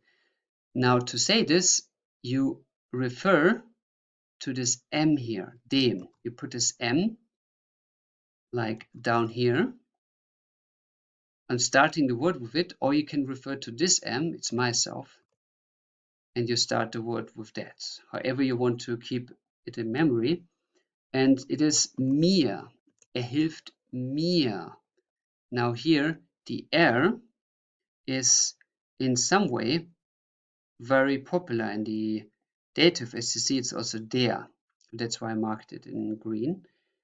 So if it's the mich, mi, turns to mir, then what is about the dich? So di turns to dir. So you just add an R here. So the dich plus an R. Yeah, same logic. Good. Now we go the same logic with the him. Him is just you're taking the ihn to the dative, and then you have to add what is dative specific. So accusative specific is the N, dative specific is the M because of wem or dem. So you just add this here. So it's ihm, ihm. And then further, you can also now refer to this one, which is the neutral form. How would be the neutral form? The same logic appears here. Neutral and male is the same. So the same happens here, which is that neutral and male is again the same. So ihm, it stays ihm. Es gehört ihm. So for example, the dog, es gehört ihm. Or the horse, es gehört ihm. Like an it. Okay, and then we go with the female. Female is different, and if something is different, then we learned it starts with an IH. Something is different, it starts with an IH. The female is different. Now the question is only what do we put at the end? Now if we put for ihm, the M, then we put for the female, like ich helfe der Frau, we put the R just down here. Ich helfe ihr. Ich helfe ihr. Ich helfe der Frau. Ich helfe ihr. And that's the way of formulating the singular. Now in the plural, that is easier. The plural stays the same, like the accusative. Ich helfe uns. Ich helfe euch. Same way as in the accusative. And now for the absolute last, the dative, again, the plural here is changing. And if something is changing, it starts with the IH. And now we have to add what we learned in the plural is the EN. Yeah, the EN. We add this down here. But does that sound good? EN. No, it does not sound good. So what we put in between is an N to make it sound normal. Ihnen. And we can say this ihnen for the people, like I help them. We can also say it for the respective person. I help like the president, I help him, which is just with a capital letter, ihnen. So them and you, Mr. President, I help him, the president. So how would I say I help him, like the male being? Yeah, just the male being. Ihm, ich helfe ihm. Ich helfe ihm. And here, this is an example of a dative form. Yeah, you see help, it's dative, and it ends with the ihm. So you see now that the plural is a huge package in the German language. The dative, accusative, and reflexive forms are all the same here. And now we go to the genitive. And thanks to fate, this is super easy. It's exceptionally that the genitive is easy, because the genitive is not existing. There is no genitive personal pronoun. Why is there no genitive personal pronoun? Now look here. If you have the example sentence of des Vaters Kind, for example, so the father of the child, then it is that here's the father, yeah, and here's the child, and they are both connected via this S or via the article. So let's say the article is connecting them, yeah, des or the end, the S. So this is what connects them. So let's compare this method with another case. Let's say, for example, the father sees the child. Der Vater sieht das Kind. Der Vater sieht das Kind. So in this sentence, this is accusative. Sieht, it is a verb, an action that is forming the case. So because of this sieht, we need a case, a different case. So the logic behind this method is that the father is here, this round ball as an example, and here we have the child, and what connects them in between is the verb, here marked in green, the verb, yeah? The verb is connecting them. So because of this verb, the accusative is activated.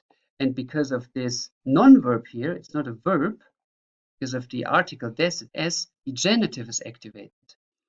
But now, the verb needs a person, because the verb is an action, and the action is done by a person. In this case, the father does the action of to see. But here is no verb in the left example. There is no verb. And because there is no verb, then there cannot be a person that does the action. The verb needs a person, but there is no verb, so there is no person. And if there is no person, then there is no personal pronoun, because personal pronouns are about persons. So that's why the genitive has no personal pronoun, because there is no action behind it. It's just a description of a relation by articles. That's the explanation. And at least in my eyes, that's how I would explain it. I don't know how it is officially explained in grammar books. In my eyes, these grammar books are too complicated, so I always try to make it easy. So therefore, the genitive logic is that the personal pronouns are not existing because the genitive does not use verbs. And no verb, so no actions, equals no subject, so no action performer. That's the reason why the genitive has no personal pronoun. Whew. I feel like all the air is out of my lungs. Yeah? Good. Now this is these are the personal pronouns. Now you have 3 out of 4 aspects of the cases, and now the last aspect are the possessive pronouns, the possessive pronomen. So let's dive into the last aspect. We are almost done with, I guess, in my eyes, the second or third hardest part of the German grammar ever. I find the prefix and the prepositions harder, but that's a matter of taste. So this is now the last aspect of one of the top 3 hardest topics in the German grammar, the possessive pronomen. As you see, I already draw you to save your time, here a method how we will analyze them. So we go again over the genders and then over the cases. But first things first, what means possessive pronoun, possessive pronoun? Possessare, like possession in English. Possessare, Latin, means to own, ownership of something. So here it is about owning something, which lead us to the conclusion that we have to express things like this is my or this is your, which I wrote you down here in English. Like here we're talking about the my, yeah, and there we talk about the your, and then we talk about the others like his, its, and her, and so on. So let's start. How would I say this is my? Like for example, this is my man. So is, to be, is clearly nominative, then man, male, is clearly male, so this is mein Mann. This is mein Mann. Okay, I mean, this is close to English, yeah, my. You see how close it is, but there is something deeper behind this. Now look, mein, and what you see in this mein, let's copy that, and let's go up to the So this is man, das ist ein Mann, das ist mein Mann.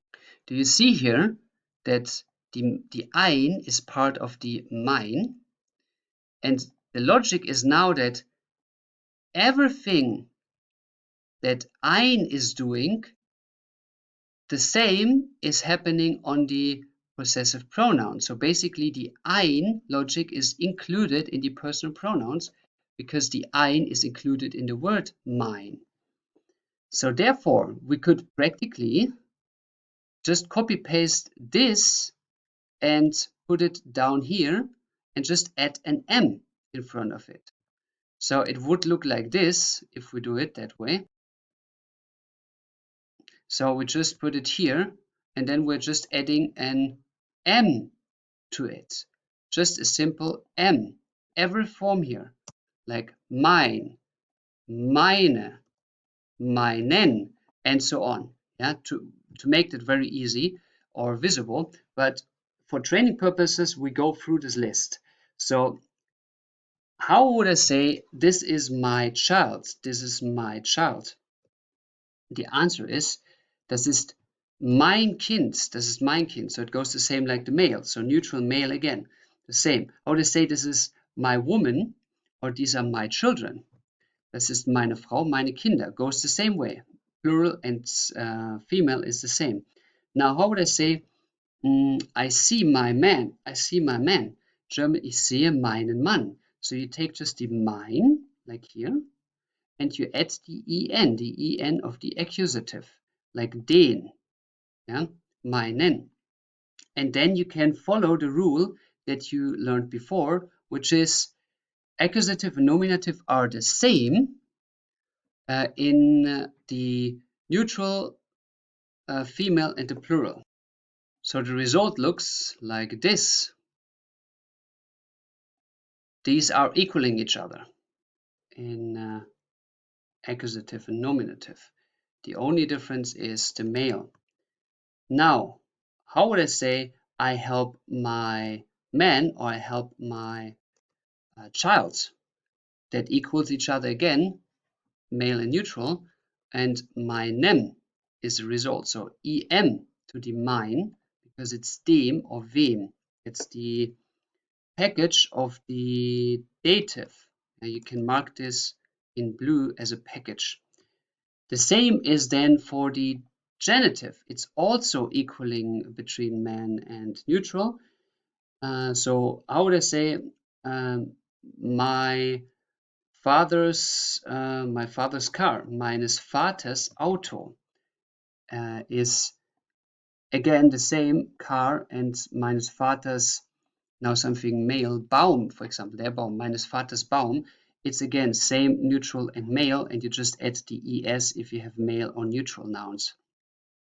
But this genitive form, meines Vaters Baumes, that is the first time that genitive actually is really used in German. Rarely, but it is still used if you go with possessions. But that is logical because the genitive, look here, is about possession and relations, and the possessive pronouns are also about possession, so that fits at least a bit. So the genitive is generally used here in this sense.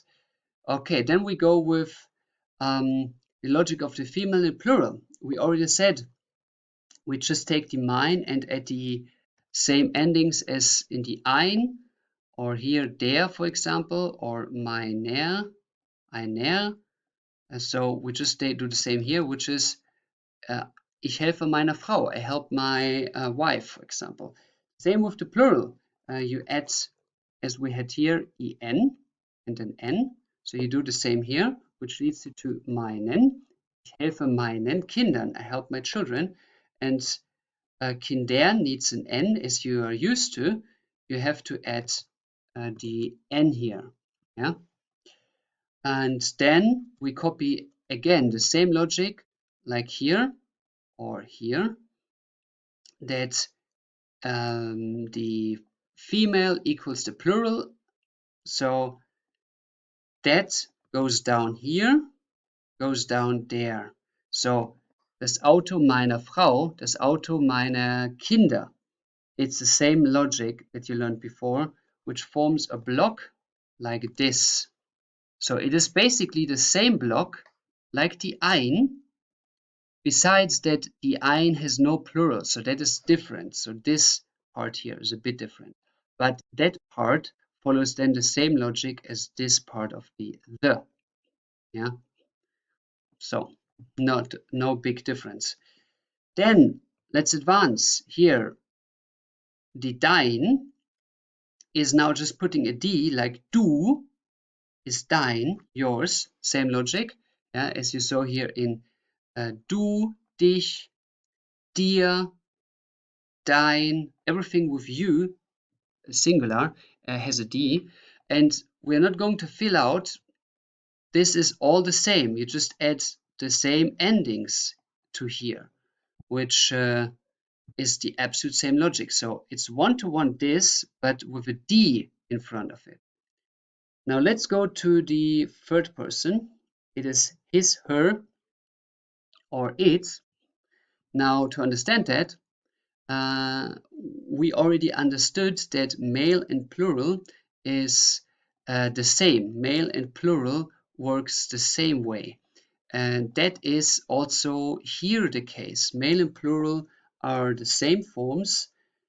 And in English, look here, it ends with an S. His and its. And it starts in German with an S. Yeah, so it is S, and then you're just adding what you learned before. You're adding the ein.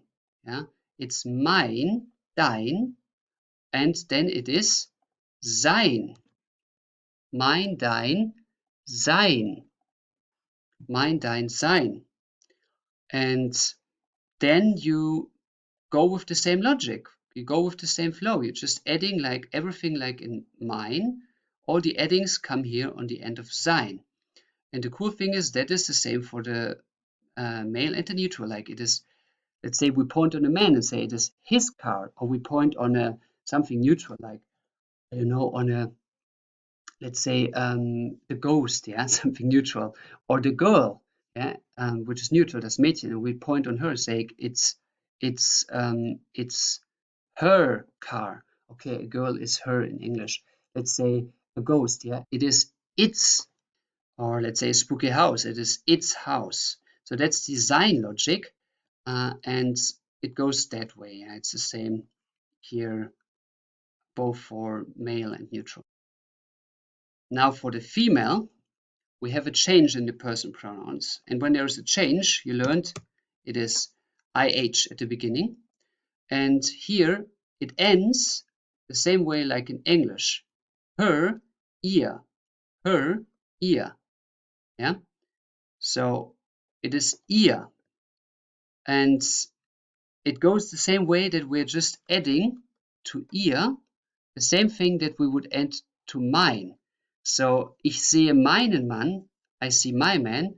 I can say I see her man. Ich sehe ihren Mann, ihren Mann. So we're just adding the en, and that goes with all the other letters. We just add everything that you see here, the endings we add to her.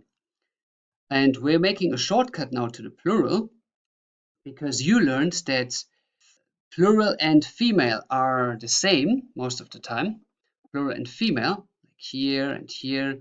Here it's the same as you see. The same happens also here in the possessive pronoun. So the female is the same as the plural, like her and their. They have the same form, which at the end leads us to the product of ihr being basically, with a long arrow here, the same product as there. It's absolutely the same. So I see her man, ich sehe ihren Mann. I see her men, like plural, ich sehe ihre Männer. So it is the same stem. Ihr is also used here. You just need to change the ending accordingly to the plural. For example, I see her car. Ich sehe ihr Auto, or I see their car is also ich sehe ihr Auto. Now, how to make a difference between the two is by the context. You need to know the situation to understand the difference. But it's by grammar-wise easier because you just follow the same rule. Okay, then we have only two left. First one is the our. Our in English is close to German unser. Look here, our. Yeah, also has u and er at the end. Unser.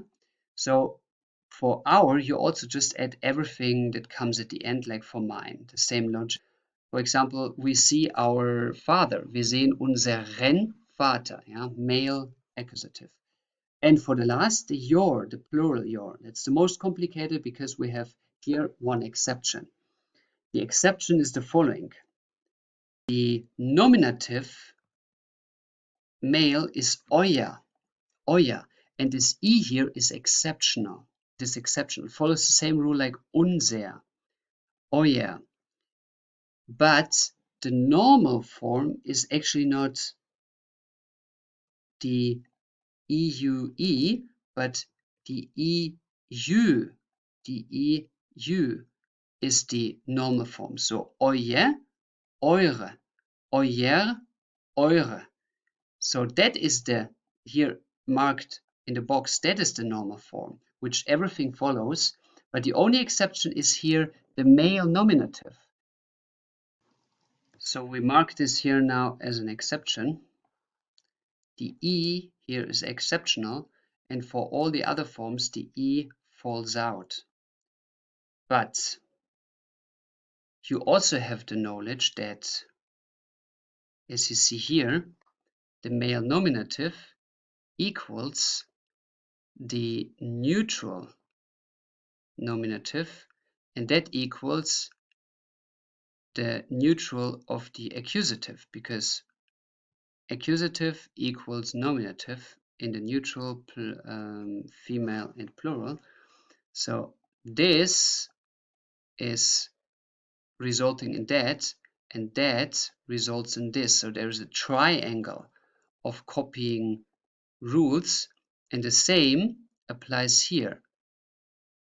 This equals that, and that equals this form, which leads us to the end result of this exception being copied all over the place into three forms. So the exceptional ER is transformed or transferred to this form and to this form. So if I say this is your man, das ist euer Mann, or this is your child, das ist euer Kind, or I see your child, ich sehe euer Kind, it all carries the E in it.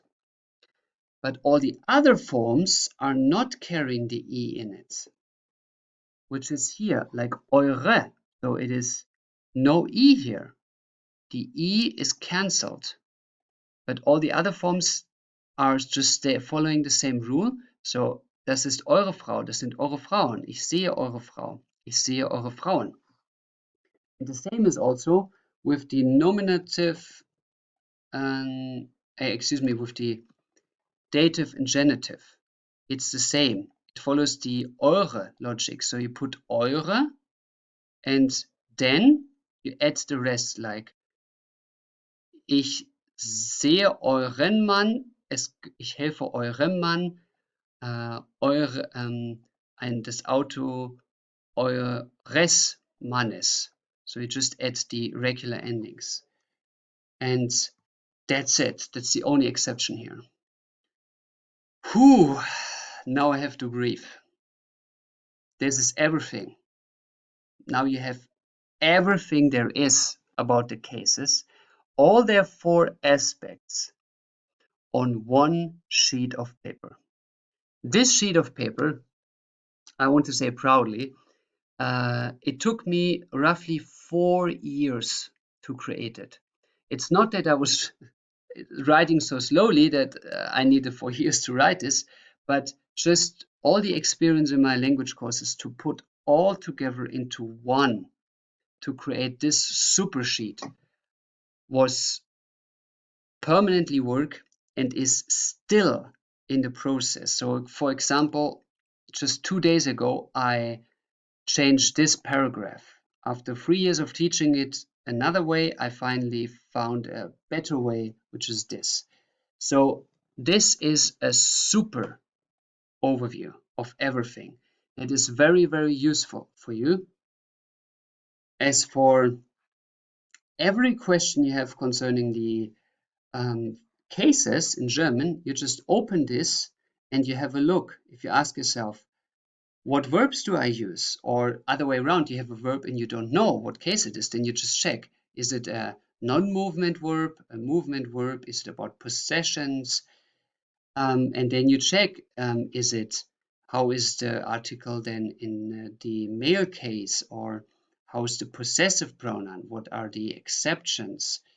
How do I make a reflexive form out of this?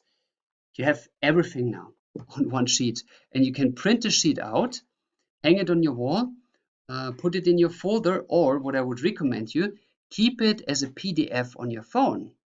So whenever you're having a question about German, you just open your smartphone and you check it. You have it then just on one overview, everything. You don't need to Google anymore, all these complicated forms. And in addition also, maybe you're writing a test and you just need to learn very fast the things. Now you have it. You have it all on one sheet of paper, and it makes me very proud and very happy that we came so far. And if you watch this video until now, you can be double proud, dear patients.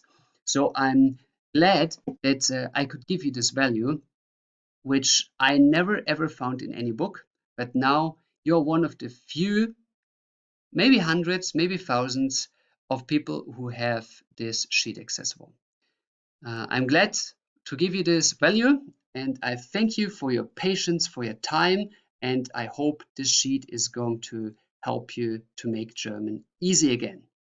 Thanks. See you soon for the next lecture.